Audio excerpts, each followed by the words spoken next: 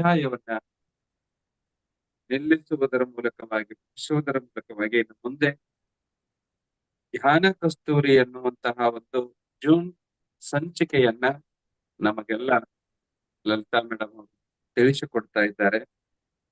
ಬಹಳ ಅದ್ಭುತವಾಗಿರುವಂತಹ ಒಂದು ಧ್ಯಾನ ಕಸ್ತೂರಿ. ಈ ಸಾರಿ ನಡೆದಿರತಕ್ಕಂತಹ ಕರ್ನಾಟಕ ಮಹಾಧ್ಯಾನ ಯಜ್ಞ ಏನಿದೆಯಲ್ಲ, ಧ್ಯಾನ ಮಹಾಯಜ್ಞದ ಒಂದು ಸಂಚಿಕೆ ಇದರಲ್ಲಿ ನನಗೂ ಕೂಡ ಬಂದಿದೆ. ತುಂಬಾ ಅದ್ಭುತವಾಗಿರುವಂತಹ ವಿಷಯಗಳನ್ನ ಇಲ್ಲಿ ತಿಳಿಸ್ಕೊಂಡು ಬಂದಿದ್ದಾರೆ. ನೋಡಿದ್ರೇನೆ ಆ ಪುಸ್ತಕ ಅಷ್ಟು ಅಟ್ರಾಕ್ಟ್ ಇದೆ.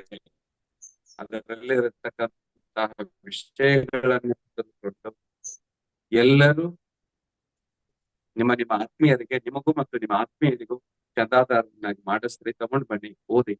ನಾವೆಲ್ಲರೂ ಕೂಡ ಬಿ ಎ ಮಾಸ್ಟರ್ ಅಂದ್ರೆ ನಾವೆಲ್ಲರೂ ಕೂಡ ಮಾಸ್ಟರ್ಸ್ ಗಳಾಗೋಣ. ಒಂದು ಜೀವನದ ಉದ್ದೇಶವನ್ನ ಈಡೇರಿಸಿಕೊಳ್ಳೋಣ. ನಿಜವಾಗ್ಲೂ ಎಲ್ಲಾ ಅದರಲ್ಲೂ ಈ ಸಂಚಿಕೆ ನಮ್ಮ ಕೈಗನ್ನಡಿ ಇದ್ದ ಹಾಗೆ. ದೊಡ್ಡ ದೊಡ್ಡ ಪುಸ್ತಕಗಳನ್ನ ನಮಗ್ ಓದ್ಲಿಕ್ಕೆ ಆಗಲ್ಲ, ಅಥವಾ ಆ ಪುಸ್ತಕಗಳನ್ನ ಮಾತ್ರ ಇರದೇನೋ ಇರಬಹುದು. ಆದ್ರೆ ಎಷ್ಟೋ ಪುಸ್ತಕಗಳನ್ನ ಓದಿಕೊಂಡು ಲೇಖನದ ರೂಪದಲ್ಲಿ ಬರೆದು ಇಲ್ಲಿ ಉತ್ತಮವಾಗಿರತಕ್ಕಂತಹ ಲೇಖನಗಳನ್ನ ಪ್ರಕಟ ಮಾಡ್ತಾ ನಮಗೆಲ್ಲರಿಗೂ ಒಂದು ದಾರಿ ದೀಪವಾಗಿದೆ. ಬಹಳ ಒಳ್ಳೆಯ ಸಂಚಿಕೆ ಬಂದಿದೆ. ಅದರ ಬಗ್ಗೆ ಲಲಿತಾ ಮೇಡಮ್ ಅವರು ಇನ್ನೂ ಚೆನ್ನಾಗಿ ತಿಳಿಸ್ತಾರೆ ಅಂತ ಆಸುತ್ತಾ ಈ ಸಮಯವನ್ನ ಅವ್ರಿಗೆ ಬಿಡ್ತಾ ನನ್ನ ಮಾತನ್ನು ಮುಗಿಸ್ತಾ ಇದ್ದೇನೆ. Thank you madam. Thank you sir, thank you Guruji. ಖುಷಿ ಆಯ್ತು. ಈ ಒಂದು ಅದ್ಭುತವಾದ ಅಂತರಂಗದ ಸೌಂದರ್ಯ ಕುರಿತು ಮುಖ್ಯವಾಗಿ ಬಹಳ ವಿಶೇಷವಾಗಿ ಹೇಳ್ಕೊಟ್ರಿ. ತಮಗೆ ಪ್ರೀತಿಪೂರ್ವಕ ವಂದನೆಗಳನ್ನ ತಿಳಿಸ್ತಾ, ಇಂತಹ ಒಂದು ಮೈತ್ರೇಯ ಧ್ಯಾನ ಅದ್ಭುತ ವೇದಿಕೆಯ ಮೂಲಕ ಪತ್ರಿಜಿಯವರ ಕನಸನ್ನ ಸಾಕಾರಗೊಳಿಸುತ್ತಿರುವಂತಹ ಇಡೀ ಮೈತ್ರೇಯ ತಂಡ, ಗೌರೀಶ್ ಸರ್, ಗುರುದೇವ ಹಾಗೂ ಹಂಪಣ್ಣ ಸರ್, ಜನಾರ್ದನ್ ಗುಪ್ತ ಸರ್, ಎಲ್ಲ ನಿರೂಪಕರಿಗೆ ಮತ್ತು ನಮ್ಮೆಲ್ಲರನ್ನ ಇಂಥ ಅದ್ಭುತ ವೇದಿಕೆಗೆ ಅಣಿಗೊಳಿಸಿದಂತಹ ಬ್ರಹ್ಮರ್ಷಿ ಪಿತಾಮಹ ಪತ್ರಿಜಿಯವರನ್ನ ಮನದಾಳದಲ್ಲಿ ಕೃತಜ್ಞತಾ ಪೂರ್ವಕವಾಗಿ ಸ್ಮರಿಸುತ್ತಾ, ಧ್ಯಾನ ಕಸ್ತೂರಿಯನ್ನ ಅದ್ಭುತವಾಗಿ ಪ್ರತಿ ತಿಂಗಳು ಪತ್ರಿಜಿಯವರು ವಹಿಸಿದ ಒಂದು ಕಾರ್ಯವನ್ನ ವಹಿಸ್ತಾ ಡಾಕ್ಟರ್ ಎ ಸತ್ಯನಾರಾಯಣ ಸಂಪಾದಕರ ಇವರ ನೇತೃತ್ವದಲ್ಲಿ ಇಡೀ ತಂಡ ಕೆಲಸ ಮಾಡ್ತದೆ. ಅವರಿಗೆ ಕೃತಜ್ಞತೆಗಳನ್ನ ತಿಳಿಸ್ತಾ, ನಾನು ಹೇಳೋದಕ್ಕಿಂತ ಗುರುಜಿ ಅವರೇ ಹೇಳಿದ್ರು. ಗುರುಜಿ ತಮಗೆ ಚಂದದಾರರನ್ನ ಮಾಡಿದ್ದು ಒಬ್ಬ ಬುದ್ಧ ಪೂರ್ಣಿಮೆಯಲ್ಲಿ ಒಬ್ಬ ಮಹಿಳೆ ಬಂದು ನನ್ನ ಕಡೆಯಿಂದ ಯಾರನ್ನಾದ್ರೂ ನಾನು ಚಂದದಾರರನ್ನಾಗಿ ಮಾಡ್ಬೇಕು, ಒಬ್ರು ನಾನು 500 ರೂಪಾಯಿ ಕೊಡ್ತೀನಿ ಅಂತ ಕೊಟ್ಲು ಒಬ್ಬ ಮಹಿಳೆ ಬಂದು. ಸರಿ, ನಾನು ಅಭಿನವ್ ಗುರುಜಿ ಅವರ ಚಂದದಾರಿಕೆ ಮಾಡ್ರಿ ಅಂತೇಳಿ ತಮ್ಮ ಆಶ್ರಮದ ಅಡ್ರೆಸ್ ನ ರಸೀದಿ ಬರೆದು ಅವರಿಗೆ ಕೈ ಕೊಟ್ಟರು. ಧ್ಯಾನ ಕಸ್ತೂರಿ ಚಂದಾದಾರ ಮಾಡಿಸಿದವರಿಗೂ ತುಂಬ ಹೃದಯದ ಧನ್ಯವಾದಗಳು. Thank you. ಓಕೆ ರೀ. ಆದ್ರಿಂದ ಇವತ್ತು ಈ ಬುದ್ಧ ಪೂರ್ಣಿಮೆ ಗುರುಗಳು ಹೇಳಿದಂತೆ ಇಡೀ ಎಷ್ಟು ಕಂಟೆಂಟ್ ಇದೆ ಅಂದ್ರೆ, 3 ದಿನಗಳ ಕಾಲ ಬುದ್ಧ ಪೂರ್ಣಿಮೆಯಲ್ಲಿ ನಡೆದ ಇಡೀ ಸಂಭ್ರಮದ ಸಚಿತ್ರ ವರದಿಯನ್ನ ಮತ್ತೆ ಇನ್ನೊಂದು ತಮಗೆ ಗೊತ್ತಿರುವಂತದ್ದು, ಪತ್ರಿಜಿಯವರ ಮೆಸೇಜ್ಗಳು ಹಿಂದಿ, ಇಂಗ್ಲಿಷ್ ಇಲ್ಲ ತೆಲುಗುದಲ್ಲಿ ಇರ್ತವೆ, ಮತ್ತು ಸ್ವರ್ಣಮಾಲ ಅಮ್ಮನವರ ಮೆಸೇಜ್ ತೆಲುಗುದಲ್ಲಿ ಇರುತ್ತೆ, ಇಲ್ಲ ಇಂಗ್ಲಿಷ್. ಆದ್ರಿಂದ ಅವರೆಲ್ಲರ ಸಂದೇಶಗಳನ್ನ ಕನ್ನಡಕ್ಕೆ ಅನುವಾದಗೊಳಿಸಿ ಬೆಳಿಗ್ಗೆ ಮತ್ತು ಆ 3 ದಿನಗಳು ಬೆಳಿಗ್ಗೆ ಮತ್ತು ಸಂಜೆ ಪತ್ರಿಜಿ ಅವರು ನೀಡಿದಂತಹ ಎಲ್ಲ ಮೆಸೇಜ್ಗಳನ್ನ ಕನ್ನಡಕ್ಕೆ ಅನುವಾದಗೊಳಿಸಿ ನಮ್ಗೆ ಕೊಟ್ಟಿದ್ದಾರೆ. ಅದೇ ಮತ್ತೆ ಆ ಇಡೀ 3 ದಿನಗಳ ಕಾರ್ಯಕ್ರಮಗಳಲ್ಲಿ ನಡೆದಂತಹ ಎಲ್ಲ ಸಾಂಸ್ಕೃತಿಕ ಕಾರ್ಯಕ್ರಮಗಳು ವೈಭವೋತವಾಗಿ ಏನ್ ನಡೀತು ಸಾಂಸ್ಕೃತಿಕ ಕಾರ್ಯಕ್ರಮ, ಅದಷ್ಟೇ ಅಲ್ಲದೆ ಈ ಪುಟಗಳಲ್ಲಿ ಇಡೀ ರಾಜ್ಯಾದ್ಯಂತ ನಡೆದಂತಹ ಕಾರ್ಯಕ್ರಮಗಳು ಕೇವಲ ಬುದ್ಧ ಪೂರ್ಣಿಮೆಗೆ ಸೀಮಿತಗೊಳಿಸಬಾರದು. ಪಿರಮಿಡ್ ಮಾಸ್ಟರ್ಗಳು ಎಲ್ಲೆಲ್ಲಿ ಶಾಖಾಹಾರ ರ್ಯಾಲಿಗಳನ್ನ, ಇನ್ನು ಪ್ರಚಾರಗಳನ್ನ ಶಾಲಾ ಕಾಲೇಜುಗಳಲ್ಲಿ ಪಿರಮಿಡ್ ಉದ್ಘಾಟನೆಗಳು ಮಾಡಿರೋದ ಸಚಿತ್ರ ವರದಿ ಇದೆ. ಮುಖ್ಯವಾಗಿ ಈ ಬಾರಿ ಯೋಗ ದಿನ ಇತ್ತು, ನಾವೆಲ್ಲರೂ ಆಚರಿಸಿದೀವಿ. ಮೊನ್ನೆ ಇಡೀ ಪ್ರಪಂಚವೇ ಆಚರಿಸಿದೆ ಅಂತಾರಾಷ್ಟ್ರೀಯ ಯೋಗ ದಿನವನ್ನ. ಆ ಯೋಗ ದಿನದ ಕುರಿತಾಗಿ ಪತ್ರಿಜಿ ಸರ್ ಅವರು ಮುಖ್ಯವಾದ ಒಂದು ಸಂದೇಶ ನೀಡಿದ್ದಾರೆ. ನಮ್ದು ಪತಂಜಲಿ ಮಹರ್ಷಿಗಳು ಯಮ, ನಿಯಮ, ಪ್ರಾಣಾಯಾಮ, ಏನು ಅಷ್ಟಾಂಗ ಮಾರ್ಗವನ್ನು ಹೇಳ್ತಾರೆ. ಅದನ್ನ ನಾವು ಒಂದು ಜನ್ಮದಲ್ಲಿ ಸಾಧಿಸಕ್ ಆಗೋದಿಲ್ಲ, ಹಲವಾರು ಜನ್ಮಗಳು ಬೇಕು. ಆದರೆ ನಮ್ಮ ಪಿರಮಿಡ್ ಧ್ಯಾನ ಶಾಸ್ತ್ರ ಅನ್ನೋದು ನೇರವಾಗಿ ಧ್ಯಾನ 7ನೇ ಹಂತಕ್ಕೆ ಹೋಗ್ತೀವಿ ನಾವು. ಧ್ಯಾನ, ಸಮಾಧಿ 2 ಹೆಜ್ಜೆಗಳು ನಮ್ಗೆ ಜ್ಞಾನೋದಯಕ್ಕೆ. 2 ಹೆಜ್ಜೆ, ಒಂದು ಧ್ಯಾನ, ಇನ್ನೊಂದು ಸಮಾಧಿ ಅಂತೇಳಿ ಆ ಅಂತಾರಾಷ್ಟ್ರೀಯ ಯೋಗ ದಿನ ಹೇಗೆಲ್ಲಾ ನಡೆದುಕೊಂಡು ಬಂದಿದೆ. 2014ರಲ್ಲಿ ಪ್ರಧಾನಮಂತ್ರಿ ಅವರು ವಿಶ್ವಸಂಸ್ಥೆಯಲ್ಲಿ ಪ್ರಸ್ತಾವನೆ ಮಂಡಿಸಿ ಆ ಒಂದು ಪ್ರಸ್ತಾವನೆಗೆ ಇಡೀ ಪ್ರಪಂಚದ 172 ರಾಷ್ಟ್ರಗಳು ಒಪ್ಪಿಗೆ ಕೊಟ್ಟು ಅದು ಹೇಗೆ ಬೆಳೆದು ಬಂತು ಅನ್ನೋದನ್ನ ಕೂಡ ಇದರಲ್ಲಿ ವಿವರಣೆ ಕೊಡಲಾಗಿದೆ. ಸಂಚಿಕೆ ಒಂದೇ ಆದ್ರೂ ವಿಷಯಗಳು ಬಹಳಷ್ಟು ಇದಾವೆ. ಇನ್ನು ಮುಖ್ಯವಾಗಿ ನಮ್ಮಲ್ಲಿ ಈಗಷ್ಟೇ ಗುರುಗಳು ಸ್ವಾಧ್ಯಾಯವನ್ನ ಮುಗಿಸಿಕೊಟ್ರು. ಸ್ವಾಧ್ಯಾಯ ಅಂದ್ರೆ ನೋಡಿ, ಕೇವಲ ಧ್ಯಾನ ಮಾಡಿದ್ರೆ ನಾವು ಮೆಟ್ಲುಗಳ ಮೂಲಕ ಜ್ಞಾನೋದಯಕ್ಕೆ ಹೋಗ್ತೀವಿ. ಆದ್ರೆ ಸ್ವಾಧ್ಯಾಯ ಅಂದ್ರೆ ಆತ್ಮ ಸಾಕ್ಷಾತ್ಕಾರ ತ್ವರಿತವಾಗಿ ಲಿಫ್ಟ್ ನಲ್ಲಿ ಹೋಗ್ಬೇಕು ಅಂದ್ರೆ, ನಾವು ಜೆಟ್ ನಲ್ಲಿ ಮೇಲೆ ಹೋಗ್ಬೇಕು ಅಂದ್ರೆ ನಮಗೆ ಸ್ವಾಧ್ಯಾಯ ಬೇಕು. ಅಂದ್ರೆ ಅದಕ್ಕಾಗಿನೇ ಪತ್ರಿಜಿ ಸರ್ ಅವರು ಈ ಪತ್ರಿಕೆಯನ್ನ ಆರಂಭಿಸಿರುವುದು. ಅವ್ರು ಹೇಳ್ತಾರೆ, ಪುಸ್ತಕಗಳ ಅಧ್ಯಯನವು ತ್ವರಿತವಾಗಿ ಸಾಕ್ಷಾತ್ಕಾರದತ್ತ ನಮ್ಮನ್ನ ಕೊಂಡೊಯ್ಯುತ್ತದೆ. ಆದ್ರಿಂದ ಧ್ಯಾನಕ್ಕೆ ಪತ್ರಿಜಿ ಅವರು ಸ್ವಾಧ್ಯಾಯ, ಈ ಸ್ವಾಧ್ಯಾಯದ ಬಗ್ಗೆ, ಪುಸ್ತಕಗಳ ಪ್ರೀತಿ ಬಗ್ಗೆ ಎಷ್ಟೋ ಮಹನೀಯರು ಹಲವಾರು ಮಾತುಗಳನ್ನ ಹೇಳಿದ್ದಾರೆ. ಅದನ್ನ ತುಂಬಾ ಒಂದು ಕಿರುಲೇಖನ ಸಣ್ಣದೇ ಆದ್ರೂ ಬಹಳ ಮಹತ್ವ ಹೇಳ್ತಾನೆ. ಇಲ್ಲಿ ಭಗತ್ ಸಿಂಗ್ ತನ್ನನ್ನ ನೇಣು ಕಂಬಕ್ಕೆ ಏರಿಸುವ ಕೊನೆಯ ಕ್ಷಣದವರೆಗೂ ಪುಸ್ತಕಗಳ ಅಧ್ಯಯನದಲ್ಲಿ ತೊಡಗಿದ್ದ. ಆಮೇಲೆ ಬಟ್ರೆಂಡ್ ರಸೆಲ್ ಅವರು ಬರೀತಾರೆ, ಮರೆಯದೆ ನನ್ನ ಸಮಾಧಿಯ ಮೇಲೆ ಬರೆಯಿರಿ, ಇಲ್ಲಿ ಪುಸ್ತಕದ ಹುಳು ಶಾಶ್ವತ ನಿದ್ರೆಯಲ್ಲಿದೆ ಅಂತೇಳಿ. ಆಲ್ಬರ್ಟ್ ಐನ್ಸ್ಟೀನ್ ಹೇಳ್ತಾನೆ, ಮಾನವನ ಸೃಷ್ಟಿಯಲ್ಲಿ ಅತ್ಯಂತ ಶ್ರೇಷ್ಠ ಅನ್ನೋದು ಯಾವ್ದಾದ್ರು ಇದ್ದರೆ ಆತ ಸ್ವಲ್ಪವೂ ಆಲೋಚಿಸದೆ ಹೇಳಿದಂತೆ ಅದು ಪುಸ್ತಕ ಅಂತೇಳಿ. ನೋಡ್ರಿ, ಪುಸ್ತಕಗಳ ಇರದೇ ಇದ್ರೆ ಆಲ್ಬರ್ಟ್ ಐನ್ಸ್ಟೀನ್ ಅವರ ಸಂಶೋಧನೆಗಳು ಇವತ್ತು ನಮ್ಗೆ ತಿಳಿತಾ ಇತ್ತ? ಸ್ವಾಮಿ ಯೋಗಾನಂದ ಪರಮಹಂಸರ ವಿಚಾರಗಳು, ಅವರ ಧ್ಯಾನದ ಅನುಭವಗಳು ನಮ್ಗೆ ಗೊತ್ತಾಗ್ತಾ ಇತ್ತ? ಅವರು ಬರವಣಿಗೆ ರೂಪದಲ್ಲಿ ಇಟ್ಟಿರೋದ್ರಿಂದ ಅಲ್ವಾ ನಾವು ಸ್ವಾಮಿ ರಾಮ ಅವರ ಬಗ್ಗೆ, ಯೋಗಾನಂದ ಪರಮಹಂಸರ ಬಗ್ಗೆ, ರಮಣ ಮಹರ್ಷಿಗಳ ಬಗ್ಗೆ ಇವತ್ತು ಅಧ್ಯಯನ ಮಾಡಿ ತಿಳ್ಕೊಳ್ಳೋದಕ್ಕೆ ಸಾಧ್ಯ ಆಗಿದೆ, ಓಶೋ ಅವರ ಬಗ್ಗೆ. ಆದ್ದರಿಂದ ಐನ್ಸ್ಟೀನ್ ಹೇಳಿದ ಮಾತು ಎಷ್ಟು ಸತ್ಯ ನೋಡಿ. ಮಾನವನ ಸೃಷ್ಟಿಯಲ್ಲಿ ಅತ್ಯಂತ ಶ್ರೇಷ್ಠವಾದುದು ಅಂತಿದ್ರೆ ಒಂದಷ್ಟು ಕ್ಷಣವೂ ಯೋಚನೆ ಮಾಡದ ಉತ್ತರ ಕೊಟ್ಟವ್ರು ಆಲ್ಬರ್ಟ್ ಐನ್ಸ್ಟೀನ್ ಪುಸ್ತಕ ಅಂತೇಳಿ. ಅಂದ್ರೆ ಅವತ್ತಿನ ಎಲ್ಲ ಸಾಹಿತ್ಯ, ಅದು ತಾಳೆಗರೆ ರೂಪದಲ್ಲಿ ಆಗಲಿ ಪುಸ್ತಕದ ರೂಪದಲ್ಲಿ ಇವತ್ತು ಇರೋದ್ರಿಂದನೇ ಆ ಎಲ್ಲ ಜ್ಞಾನ ಮುಂದಿನ ಜನಾಂಗಕ್ಕೆ ಏನಾಗ್ತಾ ಇದೆ, ಟ್ರಾನ್ಸ್ಫರ್ ಆಗ್ತಾ ಇದೆ. ಆದ್ರಿಂದ ಹುಟ್ಟುಹಬ್ಬದ ದಿನ ನೆಲ್ಸನ್ ಮಂಡೇಲಾ ಅವ್ರು ಹೇಳ್ತಾರೆ, ನನಗೆ ಯಾವ ಸ್ವಾತಂತ್ರ್ಯ ಬೇಡ, ಸೆರೆಮನೆಯಲ್ಲಿ ಓದುವುದಕ್ಕೆ, ಅಧ್ಯಯನ ಮಾಡೋದಕ್ಕೆ ನನಗೆ ಪುಸ್ತಕ ಕೊಡಿ ಸಾಕು ಅಂತೇಳಿ. ಆಮೇಲೆ ಬಂದೂಕಿಗಿಂತ ದೊಡ್ಡ ಆಯುಧ ಏನಾದ್ರೂ ಇದೆನಾ ಅಂತ ಕೇಳಿದ್ರೆ ಹೌದು, ಅದು ಪುಸ್ತಕವೇ ಅಂತೇಳಿ ಲಕ್ಷಾಂತರ ಪುಸ್ತಕಗಳನ್ನ ಕಾಣಿಕೆಯಾಗಿ ಪಡೆದ ವ್ಯಕ್ತಿ ಯಾರು ಅಂದ್ರೆ ಲೆನಿನ್. ನೋಡಿ, ಅಷ್ಟೇ ಅಲ್ಲದೆ ಈ ಚಾರ್ಲಿ ಚಾಪ್ಲಿನ್ ಅವರು ಕೂಡ ತಮ್ಮ ಸಂಬಳದ ಮೊದಲ $100 ಪುಸ್ತಕಗಳಿಗಾಗಿನೇ ಖರ್ಚು ಮಾಡ್ತಾ ಇದ್ರು. ಅದಾದ್ಮೇಲೆ ವಿನ್ಸ್ಟನ್ ಚರ್ಚಿಲ್, ಯಾಕಂದ್ರೆ ಈಗಷ್ಟೇ ಅಬ್ರಹಿಂ ಲಿಂಕನ್ ಅವರ ಉದಾಹರಣೆ ಬಹಳ ಚೆನ್ನಾಗಿ ಹೇಳಿದ್ರು ಗುರುಗಳು. ವಿನ್ಸ್ಟನ್ ಚರ್ಚಿಲ್ ಹೇಳ್ತಾರೆ, ನನಗೆ ಒಂದು ಮಗುವಿಗೆ ನೀವು ಕೊಡಬೇಕಾದ ಉತ್ತಮ ಬಹುಮಾನ ಅಂದ್ರೆ ಪುಸ್ತಕ. ಆದ್ರಿಂದ ನಾನು ಪ್ರತಿ ಸಲ ಹೇಳ್ತೀನಿ. ಮಾರ್ಟಿನ್ ಲೂಥರ್ ಕಿಂಗ್ ಅವ್ರು ಹೇಳ್ತಾರೆ, ಭಯಂಕರವಾದ ಯುದ್ಧದ ಆಯುಧಗಳು ಯಾವುದು ಅಂದ್ರೆ ಅದು ಪುಸ್ತಕಗಳು. ನಿಜ, ಈ ಪ್ರಪಂಚದಲ್ಲಿ ಆದ ಕ್ರಾಂತಿಗಳಿಗೆಲ್ಲ ಕಾರಣ ಯಾವುದು ಅಂದ್ರೆ ಪುಸ್ತಕಗಳೇ. ಆದ್ರಿಂದ ಅಬ್ರಹಿಂ ಲಿಂಕನ್ ಅವರು ಎಷ್ಟು ಚೆನ್ನಾಗಿ ಹೇಳ್ತಾರೆ ಅಂದ್ರೆ, ನಾನು ಇಲ್ಲಿಯವರೆಗೆ ಓದದೆ ಇರುವ ಪುಸ್ತಕವನ್ನು ನೀವು ತೆಗೆದುಕೊಂಡು ಬಂದು ಭೇಟಿಯಾಗುವ ವ್ಯಕ್ತಿಯೇ ನನ್ನ ನಿಜವಾದ ಪ್ರಾಣ ಸ್ನೇಹಿತ. ಅಬ್ರಹಿಂ ಲಿಂಕನ್ ಗುರು ಬಗ್ಗೆ ಈಗಷ್ಟೇ ಒಂದು ಉದಾಹರಣೆ ಗುರುಗಳು ಹೇಳಿದ್ರು. ನನ್ನ ಆಂತರಿಕ ಸೌಂದರ್ಯ ತತ್ವಗಳನ್ನ ನೋಡಿ ನೀವು ಚಿತ್ರ ಇಳಿಸಿರೋದ್ರಿಂದ ಅದು ಬಹಳ ಸೌಂದರ್ಯವಾಗಿ ಬಂದಿದೆ ಅಂತೇಳಿ. ನೋಡ್ರಿ, ಲಿಂಕನ್ಗೆ ಪುಸ್ತಕಗಳಂದ್ರೆ ಎಷ್ಟು. ಜೂಲಿಯಸ್ ಸೀಸರ್ ಹೇಳ್ತಾರೆ, 1000 ಪುಸ್ತಕಗಳನ್ನು ಓದಿದ ವ್ಯಕ್ತಿಯನ್ನು ತೋರಿಸಿ ಆತನೇ ನನ್ನ ಮಾರ್ಗದರ್ಶಿ ಎಂದು ನಾನು ಒಪ್ಪಿಕೊಳ್ಳುವೆ. ನೋಡಿ, ಕೇವಲ 1000 ಪುಸ್ತಕಗಳನ್ನು ಓದಿದ ವ್ಯಕ್ತಿಯನ್ನು ತೋರಿಸಿ ಅಂತ ಇದ್ದಾರೆ. ಆದ್ರೆ ನಮ್ಮ ಗುರುಗಳು 1,00,000 ಪುಸ್ತಕಗಳನ್ನು ಓದಿದ್ರು, ಪತ್ರಿಜಿ ಸರ್ ಅವರು. ಅದಕ್ಕೆ ನಾವು ಆತನನ್ನ ಗುರುಗಳು ಅಂತ ಒಪ್ಕೊಂಡ್ ಬಿಟ್ಟಿದೀವಿ, ನಮ್ಮ ಮಾರ್ಗದರ್ಶಿ ಅಂತ ಒಪ್ಕೊಂಡ್ ಬಿಟ್ಟಿದೀವಿ. ಆದ್ರೆ ಜೂಲಿಯಸ್ ಸೀಸರ್ ಕೇವಲ 1000 ಪುಸ್ತಕಗಳನ್ನು ಓದಿದ ವ್ಯಕ್ತಿಯನ್ನು ತೋರಿಸಿ ಅಂತ ಹೇಳ್ತಾ ಇದ್ದಾರೆ. ಪ್ರಪಂಚದ ನಕಾಶೆಯಲ್ಲಿ ಕಾಣಿಸುವ ಪ್ರತಿಯೊಂದು ಮೂಲೆಗೂ ಹೋಗಲು ಆಸೆ ಏನಾದ್ರು ಇದ್ದರೆ ನೀವು ಗ್ರಂಥಾಲಯಕ್ಕೆ ಹೋಗಿ ಅಂತ ಹೇಳ್ತಾರೆ ಟೆಸ್ಟ್ ಕಾರ್ಡ್. ಜೀವನದಲ್ಲಿ ವೈರಾಗ್ಯ ಹೊಂದಿದಾಗ ನಿಮಗೆ ಹೊಸ ಜೀವನ ಆರಂಭಿಸಬೇಕೆಂದರೆ ಪುಸ್ತಕಗಳನ್ನು ಓದಲು ಆರಂಭಿಸಿ ಅಂತ ಹೇಳ್ತಾರೆ. ಹೇಗೆ ಸಿಗ್ಮಂಡ್ ಫ್ರೈಡ್ ಹೇಳ್ತಾರೆ, ಈಗ ನಾವು ಯೋಗ ಡೇ ಬರೀ ಆಸನಗಳನ್ನ ಮಾಡಿ ಶರೀರಕ್ಕೆ ವ್ಯಾಯಾಮ ಆಗುತ್ತೆ, ಆದ್ರೆ ಮನಸ್ಸಿಗೆ ವ್ಯಾಯಾಮ ಆದ್ರೆ ಪುಸ್ತಕಗಳನ್ನ ಓದಿ ಅಂತೇಳಿ ಒಂದು ಕಿರು ಲೇಖನ ಈ ಸ್ವಾಧ್ಯಾಯಕ್ಕೆ ಎಷ್ಟು ಮಹತ್ವ ಕೊಟ್ಟಿದೆ ಅನ್ನೋದ್ರ ಬಗ್ಗೆ ಹೇಳ್ತಾ ಇದ್ದೀನಿ. ನಿಜ, ಪುಸ್ತಕ ನಿಜವಾದ ಸ್ನೇಹಿತ, ಪುಸ್ತಕಂ ಹಸ್ತಭೂಷಣಂ ಅಂತ ಪತ್ರಿಸರು ಯಾವಾಗ್ಲೂ ಹೇಳ್ತಾ ಇದ್ರು. ಇನ್ನು ಈ ಪುಸ್ತಕದಲ್ಲಿ ನಿಮಗೆ ಶಿವನ ಸೂತ್ರಗಳು ತಮಗೆ ಗೊತ್ತಿರುವಂತದ್ದು. ಆದಿಯೋಗಿ ಶಿವ, ಆತ 112 ಸೂತ್ರಗಳು, ಧ್ಯಾನದ ಸೂತ್ರಗಳು. ಈಗಾಗ್ಲೇ ಧ್ಯಾನ ಕಸ್ತೂರಲ್ಲಿ 3 PDF ಗಳನ್ನ ಕೊಡ್ಲಾಗಿತ್ತು. ಅಂದ್ರೆ ನೀವು ಅದನ್ನ ಶಾರ್ಟ್ ಆಗಿ ಇದ್ರಲ್ಲಿ ಕೊಡ್ಲಾಗಿದೆ. ಆಕ್ಚುಲಿ ಇದು ದೊಡ್ಡ ಪುಸ್ತಕ, 112 ಸೂತ್ರಗಳದು. ಅದನ್ನ ಸಾರಾಂಶ ರೂಪದಲ್ಲಿ ಈ ಒಂದು ಧ್ಯಾನ ಕಸ್ತೂರಿಯಲ್ಲಿ ಪ್ರತಿ ತಿಂಗಳು 10 ಕೊಡ್ತಾ ಇದ್ದಾರೆ. ಈ ತಿಂಗಳು 10 ಕೊಡ್ಲಾಗಿದೆ. ಇನ್ನು ಮಧ್ಯ ಮಾರ್ಗ ಪತ್ರಿಸರು ಯಾವಾಗ್ಲೂ ಪಿರಮಿಡ್ ಮಾಸ್ಟರ್ ಗಳಿಗೆ ಹೇಳಿದ್ದು ಅಂದ್ರೆ middle path, golden middle path. ಆ ಮಿಡಲ್ ಪಾತ್ ಬಗ್ಗೆ ನಮ್ಮ ಧ್ಯಾನ ಕಸ್ತೂರಿಯ ಪ್ರಧಾನ ಲೇಖಕರಾಗಿರುವಂತಹ ಡಾಕ್ಟರ್ ಗೋವಿಂದರಾಜು ಅವರ ಲೇಖನ ಮುಂದುವರೆದಿದೆ. ಇನ್ನು ಅದಕ್ಕಿಂತ ಮುಖ್ಯವಾಗಿ ಯೋಗ ಪರಂಪರೆ ಅನ್ನೋದು ಸಣ್ಣ ಪುಸ್ತಕ, ಪತ್ರಿ ಸರ್ ಅವರು ಬರೆದಂತ ಪುಸ್ತಕ. ಆ ಯೋಗ ಪರಂಪರೆಯಲ್ಲಿ ಜನ್ಮ ಪರಂಪರೆಗಳು ಮತ್ತು ಮುಖ್ಯವಾಗಿ ಯೋಗ ಪರಂಪರೆಯಲ್ಲಿ ಭಕ್ತಿ ಯೋಗ, ಜ್ಞಾನ ಯೋಗ, ಕರ್ಮಯೋಗ, ಧ್ಯಾನ ಯೋಗ, ಈ 4 ಯೋಗಗಳ ಪರಿಚಯ. ಯಾಕಂದ್ರೆ ಯೋಗ ಡೇ ಇದೆ ಅಂತೇಳಿ, ಯೋಗಗಳಂದ್ರೆ ಕೇವಲ ಆಸನ ಪ್ರಾಣಾಯಾಮ ಅಲ್ಲ, ಈ ಯೋಗ ಪರಂಪರೆಯನ್ನ ಪರಿಚಯಿಸಲಾಗಿದೆ. ಇದು ಈ ರೀತಿ ತುಂಬಾ ಸಮೃದ್ಧವಾಗಿ, ಮುಖ್ಯವಾಗಿ ಪತ್ರಿಜಿ ಅವರಿಗೆ ಜ್ಞಾನೋದಯ ಮಾಡಿಸಿದಂತ ಪುಸ್ತಕ ಯಾವುದು ಅಂದ್ರೆ ತಮ್ಗೆಲ್ರಿಗೂ ಗೊತ್ತಿರುವಂತದ್ದು ಲೋಬ್ಸಾಂಗ್ ರಾಂಪ ಅವರ ಯು ಫಾರ್ ಎವರ್. ಒಂದೇ ಸೆಕೆಂಡ್. ಯು ಫಾರ್ ಎವರ್, ನೀನೇ ಶಾಶ್ವತ ಅನ್ನೋ ಪುಸ್ತಕ ಅವರನ್ನ ಜ್ಞಾನೋದಯಕ್ಕೆ ಮಾಡಿಸಿತ್ತು.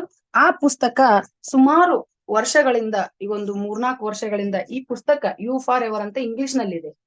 ಈ ಪುಸ್ತಕ ಕೇವಲ 2 ದಿನದಲ್ಲಿ ಓದಿ ನಾನು ಜ್ಞಾನೋದಯ ಹೊಂದಿದೆ ಅಂತೇಳಿ ಪತ್ರಿಜಿ ಸರ್ ಅವರು ಹೇಳ್ತಾರೆ. ಅವ್ರದೇ ಮೆಸೇಜ್ ಇದ್ರಲ್ಲಿ ಇದೆ. ಕೇವಲ 2 ದಿನ ನನಗೆ ತುಳಿದ ಬಾಳೆಹಣ್ಣಿನಂತೆ ಆಧ್ಯಾತ್ಮಿಕ ಜ್ಞಾನವನ್ನ ನನಗೆ ಪರಿಚಯಿಸಿದ್ದು ಅಂದ್ರೆ you for ever Lobsang ರಾಂಪ, Tibet ನ ಮಹಾಯೋಗಿ ಇವರ ಒಂದು ಪುಸ್ತಕ ಅಂತೇಳಿ. ಆ ಪುಸ್ತಕ ಕೂಡ ಕಳೆದು ಹೋಗಿತ್ತು. ಆ 2 ಪುಸ್ತಕಗಳನ್ನ ಕೂಡ, ಮತ್ತು ಇವರ ಗುರು ಲೋಬ್ಸಾಂಗ್ ರಾಂಪ ಅವರ ಗುರು ಅಂದ್ರೆ ಅನನ್ಯ ಸನ್ಯಾಸಿ ಅಂತೇಳಿ, ಈ 2 ಪುಸ್ತಕಗಳನ್ನ ಕೂಡ ಈ ಒಂದು ಸಂಚಿಕೆಯಲ್ಲಿ ಲೇಖಕರಾದಂತಹ ಪರ ಕೃಷ್ಣಮೂರ್ತಿ ಅವರು ಕೂಡ ಇದನ್ನ ಪರಿಚಯ ಮಾಡಿಕೊಟ್ಟಿದ್ದಾರೆ. 2 ಪುಸ್ತಕಗಳಲ್ಲಿ ಏನಿದೆ ಕಂಟೆಂಟ್ ಅನ್ನೋದನ್ನ ಇಲ್ಲಿ ಪರಿಚಯ ಮಾಡಿಕೊಟ್ಟಿದ್ದಾರೆ. ಹೀಗೆ ಸಮೃದ್ಧವಾಗಿ ಬಂದಿರುವಂತಹ ಮತ್ತು ಅನುಭವ, ಒಬ್ಬರ ಅವರು ಯಾರು ಶೈಲಜಾ ಎಂ ಕೋರಿಶೆಟ್ಟರ್ ಅನ್ನೋರು ತಮ್ಮ ಅನುಭವವನ್ನ, ಹೇಗೆ ಧ್ಯಾನದಿಂದ ನಾನು ಪರಿವರ್ತನೆ ಆದೆ, ಹೇಗೆ ಧ್ಯಾನ ಪ್ರಚಾರ ಮಾಡ್ತಾ ಇದ್ದೀನಿ ಅನ್ನೋದು ಕೂಡ ಅವರು ತಮ್ಮ ಅನುಭವ ಹಂಚಿಕೊಂಡಿದ್ದಾರೆ. ಈಗ ತಮಗೆ ಹೇಳಿದೆ, ನಮಗಿರೋದು 2 ಹೆಜ್ಜೆ ಜ್ಞಾನೋದಯಕ್ಕೆ. 8 ಹೆಜ್ಜೆಗಳಲ್ಲ, ಅಷ್ಟಾಂಗ ಮಾರ್ಗ ಬೇಕಿಲ್ಲ. ನೇರವಾಗಿ ಇದನ್ನ ಸಂಪಾದಕರು ತುಂಬಾ ಅದ್ಭುತವಾಗಿ, ಒಂದು ಸಣ್ಣ ಕಿರುಲೇಖನ ಆದ್ರೂ ಅಷ್ಟು ಅದ್ಭುತವಾಗಿ ಬಂದಿದೆ. ನಮಗೆ ಧ್ಯಾನಕ್ಕೆ ಇರುವುದು 2 ಹೆಜ್ಜೆಗಳು ಮಾತ್ರ. ಒಂದು ಧ್ಯಾನ, ಇನ್ನೊಂದು ಸಮಾಧಿ. ಯೋಗಕ್ಕೆ ಇರುವುದು ಕೇವಲ 2 ಹೆಜ್ಜೆಗಳು. ಯೋಗಕ್ಕೆ ಇರುವುದು 2 ಮೆಟ್ಟಿಲುಗಳು, ಒಂದು ಧ್ಯಾನ, ಇನ್ನೊಂದು ಸಮಾಧಿ. ಯಾಕಂದ್ರೆ 8 ಮೆಟ್ಲು ಹತ್ತೋದಕ್ಕೆ ಹಲವಾರು ಜನ್ಮಗಳು ಬೇಕು. ನೇರವಾಗಿ ನಾವು 7ನೇ ಮೆಟ್ಲಿಗೆ ಹತ್ತುತ್ತೀವಿ, ಅದು ಧ್ಯಾನ. ಅದಾದ ನಂತರ ನಮ್ಗೆ ಸಿಗೋದೆ ಸಮಾಧಿ ಅನ್ನೋದು. ತುಂಬಾ ಅದ್ಭುತವಾಗಿ ಈ ಒಂದು 6 ಹಂತಗಳನ್ನ ನಾವು ತುಂಬಾ ಸುಲಭವಾಗಿ ಧ್ಯಾನ ಮಾಡಿದ್ರೆ ಉಳಿದು ಯಮ ನಿಯಮ. ಯಮ ಅಂದ್ರೆ ಏನ್ ಗೊತ್ತಾ, ನಮ್ಗೆ ನಮ್ಮೊಳಗಡೆ ಶುದ್ಧಿ ಆಗ್ಬೇಕು, ನಮ್ಮಲ್ಲಿ ಅಹಿಂಸಾ ತತ್ವ ಬರ್ಬೇಕು, ಸರಳತೆ ಬರ್ಬೇಕು, ಸತ್ಯಸಂಧತೆ ಬರ್ಬೇಕು. ಇವೆಲ್ಲ ಮೊದ್ಲಿಗೆ ಬರೋದಿಲ್ಲ. ಧ್ಯಾನ ಮಾಡಿದ್ರೆ ನಮ್ಮಲ್ಲಿ ಸತ್ಯಸಂಧತೆ ತಾನಾಗೆ ಬರುತ್ತೆ. ಆದ್ರಿಂದ ಇಲ್ಲಿ ಯಮ ನಿಯಮವನ್ನ ಸಾಧಿಸ್ಬೇಕು ಅನ್ನೋದಾದ್ರೆ ನೇರವಾಗಿ ನಾವು ಧ್ಯಾನಕ್ಕೆ ಬರ್ಬೇಕು ಅನ್ನೋದು ಲೇಖನ ಕೂಡ ಇದೆ. ತಾವೆಲ್ಲರೂ ಆಕ್ಟಿವ್ ಆಗಿದ್ರೆ ಒಂದ್ಸಲ ಅನ್ಮ್ಯೂಟ್ ಆಪ್ಷನ್ ಕೊಟ್ರೆ ನಾವ್ ಇದ್ರಲ್ಲಿ ಒಂದು ಸಣ್ಣ ಒಂದು ಪದಬಂಧ ಬರ್ತಾ ಇದೆ, ಆಧ್ಯಾತ್ಮಿಕ ಪದಬಂಧ. ಒಂದು 2 ನಿಮಿಷದಲ್ಲಿ ಅದನ್ನ ಮುಗಿಸ್ಬಿಡೋಣ. ಜಸ್ಟ್ ಮೊದಲನೇದಾಗಿ, ಪ್ರತಿ ತಿಂಗಳ ಸುಮ್ನೆ ಒಂದು ನಮ್ಮ ಮನಸ್ಸಿಗೆ, ನಮ್ಮ ಮೆದುಳಿಗೆ ಒಂದು ಸಕ್ರಿಯಗೊಳಿಸುವಂತಹ ಆಧ್ಯಾತ್ಮಿಕ ಪದಬಂಧ. ಮೊದಲನೇ ಪ್ರಶ್ನೆ ತುಂಬಾ ಸುಲಭ ಇದೆ, ತಾವೆಲ್ಲರೂ 1 ಸೆಕೆಂಡ್ ಆಗಿ ಹೇಳ್ತೀರಿ, ನನಗೆ ಗೊತ್ತು. ಬ್ರಹ್ಮರ್ಷಿ ಪಿತಾಮಹ ಪತ್ರಿಜಿ ಅವರು ಹೇಳಿದಂತೆ PSSM ಎಂದರೆ ಇವರುಗಳ ಸಂಘ. ಯಾರ ಸಂಘ? 3 ಅಕ್ಷರ ಇದೆ. ಬುದ್ಧರ ಸಂಘ. ಯಾರ ಸಂಘ? ಕರೆಕ್ಟ್, ಬುದ್ಧತ್ವ ಅಲ್ಲ, ಬುದ್ಧರ ಸಂಘ. ನೆಕ್ಸ್ಟ್, ಬುದ್ಧರು ಜನಿಸಿದ, ಅದೇ ಭೂ ಅಂತ ಒಂದು ಅಕ್ಷರ ಬಂದಿದೆ. ಬುದ್ಧರು ಜನಿಸಿದ, ಜ್ಞಾನೋದಯ ಹೊಂದಿದ, ಮಹಾಪರಿನಿರ್ವಾಣ ಹೊಂದಿದ ಶುಭ ದಿನ. 5 ಅಕ್ಷರ. ಬುದ್ಧ ಪೂರ್ಣಿಮಾ ಕರೆಕ್ಟ್. ಈಗ ನೆಕ್ಸ್ಟ್ 2ನೇದ್ದು, PSSM ನ 18 ಸೂತ್ರಗಳಲ್ಲಿ 2ನೇ ಅತಿ ಮುಖ್ಯ ಸೂತ್ರ ಇದಾಗಿದೆ. ಕೈ ಹ್ಯಾಂಡ್ ರೈಸ್ ಮಾಡಿರಿ ಶ್ರೀನಿವಾಸ್ ಸರ್, ತಾವ್ಗೆ ಏನು ಓಕೆ, ಪೋಸ್ಟ್ ಎಲ್ರಿಗೂ ಅನ್ಮ್ಯೂಟ್ ಮಾಡಕ್ಕೆ ಹೇಳಿ. 2ನೇದ್ದು PSSM ನ 18 ಸೂತ್ರಗಳಲ್ಲಿ 2ನೇ ಮುಖ್ಯ ಸೂತ್ರ 3 ಅಕ್ಷರ. 3 ಅಕ್ಷರ, ಯಾರಾದ್ರೂ ಹೇಳ್ಬೋದು. ಓಕೆ, PSSM ನ 18 ಸೂತ್ರಗಳಲ್ಲಿ 2ನೇ ಅತಿ ಮುಖ್ಯ ಸೂತ್ರ 3 ಅಕ್ಷರ.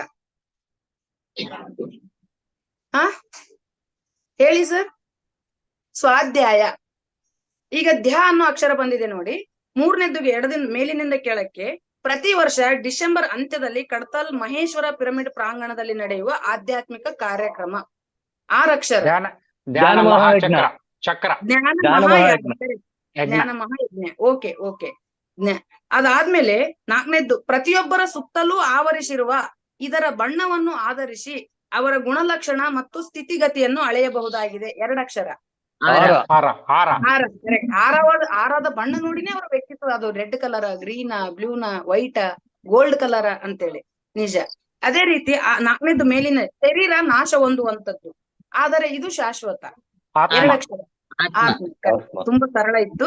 ಈಗ 6ನೇದ್ದು ಸಾಕ್ರೆಟಿಸ್, ಪ್ಲೇಟೋ, ಸಾರಿ 5ನೇದ್ದು ಒಂದು ಆತ್ಮವು ಆಧ್ಯಾತ್ಮಿಕವಾಗಿ ತಲುಪಬೇಕಾದ ಅಂತಿಮ ಸ್ಥಿತಿ. 3 ಅಕ್ಷರ. ಆಲ್ರೆಡಿ ಪೂ ಅಂತ ಬಂದಿದೆ ಮೊದಲನೇ ಅಕ್ಷರ. ಪೂರ್ಣಾತ್ಮ. 6ನೇದ್ದು ಸಾಕ್ರೆಟಿಸ್, ಪ್ಲೇಟೋ, ಅರಿಸ್ಟಾಟಲ್ ತತ್ವಜ್ಞಾನಿಗಳು, ಐನ್ಸ್ಟೀನ್, ನ್ಯೂಟನ್ ವಿಜ್ಞಾನಿಗಳೆಲ್ಲರೂ ಮಹಾಮೇಧಾವಿಗಳೆಲ್ಲ ಇದೇ ಆಹಾರವನ್ನ ಶ್ರೇಷ್ಠ ಎಂದಿದ್ದಾರೆ. ಸಸ್ಯಾಹಾರ. ವೆರಿ ಸಸ್ಯಾಹಾರ. ಈಗ ಹೇಳ್ರಿ ಸಸ್ಯಾಹಾರ ಅಂತ ಬಂದಿದೆ. ಅತ್ರಿ ಮತ್ತು ಭೃಗು ಮಹರ್ಷಿಗಳಿಂದ ಪಡೆದ ಸಂದೇಶಗಳನ್ನ ಆಧರಿಸಿ ಶ್ರೀಮತಿ ರೂಪಾ ವೆಂಕಟೇಶ್ ಅವರು ಬರೆದ ಕೃತಿ. 5 ಅಕ್ಷರ. ಸತ್ಯದೊಂದಿಗೆ ಪಯಣ. ಸತ್ಯ ಪಯಣ ಅಷ್ಟೇ. 5 ಸತ್ಯ ಅಕ್ಷರ. ಪಯಣ, sorry. ಸತ್ಯ ಪಯಣ. Okay. ಈಗ 3 ಬಗೆಯ ಸಾವುಗಳ ಬಗ್ಗೆ ತಿಳಿಸುವ ಪೀಟರ್ ರಿಶೆಲು ಅವರ ಅತ್ಯದ್ಭುತ ಆಧ್ಯಾತ್ಮಿಕ ಕೃತಿ ಯಾವುದು? 4 ಅಕ್ಷರ. 3ನೇ ಅಕ್ಷರ ಯ ಅಂತ ಬಂದಿದೆ. 3ನೇ ಅಕ್ಷರ ಯ. ಇದು ಪುಸ್ತಕದ ಹೆಸರು. 4 ಅಕ್ಷರ. ಓಕೆ, ಈಗ ಸಿಗಿತಂದ್ರೆ ಇನ್ನೊಂದು ಅದಕ್ಕೆ ಇನ್ನೊಂದು ಪಯಣ 4 ಅಕ್ಷರ. 4. 1 ನಿಮಿಷ, ಅದಕ್ಕೆ ಇನ್ನೊಂದು ಉತ್ತರ ಸಿಗುತ್ತೆ ನಮಗೆ. ಈಗ 9ನೇದ್ದು ಈಗ ನಾವು ಮಾಡುವ ಕೆಲಸ ಕಾರ್ಯಗಳಿಗಾಗಿ ಮುಂದೆ ನಾವೇ ಅನುಭವಿಸಬೇಕಾದ ಕರ್ಮ. ಈಗ ಮಾಡೋ ಕೆಲಸಗಳಿಗೆ ಮುಂದೆ ಯಾವ ಆಗಮ ಕರ್ಮ? ಕರ್ಮ. ಆಗಾಮಿ ಕರ್ಮ. ಆಗಮ. ಆಗಾಮಿ. ಆ ಬಂತು ಈಗ. ಅಲ್ಲಿ ಆಗಾಮಿ ಕರ್ಮ ಅಂದಾಗ ಆ ಬಂದಿದೆ. ಈಗ ನಾವ್ ಹೇಳ್ರಿ 3 ಬಗೆಯ ಸಾವುಗಳ ಬಗ್ಗೆ ತಿಳಿಸುವ ಕೃತಿ ಪೀಟರ್ ರಿಚೆಲೋ ಅವರ ಕೃತಿ ಯಾವುದು? ಆ ಅಂತ ಮೊದಲನೇ ಅಕ್ಷರ. 3ನೇದ್ದು ಯ.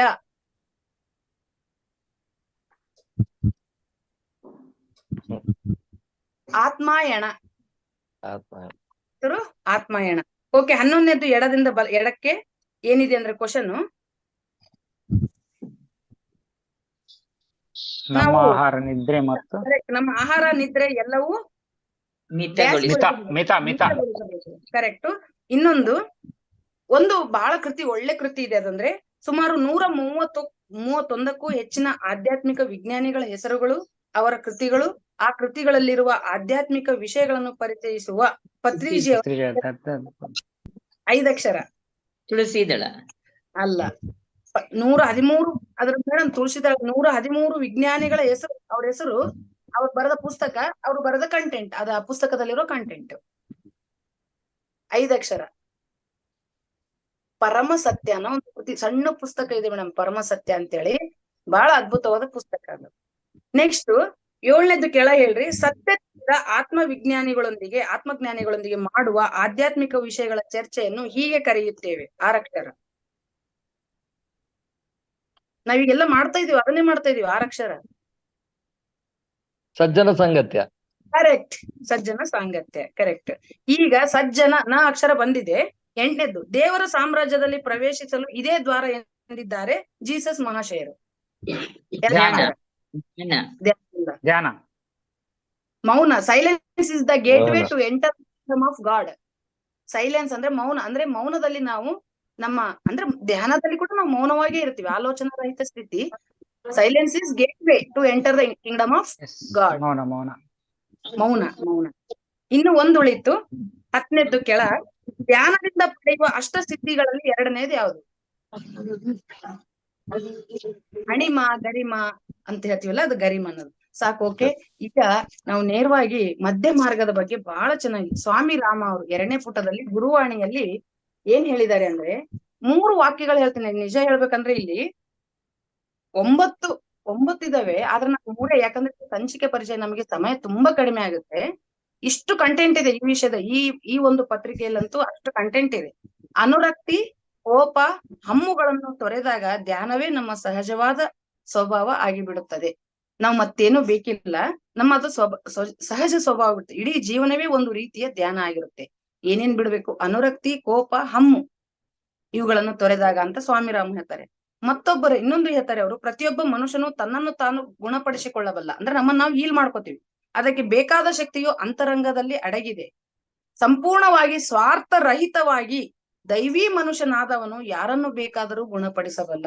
ಅಷ್ಟು ಸ್ವಾರ್ಥರಹಿತ ನಾವು ಆದ್ರೆ ಮಾತ್ರ ನಾವ್ ಯಾರನ್ನ ಬೇಕಾದ್ರೂ ಗುಣಪಡಿಸಬಹುದು. ದುಃಖ ಯಾತನೆಗಳಿಂದಲೂ ಬಿಡುಗಡೆಯನ್ನು ಪಡೆಯುವುದೇ ಮತ್ತು ಇಂಥ ರೋಗ ನಿವಾರಣಾ ಶಕ್ತಿ ಅತ್ಯುನ್ನತ ಸಾಧನೆ. ಎಲ್ಲಕ್ಕೂ ಇದೇ ಒಂದು ಸಾಧನ ಅಂತ. ನೆಕ್ಸ್ಟ್ ಹೇಳ್ತಾರೆ ಇನ್ನೊಂದು ಸಾವಿನ ಬಗ್ಗೆ ಬಹಳ ಚೆನ್ನಾಗೈತಿ. ಸಾವು ಅನ್ನೋದು ಏನು ಅಲ್ಲ, 2 ಘಟನೆ. ಹುಟ್ಟು ಮತ್ತು ಸಾವು 2 ಘಟನೆಗಳು. ನಿನ್ನ ಹಣೆ ಬರದ ಶಿಲ್ಪಿ ನೀನೇ, ನಿನ್ನ ನಿಜ ಸ್ವರೂಪವನ್ನು ನೀನು ಮರೆತಿದ್ದೀಯ, ನಿನ್ನ ದುಃಖದ ಮೂಲ ಕಾರಣ ಕೂಡ ಅದೇ. ನೀನು ಮೂಲ ಸ್ವರೂಪ ಮರ್ತಿರೋದ್ರಿಂದ ನಿನಗ್ ದುಃಖ ಬಂದಿದೆ. ಅರಿವು ಮೂಡಿದಾಗ ನೀನು ಮುಕ್ತನಾಗುತ್ತೀಯ.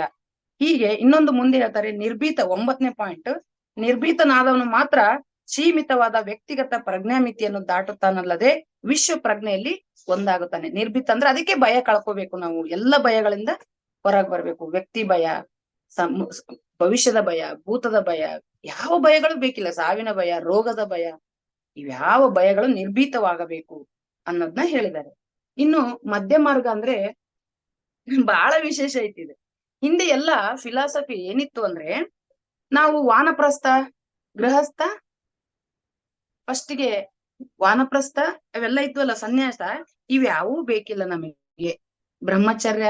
ಈಗ ನಾವು ಸಂಸಾರದಲ್ಲಿನೇ ಅವ್ರೇನಂತಾರೆ, ಮನೆಯೇ, ಪತ್ರಿಜಿ ಸರ್ ಅವ್ರದ್ದು ಏನ್ ಫಿಲಾಸಫಿ ಇದೆ ಅಂದ್ರೆ, ನಮ್ ಮಿಡಲ್ ಪಾತ್ ನಲ್ಲಿ ಏನು ಇಲ್ಲ, ನಮ್ಮ ಮನೆಯೇ ಆಶ್ರಮ, ಇದು ಗೃಹಸ್ಥಾಶ್ರಮ. ಮತ್ತೆ ನಮಗೆ ವಾನಪ್ರಸ್ಥ ಇಲ್ಲ, ವಾನಪ್ರಸ್ಥವೂ ನಮ್ಮ ಮನೆಯಲ್ಲಿಯೇ, ಮತ್ತೆ ನೆಕ್ಸ್ಟ್ ಸನ್ಯಾಸವೂ ನಮ್ಮ ಮನೆಯಲ್ಲಿ. ನಾವ್ ಯಾರು ಸನ್ಯಾಸ ಸ್ವೀಕರಿಸುವಂತಿಲ್ಲ, ಸಂಸಾರದಲ್ಲಿದ್ದು ನಿರ್ವಾಣ ಅಂತ ಹೇಳಿದಾರಲ್ಲ.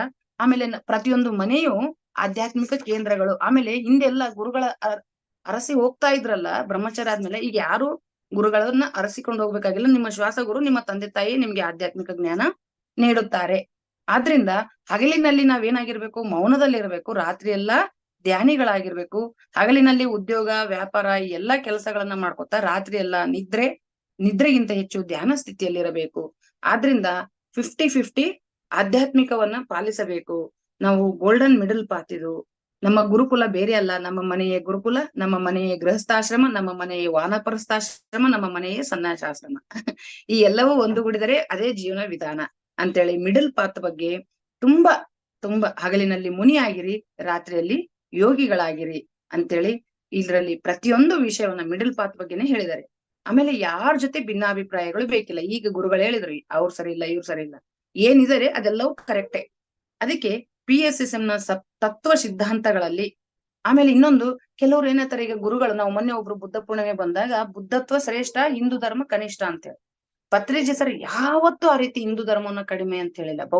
ಬುದ್ಧ ಹೇಳಿದಾನೆ. ಅದಕ್ಕೆ ಒಂದ್ ಹೇಳಿದ್ರಲ್ಲಿ, ಬುದ್ಧ ಅಲ್ಲ, ನಾವು ಬುದ್ಧತ್ವದನ್ನ ಆರಾಧಿಸ್ತಾ ಇದೀವಿ, ಬುದ್ಧನನ್ನಲ್ಲ, ವ್ಯಕ್ತಿಯನ್ನಲ್ಲ, ಸಿದ್ಧಾಂತಗಳನ್ನು. ಎಲ್ಲಿ ಕೂಡ ಪತ್ರಿಜಿ ಸರ್ ಏನ್ ಹೇಳ್ತಾರೆ ಅಂದ್ರೆ, ಎಲ್ಲರಲ್ಲಿರುವ, ಇವತ್ತು ಎಷ್ಟೋ ಜನ ಗಾಂಧೀಜಿಯವರನ್ನ ಏನ್ ಮಾಡ್ತಾರೆ ಅಂದ್ರೆ, ತಮ್ಮ ಮನಸ್ಸಿಗೆ ಬಂದಂತೆ ಗಾಂಧೀಜಿಯವರ ಬಗ್ಗೆ ವಿಮರ್ಶೆ, ಟೀಕೆಗಳನ್ನ ಮಾಡ್ತಾರೆ. ಆದ್ರೆ ಪತ್ರಿಜಿ ಸರ್ ಮಹಾತ್ಮ ಗಾಂಧೀಜಿಯವರ ಬಗ್ಗೆ ಎಷ್ಟು ಹೇಳ್ತಾ ಇದ್ರು, ಅಹಿಂಸಾ ಸಿದ್ಧಾಂತದ ಬಗ್ಗೆ. ಯಾಕೆಂದ್ರೆ ಎಲ್ಲರಲ್ಲಿರುವ ಒಳಿತುಗಳನ್ನ ನಾವು ತಗೋಬೇಕು. ಜೀಸಸ್ ಬಗ್ಗೆ, ಮಹಮ್ಮದ್ ಅವ್ರ ಬಗ್ಗೆ, ಪ್ರತಿಯೊಬ್ಬರ ಬಗ್ಗೆ ನಮ್ಮಲ್ಲಿ ಸಕಾರಾತ್ಮಕವಾದ ವಿಚಾರಗಳೇ, ಸಾಕ್ರಟಿಸ್ ಲಿಂದ ಹಿಡಿದು ಇವತ್ತಿನ ಎಲ್ಲರ ಬಗ್ಗೆನು ಅದಕ್ಕೆ ಎಲ್ಲರ ಬಗ್ಗೆ ಓದ್ರಿ, ಎಲ್ಲಾ ಆಧ್ಯಾತ್ಮಿಕ ಸಂಸ್ಥೆಗಳನ್ನ ತಿರುಗ್ರಿ ಅಂತ ಹೇಳ್ತಿದ್ರು. ಆಮೇಲೆ ಕೆಲವರು ಗುರುಗಳಾದವರು ಬ್ರಹ್ಮ ಸತ್ಯ ಏನಂತ ಹೇಳ್ತಾರೆ, ಇದು ಪ್ರಾಪಂಚಿಕ ಮಿಥ್ಯ ಅಂತೇಳಿ. ಆದ್ರೆ ಪತ್ರಿಸರ್ ಕೊನೆ ಅಂತಿಮದಲ್ಲಿ ಪ್ರಾಪಂಚಿಕವೇ ಸತ್ಯ, ಬ್ರಹ್ಮ ಮಿಥ್ಯ. ಆದ್ರೆ ನಮ್ಮ ಸಿದ್ಧಾಂತನು ಎರಡೂ ಸತ್ಯ, ಬ್ರಹ್ಮ ಸತ್ಯ, ಈ ಪ್ರಾಪಂಚಿಕವು. ಇದನ್ನ ನಾವು, ಅದು ಚಾರ್ವಕ ಸಿದ್ಧಾಂತದಲ್ಲಿ ಬ್ರಹ್ಮ ಸತ್ಯ ಅಂತಿದ್ರು. ಆದ್ರೆ ನಮ್ಮದು 4ನೇದ್ದು, ಎರಡೂ ಸತ್ಯವೇ, ಈ ಜಗತ್ತೂ ಸತ್ಯ, ಬ್ರಹ್ಮವೂ ಸತ್ಯ ಅಂತೇಳಿ ಪದೇ ಪತ್ರಿ ಸರ್ ಅವರ ಬಾಯಲ್ಲಿ ಯಾವ್ದು ಬರ್ತಿತ್ತು ಅಂದ್ರೆ ಶ್ಲೋಕ, ಪೂರ್ಣಂ ಇದಂ ಪೂರ್ಣಾತ್ ಪೂರ್ಣ ಉದಚ್ಚತೆ. ಇದನ್ನ ಪದೇ ಹೇಳ್ತಾ ಇರೋ, ಪೂರ್ಣಸ್ಯ ಪೂರ್ಣಂ ಆದಾಯ ಪೂರ್ಣಂ ಏವ ಅವಶಿಷ್ಯತೆ ಅಂತೇಳಿ. ಬಹಳ ಅದ್ಭುತವಾಗಿ ಅವ್ರು ಯಾವಾಗ್ಲೂ 24 ಗಂಟೆಗಳಲ್ಲಿ ನಾವು ವೃತ್ತಿ, ಕುಟುಂಬ, ಹಣ, ಆಸ್ತಿ ಎಲ್ಲದರ ಜೊತೆ ಧ್ಯಾನ, ಸ್ವಾಧ್ಯಾಯ, ಸಜ್ಜನ ಸಾಂಗತ್ಯ, ಸೇವೆ, ಈ ಎಲ್ಲವುಗಳ ಬಗ್ಗೆ ತುಂಬಾ ಅದ್ಭುತವಾಗಿ ಹೇಳ್ತಾ ಇದ್ರು. ಕನಿಷ್ಠ 1 ಗಂಟೆ ಧ್ಯಾನ, 1 ಗಂಟೆ ಸ್ವಾಧ್ಯಾಯ, 1 ಗಂಟೆ ಸಜ್ಜನ ಸಾಂಗತ್ಯ, ಹೆಚ್ಚಾಗಿ ಮೌನ. ಇಡೀ 1 ವರ್ಷ ಮೌನವಾಗಿದ್ರು ಪತ್ರಿಕೆ ಸರ್. ಅದಕ್ಕೆ ನಮಗೂ ಕೂಡ ಮೌನದ ಪಾಠವನ್ನ ಹೇಳಿದ್ದಾರೆ. ಅವರು ಪ್ರತಿ ಸಲ ಈ ರಾಮ 10ನೇ ವರ್ಷದಲ್ಲಿ ರಾಮ, 4ನೇ ವರ್ಷದಲ್ಲಿ ಕೃಷ್ಣ ಧ್ಯಾನ ಕಲ್ತಿದ್ದಾನೆ. ಅದಕ್ಕೆ ನಾವು ಯಾವ ವಾನಪ್ರಸ್ಥಕ್ಕೆ ಹೋಗ್ಬೇಕಾಗಿಲ್ಲ, ಸನ್ಯಾಸಕ್ಕೆ ಹೋಗಿಲ್ಲ, ಗೃಹಸ್ಥಾಶ್ರಮದಲ್ಲಿದ್ದೇ ನಾವ್ ಇದನ್ನ ಮಾಡ್ಬೇಕು. ಆಮೇಲೆ ಇನ್ನೂ ಒಂದು ಬೆಸ್ಟ್ ಎಕ್ಸಾಂಪಲ್ ಸರ್ ಹೇಳಿದ್ದಂದ್ರೆ, ರಾಮ ಏನಾದ್ರು ಸನ್ಯಾಸ ಸ್ವೀಕರಿಸಿದ್ನಾ, ಕೃಷ್ಣ ಏನಾದ್ರು ಸನ್ಯಾಸ ಸ್ವೀಕರಿಸಿದ್ನಾ? ಮತ್ತೆ ನಾವು ಇಲ್ಲ. ನಾವು ಯಾವ ಕುಲದವ್ರು ಅಂದ್ರೆ ರಾಮ, ಕೃಷ್ಣ. ಅವರು ಕೂಡ ಸಂಸಾರದಲ್ಲಿದ್ರು. ಅವ್ರೇನ್ ಹೇಳ್ತಾರೆ, ನಾನು ಕೂಡ ಸಂಸಾರದಲ್ಲೇ ಇದ್ದೆ, ನಾನು ಹೆಂಡತಿ ಮಕ್ಕಳ ಜೊತೆ ಇದ್ದೆ, ಅದಕ್ಕೆ ನೀವು ಕೂಡ ಸಂಸಾರದಲ್ಲಿದ್ದೆ ಇದನ್ನ ಸಾಧಿಸ್ಬೇಕು. ರಾಮ ನೋಡ್ರಿ 4ನೇ ವಯಸ್ಸಿಗೆ ವಶಿಷ್ಠರ ಬಳಿ ಹೋಗಿ ಧ್ಯಾನ ಕಲ್ತ. ಕೃಷ್ಣ ಸಾಂದೀಪ ಮುನಿಗಳ ಕಲ್ತ. ನಿಮಗೆ ನೀವ್ ಇಲ್ಲೇ ಕಲ್ತಿದ್ದೀರಿ, ಆರಾಮಾಗಿ ಇಲ್ಲೇ ಮುಂದುವರಿದೆ ಅಂತ. ಇನ್ನು ನೆಕ್ಸ್ಟ್ ಯೋಗ ಪರಂಪರೆ. ಇದು ಸಣ್ಣದ ಪುಸ್ತಕ, ಆಕ್ಚುಲಿ ಈಗ ಓದ್ಬೇಕಂದ್ರೆ ನಿಮ್ಗೆ ಯಾರಿಗೂ ಅವೈಲೇಬಲ್ ಇಲ್ಲ, ಬಹಳ ವರ್ಷಗಳ ಹಿಂದೆ ಪ್ರಿಂಟ್ ಆಗಿತ್ತು. ಆ ಯೋಗ ಪರಂಪರೆ ಈಗ ಧ್ಯಾನ ಕಸ್ತೂರಿಯಲ್ಲೇ ಬಂದಿದೆ. ಇದರಲ್ಲಿ ನಾವು ಗೊತ್ತು ಪ್ರಾಣಿ ಸಾಮ್ರಾಜ್ಯದಿಂದ ಅಲ್ಲಿ ಗ್ರೂಪ್ ಸೋಲಿಂದ ನೆಕ್ಸ್ಟ್ ನಾವು ಯಾವ ಈ ಖನಿಜ ಸಾಮ್ರಾಜ್ಯದಿಂದ ಪ್ರಾಣಿ ಸಾಮ್ರಾಜ್ಯ, ಸಸ್ಯ ಸಾಮ್ರಾಜ್ಯ, ಸಸ್ಯ ಸಾಮ್ರಾಜ್ಯದಿಂದ ಪ್ರಾಣಿ ಸಾಮ್ರಾಜ್ಯ, ನೆಕ್ಸ್ಟ್ ಮನುಷ್ಯ ಸಾಮ್ರಾಜ್ಯಕ್ಕೆ. ಯಾವಾಗಲೂ ತುಂಬಾ ಅಪರೂಪದಲ್ಲಿ ಏನಾಗುತ್ತಂತೆ, ಅಸಾಧಾರಣ ಪ್ರಕರಣದಲ್ಲಿ ಮಾತ್ರ ನಾವು ಮನುಷ್ಯ ಜನ್ಮದಿಂದ ಮತ್ತೆ ಪ್ರಾಣಿ ಜನ್ಮಕ್ಕೆ ಹೋಗ್ತೀವಿ ವಿನ, ಇಲ್ಲಾಂದ್ರೆ ನಾವು ಮತ್ತೆ ರಿಟರ್ನ್ ಹೋಗೋದಿಲ್ಲ. ಮಾನವ ಜನ್ಮದೊಳಗೆ ಬಂದ ಮೇಲೆ ಒಂದು ಆತ್ಮ ಪ್ರಾಣಿ ಜನ್ಮಕ್ಕೆ ಹೋಗೋದಿಲ್ಲ. ನನಗೆ ಗೊತ್ತಿತ್ತು, ಕಡತಾಲ್ನಲ್ಲಿ ಒಂದು ಸಲ ಒಂದು ಉದಾಹರಣೆ ಕೊಟ್ಟಿದ್ರು. ಅದ್ ಯಾವ್ದೋ ತಾಜ್ ಮಹಲ್ ಕಟ್ಟಿರೋದ್ರಿಂದ ಶಹಜಾನು ಕಟ್ಟಿದ್ಮೇಲೆ ಎಲ್ಲರನ್ನ ಬಹಳ ಕ್ರೂರವಾಗಿ ಇಂಥ ಕಟ್ಟಡಗಳು ಕಟ್ಟಬಾರ್ದಂತ ಎಲ್ಲರ ಕೈ ಕಟ್ ಮಾಡ್ಸಿರೋದಕ್ಕೆ ಅವನು ಮತ್ತೆ ಪ್ರಾಣಿ ಜನ್ಮಕ್ಕೆ ಹೋಗಿ ನಾವು ಮೊಸಳೆ ಜನ್ಮ ತಗೊಂಡಿದ್ರು ಅಂತ ಒಂದ್ಸಲ ಕೇಳಿದ್ನಪ್ಪ. ಅದು ಬಿಟ್ರೆ ಉಳಿದಂತೆ ನಾವು ಮನುಷ್ಯ ಜನ್ಮಕ್ಕೆ ಬಂದ್ಮೇಲೆ ಮತ್ತೆ ಪ್ರಾಣಿ ಜನ್ಮಕ್ಕೆ ಹೋಗೋದಿಲ್ಲ. ಆದ್ರೆ ಮನುಷ್ಯ ಜನ್ಮದಲ್ಲಿ ಕೂಡ 3 ರೀತಿಯ ರಜೋಗುಣದ ಜನ್ಮಗಳು, ತಮೋಗುಣದ ಜನ್ಮಗಳು ಮತ್ತು ಸಾತ್ವಿಕ ಗುಣದ ಜನ್ಮಗಳು. 1000 ಜನ್ಮಗಳಾಗ್ಬಹುದು ಕೆಲವರಿಗೆ. ಕೆಲವ್ರು ಅಂತಾರೆ, ಸರ್ ಒಟ್ಟು ಎಷ್ಟು ಜನ್ಮಗಳು ಸರ್ ಅಂದ್ರೆ, ನಿನ್ನ ಸಾಧನೆ ಮೇಲೆ ಇದಪ್ಪ. ನೀನು ಬೇಗ ಆ ಗುಣಗಳನ್ನು ದಾಟಿದ್ರೆ ಒಂದೇ ಜನ್ಮದಲ್ಲಿ ನೀನು ಯಾವ ಗುಣಕ್ಕೆ ಹೋಗ್ಬೋದು? ತಮೋಗುಣ, ರಜೋಗುಣ ದಾಟಿ ಸಾತ್ವಿಕ ಗುಣಕ್ಕೆ ಹೋಗಿ ಶುದ್ಧ ಸಾತ್ವಿಕಕ್ಕೆ ಹೋಗ್ಬೇಕು. ಹೀಗೆ ಭಕ್ತಿ ಯೋಗ, ಕರ್ಮಯೋಗ, ಜ್ಞಾನಯೋಗ, ರಾಜಯೋಗ. ನೋಡ್ರಿ, ಇಲ್ಲಿ ಭಕ್ತಿ ಯೋಗದ ಬಗ್ಗೆ ಸರ್ ಬಹಳ ನೇರವಾಗಿ ಹೇಳಿದ್ದಾರೆ. ಈ ವಿಗ್ರಹ ಪೂಜೆ ಎನ್ನುವುದು, ಯೇಸು ಕ್ರಿಸ್ತನ ಚಿತ್ರಪಟವನ್ನ ಪೂಜಿಸುವುದು ಅಥವಾ ಇವೆಲ್ಲ ಭಕ್ತಿ ಯೋಗ ಅನ್ನೋದು ಚಲಾವಣೆಯಲ್ಲಿಲ್ಲದ ನಾಣ್ಯ. ಇದೊಂದು ಮೂರ್ಖತ್ವ. ನೀವ್ ಹೇಳ್ರಿ, ಕೃಷ್ಣ ಅದ್ರಲ್ಲಿ ಇದಾನ? ಆದ್ರಿಂದ ಸ್ವಸ್ವರೂಪಂದಾನ ಭಕ್ತಿ ಯೋಗ ಅಂದ್ರೆ ಏನಂತ ಐತಂದ್ರೆ, ಸ್ವಸ್ವರೂಪನು ಸಂಧಾನಂ ಭಕ್ತಿ ರೀತಿ ವಿಧೀಯತೆ. ಅಂದ್ರೆ ನಮ್ಮ ಸ್ವಸ್ವರೂಪ ಆತ್ಮದೊಂದಿಗೆ ಅನುಸಂಧಾನವಾಗುವುದೇ ಭಕ್ತಿ ಯೋಗ. ಅದೇ ಧ್ಯಾನ ಅಂತಾರ ಅವರು. ಆದ್ರಿಂದ ಪಿರಮಿಡ್ ಧ್ಯಾನ ಪ್ರಪಂಚ ಎಲ್ಲ ಈ ಭಕ್ತಿ ಯೋಗ ಅಂದ್ರೆ ಫೋಟೋಗಳನ್ನ, ಮೂರ್ತಿಗಳನ್ನ ಇಟ್ಟು ಪೂಜೆ ಮಾಡೋದು ಸಾಕು, ಅವು ಸ್ಫೂರ್ತಿಗಾಗಿ. ಅದಕ್ಕೆ ಈ ಮತ್ತೆ ನೆಕ್ಸ್ಟ್ ಅವರು ಕರ್ಮಯೋಗಕ್ಕೆ ಬರ್ತಾರೆ. ಕರ್ಮಯೋಗದಲ್ಲಿ 2 ಭಾಗ, ಮತ್ತೆ ಜ್ಞಾನ ಯೋಗದಲ್ಲಿ ಕೂಡ 2 ಭಾಗ. ಕರ್ಮಯೋಗ ಅಂದ್ರೆ ತಮಗೆ ಗೊತ್ತಲ್ಲ, ಈ ಜೀಸಸ್ ಅವ್ರು ಹೇಳ್ತಾರೆ ಕರ್ಮಯೋಗ 2ನೇ ಭಾಗಕ್ಕೆ ಬೆಸ್ಟ್ ಉದಾಹರಣೆ ಅಂದ್ರೆ ಗೌತಮ ಬುದ್ಧ, ಜೀಸಸ್. ಯಾಕಂದ್ರೆ ಅವರು ತಾವು ಧ್ಯಾನ ಕಲ್ತು ತಾವೇ ಕೂಡ್ಲಿಲ್ಲ, ಎಲ್ರಿಗೂ ಹೇಳಿದ್ರು. ಕರ್ಮಯೋಗದ 1ನೇ ಭಾಗದಲ್ಲಿ ಕೂಡ, ಅಯ್ಯ ನೀನು ಯಾರಿಗೆ ಒಳ್ಳೇದು ಮಾಡಲಾಗದಿದ್ದರೂ ಕೆಟ್ಟದ್ದು ಮಾತ್ರ ಮಾಡಬೇಡ, ಯಾವ ಪ್ರಾಣಿಗಳನ್ನು ಹಿಂಸಿಸಬೇಡ, ಇದುವರೆಗೂ ತಿಂದಿದ್ದೀಯಾ ಇನ್ಮೇಲೆ ತಿನ್ನಬೇಡಪ್ಪ ಅಂತೇಳಿ, ಈ ರೀತಿ ಜಗಳ ಆಡಿದಿ ಇಲ್ಲಿವರೆಗೆ ಹೆಂಡತಿ ಜೊತೆ, ಇನ್ಮೇಲೆ ಆಡಬೇಡ. ಹೀಗೆ ಕರ್ಮಯೋಗದ 1ಲ ಭಾಗದಲ್ಲಿ ಇದನ್ನೆಲ್ಲ ಅಭ್ಯಾಸ ಮಾಡ್ತಾ ಮಾಡ್ತಾ ಎಷ್ಟೋ ಜನ್ಮಗಳ ಕಳೆದ್ಮೇಲೆ ಕರ್ಮಯೋಗದ 2ನೇ ಭಾಗಕ್ಕೆ ಬರ್ತೀವಿ. ಅದು ಕೃಷ್ಣನ ಜೊತೆ. ಕರ್ಮಣ್ಣೆ ವಾದಿಕಾರಸ್ತೆ ಮಹಾಫಲೇಶು ಕದಾಚನಂ. ಅಂದ್ರೆ ಯಾರಿಗೂ ಆ ಕರ್ಮದ ಫಲವನ್ನ ಆಶಿಸದೆ ಕೆಲಸವನ್ನ ಮಾಡುವ ಸ್ಥಿತಿಗೆ ಬರ್ತೀವಿ. ಇದು ಕರ್ಮಯೋಗ. ಇನ್ನು ನೆಕ್ಸ್ಟ್ ಬರೋದು ಕರ್ಮಯೋಗದಲ್ಲಿ ಅವರು ಒಳ್ಳೆಯ ಕರ್ಮಗಳು ಯಾವ್ದೇ ಇರ್ಲಿ, ಅದು ಕೆಟ್ಟ ಕರ್ಮ, ಅದು ನಾವು ಆ ಕರ್ಮಕ್ಕೆ ಅತೀತವಾಗಿ ಕೆಲಸವನ್ನು ಮಾಡ್ತೀವಿ. ನೋಡಿ, ಪಿರಮಿಡ್ ಮಾಸ್ಟರ್ಗಳೆಲ್ಲ ಕರ್ಮಯೋಗಿಗಳು ಹೌದು, ಜ್ಞಾನ ಯೋಗಿಗಳು ಹೌದು. ಪತ್ರಿ ಸರ್ ಅದೇ ಹೇಳ್ತಾ ಇದ್ರು, ಕೊನೆಯ ಜನ್ಮದಲ್ಲಿರುವ ಪಿರಮಿಡ್ ಮಾಸ್ಟರ್ಗಳು ಬುದ್ಧರ ಸಂಘ, ನಾವೆಲ್ಲರೂ ಬುದ್ಧರು, ನೋ ಡೌಟ್ ಅಂತೇಳಿ. ಅದಕ್ಕೆ ಈ ಜ್ಞಾನ ಯೋಗದಲ್ಲಿ ಕೂಡ ಅವ್ರು ಅದೇ ಹೇಳ್ತಾರೆ. ಜ್ಞಾನ ಯೋಗದಲ್ಲಿ ಶ್ರವಣ, ಮನನ, ನಿಧಿಧ್ಯಾಸನ, ಸಾಕ್ಷಾತ್ಕಾರ 4 ಹಂತಗಳಿದಾವೆ. ನಾವಿವೆಲ್ಲವೂ ದಿನಾಲು ಮಾಡ್ತಾ ಇದೀವಿ. ಈ 4 ಹಂತಗಳನ್ನ ಪ್ರತಿದಿನ ಸ್ವಾಧ್ಯಾಯವನ್ನ ಕೇಳಿಸ್ಕೊತಾ ಇದೀವಿ, ಅದನ್ನ ಮನನ ಮಾಡ್ಕೊತಾ ಇದೀವಿ, ಅದನ್ನ ನಾವು ನಮ್ಮ ಜೀವನದಲ್ಲಿ ಏನ್ ಮಾಡ್ತಾ ಇದೀವಿ, ಆಚರಣೆಗೆ ತಂದ್ಕೊಳ್ತಾ ಇದೀವಿ, ಅದರ ಮೂಲಕ ಸಾಕ್ಷಾತ್ಕಾರವನ್ನ ಪಡಿತಾ ಇದೀವಿ. ಈ ರೀತಿ ಅವರು ಇನ್ನು ನೆಕ್ಸ್ಟ್ ಬರೋದು ಧ್ಯಾನ ಯೋಗ. ಜ್ಞಾನ ಯೋಗದ ನಂತರ ಧ್ಯಾನ ಯೋಗ. ತುಂಬಾ ಸಿಂಪಲ್, ಈಗ ನಾವು ಮಾಡ್ತಾ ಇದೀವಲ್ಲ ಇದನ್ನೇ ಅವರು ಧ್ಯಾನ ಯೋಗ, ರಾಜಯೋಗ ಅಂತ ಕರೀತಾರೆ. ಇದನ್ನ ರಾಜಯೋಗ, ಕಿಂಗ್ ಆಫ್ ಯೋಗಸ್. ಈ ಎಲ್ಲ ಅಷ್ಟಾಂಗ ಮಾರ್ಗದಲ್ಲಿ ರಾಜಯೋಗ ನಾವೇ. ಇನ್ನು ಯಾವ ಕ್ಲಾಸ್ ಕೇಳೋದು ಬೇಕಿಲ್ಲ ಅಂತ ಈಗ ನಾವೇ ಹೇಳೋರಾಗಿದ್ದೀವಿ. ಈಗ ಕ್ಲಾಸ್ ಕೇಳೋರಲ್ಲ, ಬೈಬಲ್ ಕೇಳ್ತಾ ಇಲ್ಲ ನಾವು. ಈಗ ಕಣ್ಣು ಮುಚ್ಚಿಕೊಂಡು ಧ್ಯಾನವನ್ನ ಮಾಡಿ, ಬೈಬಲ್ ಕೇಳೋ ಅವಶ್ಯಕತೆ ಇಲ್ಲ ನಮ್ಗೆ, ಕುರಾನ್ ಕೇಳೋ ಅವಶ್ಯಕತೆ ಇಲ್ಲ. ಯಾಕಂದ್ರೆ ಈಗ ನಾವು ಈ ಗೌತಮ್ ಬುದ್ಧ, ಜೀಸಸ್ ಏನ್ ಮಾಡಿದ್ರು, ಧ್ಯಾನ ಮಾಡಿ ಬೋಧನೆಗಳನ್ನ ಕೊಟ್ರು. ವರ್ಧಮಿನ ಮಹಾವೀರ ಇವರೆಲ್ಲ ಅದೇ ರೀತಿ ಅವ್ರು ತಾವು ಧ್ಯಾನ ಮಾಡಿ ಜನ್ಮ ಪರಂಪರೆಗಳನ್ನ ತಿಳ್ಕೊಂಡು, ತಮ್ಮ ಕರ್ಮ ಪರಂಪರೆಗಳನ್ನ ತಿಳ್ಕೊಂಡು, ಅದನ್ನ ನಿಜವಾದ ಸ್ಥಿತಿಯನ್ನ ಅನುಭವಿಸಿ, ನೀನು ಯಾವ ಸ್ಥಿತಿಯಲ್ಲಿದ್ದರೂ, ಪರಮ ಪಾಪಿಯಾದರೂ ಪರಮ ನಿಕೃಷ್ಟನಾದರೂ ಸಾಮಾನ್ಯನಾದರೂ ಪಂಡಿತನಾದರೂ ಕಣ್ಣೆರಡು ಮುಚ್ಚಿಕೊಂಡು ನೀವು ಧ್ಯಾನಕ್ಕೆ ಹೋಗ್ಬಿಟ್ರೆ ಮುಗೀತು. 24 ಗಂಟೆಯ ಒಟ್ಟಿನಲ್ಲಿ ಕಣ್ಣು ಮುಚ್ಚಿಕೊಂಡು ಕುಳಿತು ಬಿಟ್ರೆ ಇನ್ನು ನೀವು ಯಾವ ಕರ್ಮ ಮಾಡೋದು ಬೇಕಿಲ್ಲ. ಇದನ್ನೇ ನಾವು ಧ್ಯಾನ ಯೋಗ, ರಾಜಯೋಗ. ಮನಸ್ಸನ್ನ ಖಾಲಿ ಮಾಡಿ ಶ್ವಾಸ ಗಮನಿಸಿದ್ರೆ ಇದೇ ರಾಜಯೋಗ. ಇನ್ನು ಒಳಗಡೆ the kingdom of god is with ನೀವು, ನಿನ್ನೊಳಗಡೆನ ಭಗವಂತನೊಂದಿಗೆ ನೀನು ಅನುಸಂಧಾನ ಆಗ್ತಿ. ನಮ್ಮ ಸಮಯ ವಯಸ್ಸು ಎಷ್ಟಿದೆಯೋ ಅಷ್ಟು ನಿಮಿಷ. ಅವಾಗ ಕಾಸ್ಮಿಕ್ ಶವರ್ ಬಾತ್ ಅಂತಾರೆ ಸರ್. ಶವರ್ ಬಾತ್ ಅಂದ್ರೇನು? ತಲೆಯಿಂದ ನಾವು ಸ್ನಾನ ಮಾಡ್ತೀವಲ್ಲ, ಅದು ಕಾಸ್ಮಿಕ್ ಎನರ್ಜಿ ಶವರ್ ಬಾತ್ ಆಗುತ್ತೆ. ಸಹಜವಾಗಿ ವಿಶ್ವಮಯ ಪ್ರಾಣಶಕ್ತಿ ನಿನ್ನೊಳಗಡೆ ಹೋಗುತ್ತೆ. ನಿನ್ನ ಅಂತರ್ಚಕ್ಷು, ದಿವ್ಯ ಚಕ್ಷು ಓಪನ್ ಆಗುತ್ತೆ. ಲೋಬ್ಸಾಮ್ ರಾಂಪಾ ಅವ್ರದ್ದು ಮತ್ತೆ ಅದೇ ಹೇಳ್ತಾರೆ. ರಾಂಪಾ ಅವರ ಥರ್ಡ್ ಐ ಅನ್ನೋದೇ ಒಂದು ಬುಕ್ ಇದೆ, ಬಹಳ ಅದ್ಭುತವಾಗಿ ಬರೆದಿದ್ದಾರೆ. ಎಷ್ಟೋ ಜನ ನಮ್ಮ ಪಿರಮಿಡ್ ಮಾಸ್ಟರ್ಗಳು ಬಹಳಷ್ಟು ಜನ 3ನೇ ಕಣ್ಣು ಥರ್ಡ್ ಐದವ್ರಿದ್ದಾರೆ. ಕೆಲವ್ರು ಅಂತಾರೆ, ಮೇಡಮ್ ನನಗೆ ಏನು ಕಾಣ್ತಾ ಇಲ್ಲಲ್ಲ. ಹಾಗಾದ್ರೆ ಪತ್ರಿ ಸರ್ ಅವರು, ನಾನು ಮೊನ್ನೆ ಅದನ್ನೇ ಹೇಳ್ತಾ ಇರ್ತೀನಿ ಪ್ರತಿ ಸಲ, ಎಷ್ಟೋ ಜನ ನಮ್ಗೆ ಏನೂ ಕಾಣೋದಿಲ್ಲ ಅಂದ್ರೆ ಅದು ಇನ್ನೂ ಉನ್ನತವಾದ ಸ್ಥಿತಿ. 3ನೇ ಕಣ್ಣಿನ ಅನುಭವಗಳೆಲ್ಲ ಹಿಂದಿನ ಜನ್ಮಗಳಲ್ಲಿ ಆದವರಿಗೆ ಈ ಜನ್ಮದಲ್ಲಿ ಏನೂ ಕಾಣಿಸುವುದಿಲ್ಲ. ಕಾಣಿಸದಿದ್ದ ಮಾತ್ರಕ್ಕೆ ಅವ್ರಿಗೆ ತಡ ಇಲ್ಲ ಅಂತಲ್ಲ, ಆ ಹಂತವನ್ನೂ ದಾಟಿದ ಸ್ಥಿತಿ. ಅವರಿಗೆ ಎಲ್ಲವೂ ಅರಿವಾಗುತ್ತದೆ. ಆದ್ರೆ ಕಣ್ಣಿಗೆ ಕಣ್ಣು ಮುಚ್ಚಿದಾಗ ಏನು ಧ್ಯಾನಾನುಭವಗಳು ಅಂತ ಒಂದು ಚಿಕ್ಕ ಪುಸ್ತಕದಲ್ಲಿ ಬರೆದಿದ್ದಾರೆ. ಕಣ್ಣಿಗೆ ಕಾಣಿಸ್ಲಾರ್ದ ಸ್ಥಿತಿ ಅಂದ್ರೆ ಅದು ಇನ್ನು ಮುಂದಕ್ಕೆ ಹೋದ ಸ್ಥಿತಿ ಅಂತೇಳಿ. ಹೀಗೆ ಧ್ಯಾನ ಯೋಗ, ಆಲೋಚನಾ ರಹಿತ. ಧ್ಯಾನ ಯೋಗ ಅಂದ್ರೆ 4: ಶ್ವಾಸದ ಮೇಲೆ ಗಮನ, ಆಲೋಚನಾ ರಹಿತ ಸ್ಥಿತಿ, ಪ್ರಾಣಶಕ್ತಿ ಒಳಗಡೆ ಹೋಗುವಂತದ್ದು, ದಿವ್ಯ ಚಕ್ಷು ಓಪನ್ ಆಗುವಂತದ್ದು. ಹೀಗೆ ಹೇಗೆ ಕೃಷ್ಣ ಸಂಜಯನಿಗೆ ದಿವ್ಯ ಚಕ್ಷುತ್ತೆ ನೋಡ್ರಿ. ಸಂಜಯ್ ಅದಕ್ಕೆ ಇಡೀ ಮಹಾಭಾರತದ ಕಥೆಯನ್ನೆಲ್ಲ ಯಾರಿಗೆ ಹೇಳ್ತಾ ಇದ್ರು? 3ನೇ ಕಣ್ಣಿನ ಮೂಲಕ ಧೃತರಾಷ್ಟ್ರನಿಗೆ. ಹಾಗೆ ಪಿರಮಿಡ್ ಮಾಸ್ಟರ್ಗಳೆಲ್ಲ ಎಷ್ಟೋ ಜನ 3ನೇ ಕಣ್ಣಿನನ್ನು ಉತ್ತೇಜನಗೊಳಿಸ್ಕೊಂಡು ತಮ್ಮ ಕೆಲಸವನ್ನು ಮಾಡ್ತಾ ಇದ್ದಾರೆ, ತೋರಿಸ್ತಾ ಇದ್ದಾರೆ, ಹೇಳ್ತಾ ಇದ್ದಾರೆ.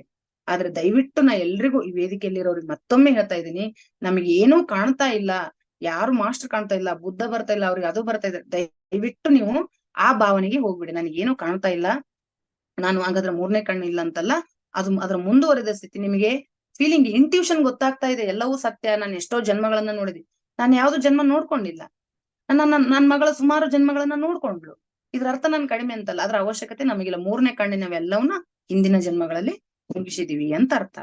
ಇನ್ನು ನೆಕ್ಸ್ಟ್ ಪಿರಮಿಡ್ ವ್ಯಾಲಿಯಲ್ಲಿ ಬಹಳ ಅದ್ಭುತ ಕಾರ್ಯಕ್ರಮ. ಮೊದ್ಲಿನ ತರ ಇಲ್ಲ, ಅಲ್ಲಿ ಕೂಡ ಪ್ರತಿದಿನ ಒಂದು ಮೌನ ಧ್ಯಾನ. ಬೆಳಿಗ್ಗೆ 4ರಿಂದನೇ ಶೆಡ್ಯೂಲ್ ಶುರು ಆಗುತ್ತೆ ಪಿರಮಿಡ್ ವ್ಯಾಲಿಯಲ್ಲಿ. 4ರಿಂದ 6 ಮೌನ ಧ್ಯಾನ. ಅದೇ 7ರಿಂದ 10ರವರೆಗೆ, ಮತ್ತೆ 6ರಿಂದ 7 ಮ್ಯೂಸಿಕ್ ಮೆಡಿಟೇಷನ್. 7ರಿಂದ 10 ಮತ್ತೆ ಮೌನ ಧ್ಯಾನ. 12ರಿಂದ 12 ಆಧ್ಯಾತ್ಮಿಕ ವಿಜ್ಞಾನದ ಒಂದು ವಿಡಿಯೋ ಹಾಕ್ತಾರೆ ಪ್ರದರ್ಶನ. ಮತ್ತೆ ಯೋಗ ನಿದ್ರೆ ಇರುತ್ತೆ 2ರಿಂದ 3. ಮತ್ತೆ 4ರಿಂದ 5 ಅನುಭವ ಹಂಚಿಕೆ ಇರುತ್ತೆ. ಹೀಗೆ ಮೌನ ಧ್ಯಾನ, ಮ್ಯೂಸಿಕ್ ಮೆಡಿಟೇಷನ್, ಅನುಭವ ಹಂಚಿಕೆ. ಅದಲ್ಲದೆ ವಿಶೇಷ ಕಾರ್ಯಕ್ರಮಗಳು ಕೂಡ, ಸ್ಟಿಲ್ನೆಸ್ ರಿಟ್ರೀಟ್, ಅವೆಲ್ಲ ಕಾರ್ಯಕ್ರಮಗಳಿದಾವೆ. ಅದ್ರ ಪರಿಚಯ ಇದೆ. ನೀವು ಇನ್ನೂ ಹೆಚ್ಚಿನ ಮಾಹಿತಿ ಬೇಕಾದ್ರೆ www.pyramidvalley.org ಅಂತ ಹೋಗ್ಬಿಟ್ರೆ ಇಂಗ್ಲಿಷ್ ಬ್ರೆತ್ ಅಂತೇಳಿ, ಮತ್ತೆ ಈ ರೀತಿ ಆರಂಭಿಕರಿಗಾಗಿ ಜೂಮ್ ಸೆಷನ್ ಕಾರ್ಯಕ್ರಮಗಳು ಕೂಡ ಇದಾವೆ. ಇನ್ನು ಪತ್ರಿಜಿ ಸರ್ ಅವರ ಸಂದೇಶಗಳು 2000 ಬುದ್ಧ ಪೂರ್ಣಿಮೆಯಲ್ಲಿ ನೀಡಿದಂತಹ, ಪ್ರತಿದಿನ ತಮಗೆ ಗೊತ್ತು, ಬುದ್ಧ ಪೂರ್ಣಿಮೆಯಲ್ಲಿ ಬೆಳಿಗ್ಗೆ ಧ್ಯಾನ 3 ಗಂಟೆಗಳು. ಈ ಸಲ ಅಂತೂ ಇಷ್ಟು ಅದ್ಭುತವಾಗಿ ಆಯ್ತು. ತಾವೆಲ್ಲರೂ ಇರ್ತೀರಿ, ಉಪಸ್ಥಿತಿಯಲ್ಲಿ ಇರ್ತೀರಿ.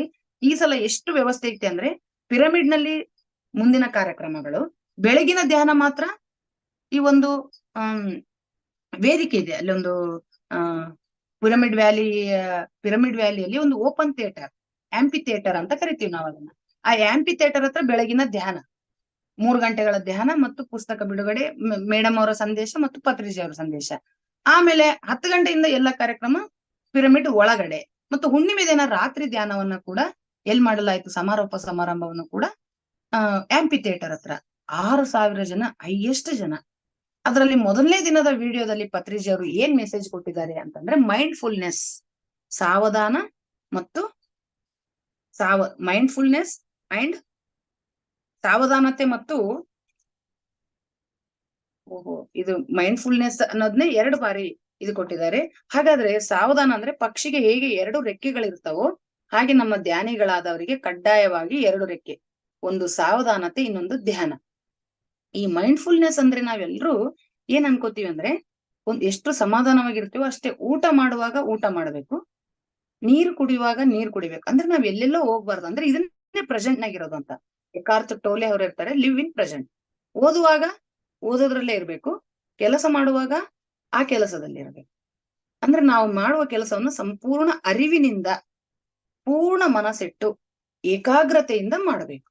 ಈಗ ನಾನು ಪಾಠ ಇಲ್ಲಿ ಹೇಳಕತ್ತೀನಿ, ಇದ್ರಲ್ಲೇ ಇರ್ಬೇಕು. ಇಲ್ಲಾಂದ್ರೆ ಪದಗಳು ತಡಕಾಡತೀವಿ, ಆ ಕಡೆ ಹೋಗ್ತೀವಿ. ಆದ್ರಿಂದ ಇಲ್ಲಿ ಧ್ಯಾನ, ಮೈಂಡ್ಫುಲ್ನೆಸ್, ಸಾವಧಾನ ಮತ್ತು ಧ್ಯಾನ ಅನ್ನೋದನ್ನ ಮೊದಲನೇದು ಬೆಳಿಗ್ಗೆ ಜಾಗೃತಾವಸ್ಥೆಯಲ್ಲಿ ಇರ್ಬೇಕು ಅನ್ನೋದು ಅವರ ಮೆಸೇಜ್ ಆಗಿತ್ತು. 2ನೇ ದಿನ ಬೆಳಿಗ್ಗೆ ಬುದ್ಧ ಧರ್ಮ ಅಂತ ಹೇಳಿದ್ರು ಅವ್ರು. ಬುದ್ಧ ಧರ್ಮ ಅಂದ್ರೆ ಏನು ನಿಮ್ಗೆ ಗೊತ್ತು.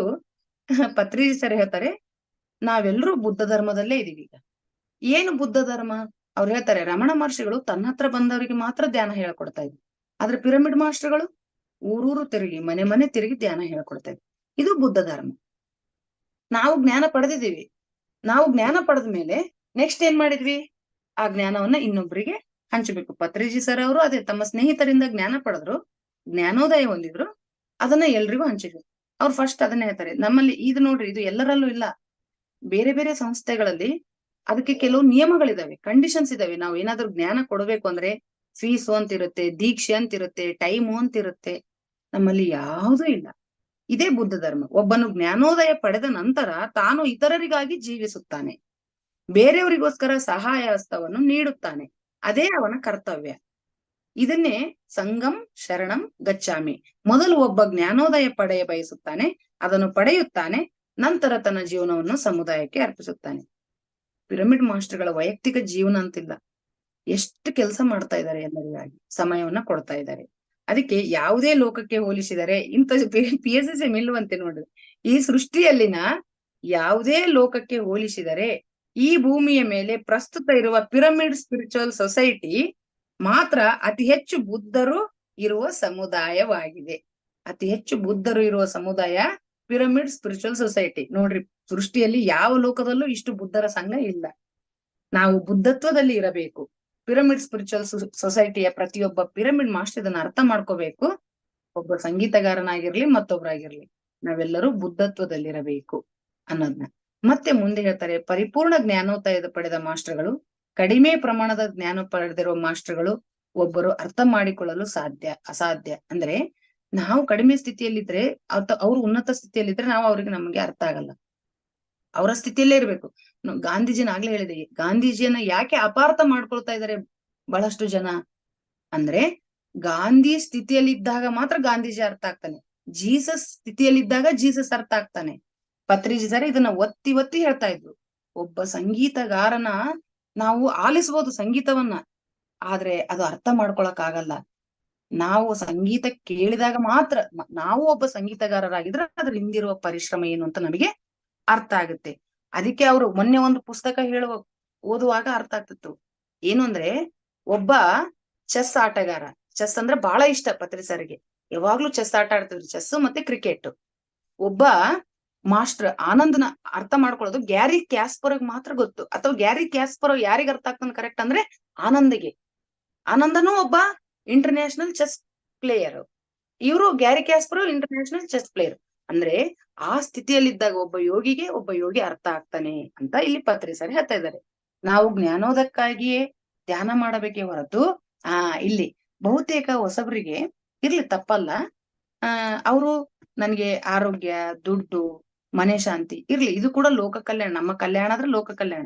ಆದ್ರೆ ಅವ್ರು ಮುಂದೆ ಹೇಳ್ತಾರೆ, ಜ್ಞಾನೋದಯಕ್ಕಾಗಿ ಧ್ಯಾನ ಮಾಡಬೇಕೇ ಹೊರತು ವೈಯಕ್ತಿಕ ಸಮಸ್ಯೆಗಳು ಬಗೆಹರಿಯಲಿ ಎಂದು ನಾವು ಧ್ಯಾನ ಮಾಡಬಾರದು. ಮೊದ್ಲು ಬರುವಾಗ ವೈಯಕ್ತಿಕ ಸಮಸ್ಯೆ ಬಗೆಹರ್ತವ ಅಂತ ಒಳಗ್ ಬರ್ತೀವಿ. ಆದ್ರೆ ಸತ್ಯ ತಿಳಿದ ಮೇಲೆ ಧ್ಯಾನ ಎದಕ್ಕಾಗಿ ಮಾಡ್ಬೇಕು? ಜ್ಞಾನೋದಯಕ್ಕಾಗಿ ಮಾಡ್ಬೇಕು, ವೈಯಕ್ತಿಕ ಪ್ರಾಬ್ಲಮ್ಗಾಗಿ ಅಲ್ಲ.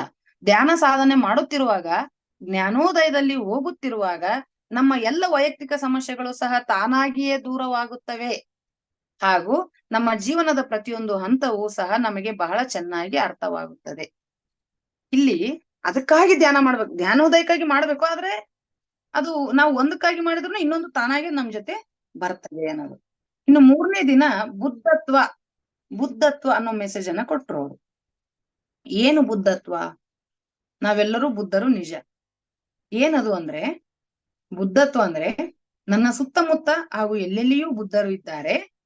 ಇಷ್ಟು ಜನ ಬುದ್ಧರನ್ನು ಹೊಂದಿರುವುದು ನಾನು ತುಂಬಾ ಅದೃಷ್ಟವಂತ. ಹೌದು ನಾವೆಲ್ಲಾ ಬುದ್ಧರು. ಅವ್ರೆಲ್ರು ಹೇಳ್ತಾರೆ ಎಸ್ ವಿ ಆರ್ ಬುದ್ಧಾಸ್. ಎಲ್ರ ಜೊತೆ ಹೇಳ್ಸಿದ್ರ ಅವತ್ತು ಬುದ್ಧ ಪೂರ್ಣಿಮೆ ದಿನ. ಮತ್ತೆ ನಾವೆಲ್ರು ಹೇಳಿದ್ವಿ ಓಕೆ ನನ್ ಜೊತೆ ಎಲ್ರು ಹೇಳಿ yes we are Buddhas, yes we are Buddhas, ಜೋರಾಗಿ ಹೇಳ್ರಿ ಅಂತ. ಯಾಕಂದ್ರೆ ಆ ರೀತಿ ಹೇಳಿ ಹೇಳಿ ನಮ್ಮಲ್ಲಿ ಬುದ್ಧತ್ವ ಜಾಗೃತಿ ಆಗುತ್ತೆ. ಎಸ್ ವಿ ಆರ್ ಬುದ್ಧಾಸ್ ಅಂತೇಳಿ. ಹಾಗಾದ್ರೆ ನಾವೆಲ್ಲಾ ಧೈರ್ಯಶಾಲಿಗಳು. ನಿಜ ಧೈರ್ಯಶಾಲಿಗಳು. ಎಂತ ಧೈರ್ಯಶಾಲಿಗಳು ಅಂದ್ರೆ ನಿಜ ಹೇಳ್ತೀನಿ, ನಮ್ಮಷ್ಟು ಧೈರ್ಯ ನೀವು ರ್ಯಾಲಿಯಲ್ಲಿ ನೋಡ್ರಿ. ಪ್ರಾಣಿಗಳನ್ನ ಹಿಂಸಿಸಬೇಡಿ. ಇವತ್ತು ಎಲ್ಲ ಕಡೆ ಹಿಂಸಾ ಜಗತ್ತು. ಪ್ರಾಣಿಗಳನ್ನ ರಕ್ಷಿಸ್ರಿ, ತಿನ್ನೋದನ್ನ ಬಿಡ್ರಿ, ನಿಮ್ಮ ಹೊಟ್ಟೆ ಸ್ಮಶಾನವಲ್ಲ. ಇಷ್ಟು ಘೋರ ವಾಕ್ಯಗಳೊಂದಿಗೆ ಹೇಳುತ್ತಿರುವವರು ಬೇರೆ ಯಾರು ಇಲ್ಲ ಪಿರಮಿಡ್ ಮಾಸ್ಟರ್ಗಳನ್ನು ಹೊರತುಪಡಿಸಿ. ಬೀದಿಗೆ ಇಳಿದವರು, ರೋಡಿನಲ್ಲಿ ಇಳಿದು ಬೋರ್ಡ್ಗಳನ್ನ ಹಿಡ್ಕೊಂಡು ಯಾರಿಗುಂಟು ಈ ಧೈರ್ಯ? ಇದೊಂದೇ ಅಲ್ಲ, ಪ್ರತಿ ವಿಷಯದಲ್ಲಿ. ಮತ್ತೆ ಮಾನವೀಯತೆ, ಕರುಣೆ, ಅಪಾರವಾದ ತಾಳ್ಮೆ, ಪರಿಪೂರ್ಣ ಮಾನವೀಯತೆ, ದಯೆ ಇವನ್ನು ಅರ್ಥೈಸುವವರು ನಾವೇ. ಅಷ್ಟು ಧೈರ್ಯವೂ ಇದೆ, ಇಷ್ಟು ಕರುಣೆಯೂ ಇದೆ. ಕರುಣೆ, ದಯೆ, ಮಾನವೀಯತೆ, ಅಪಾರವಾದ ತಾಳ್ಮೆ. ಅದಕ್ಕೆ ನಾನ್ ಮೊನ್ನೆ ಸಹನೆಯೇ ಪ್ರಗತಿ ಅಂತ ಹೇಳ್ತಾರೆ ಪತ್ರಿ ಸರ್. ಅದು ದೊಡ್ಡ ಧೈರ್ಯ. ನಮಗೆ ದಿನಾಲು ಬೆಳಗಾದ್ರೆ ಟೀಕೆ ವಿಮರ್ಶೆಗಳು. ಎಷ್ಟು ವಿಮರ್ಶೆ ಅಂದ್ರೆ, ಒಂದ್ ಸೆಕೆಂಡ್.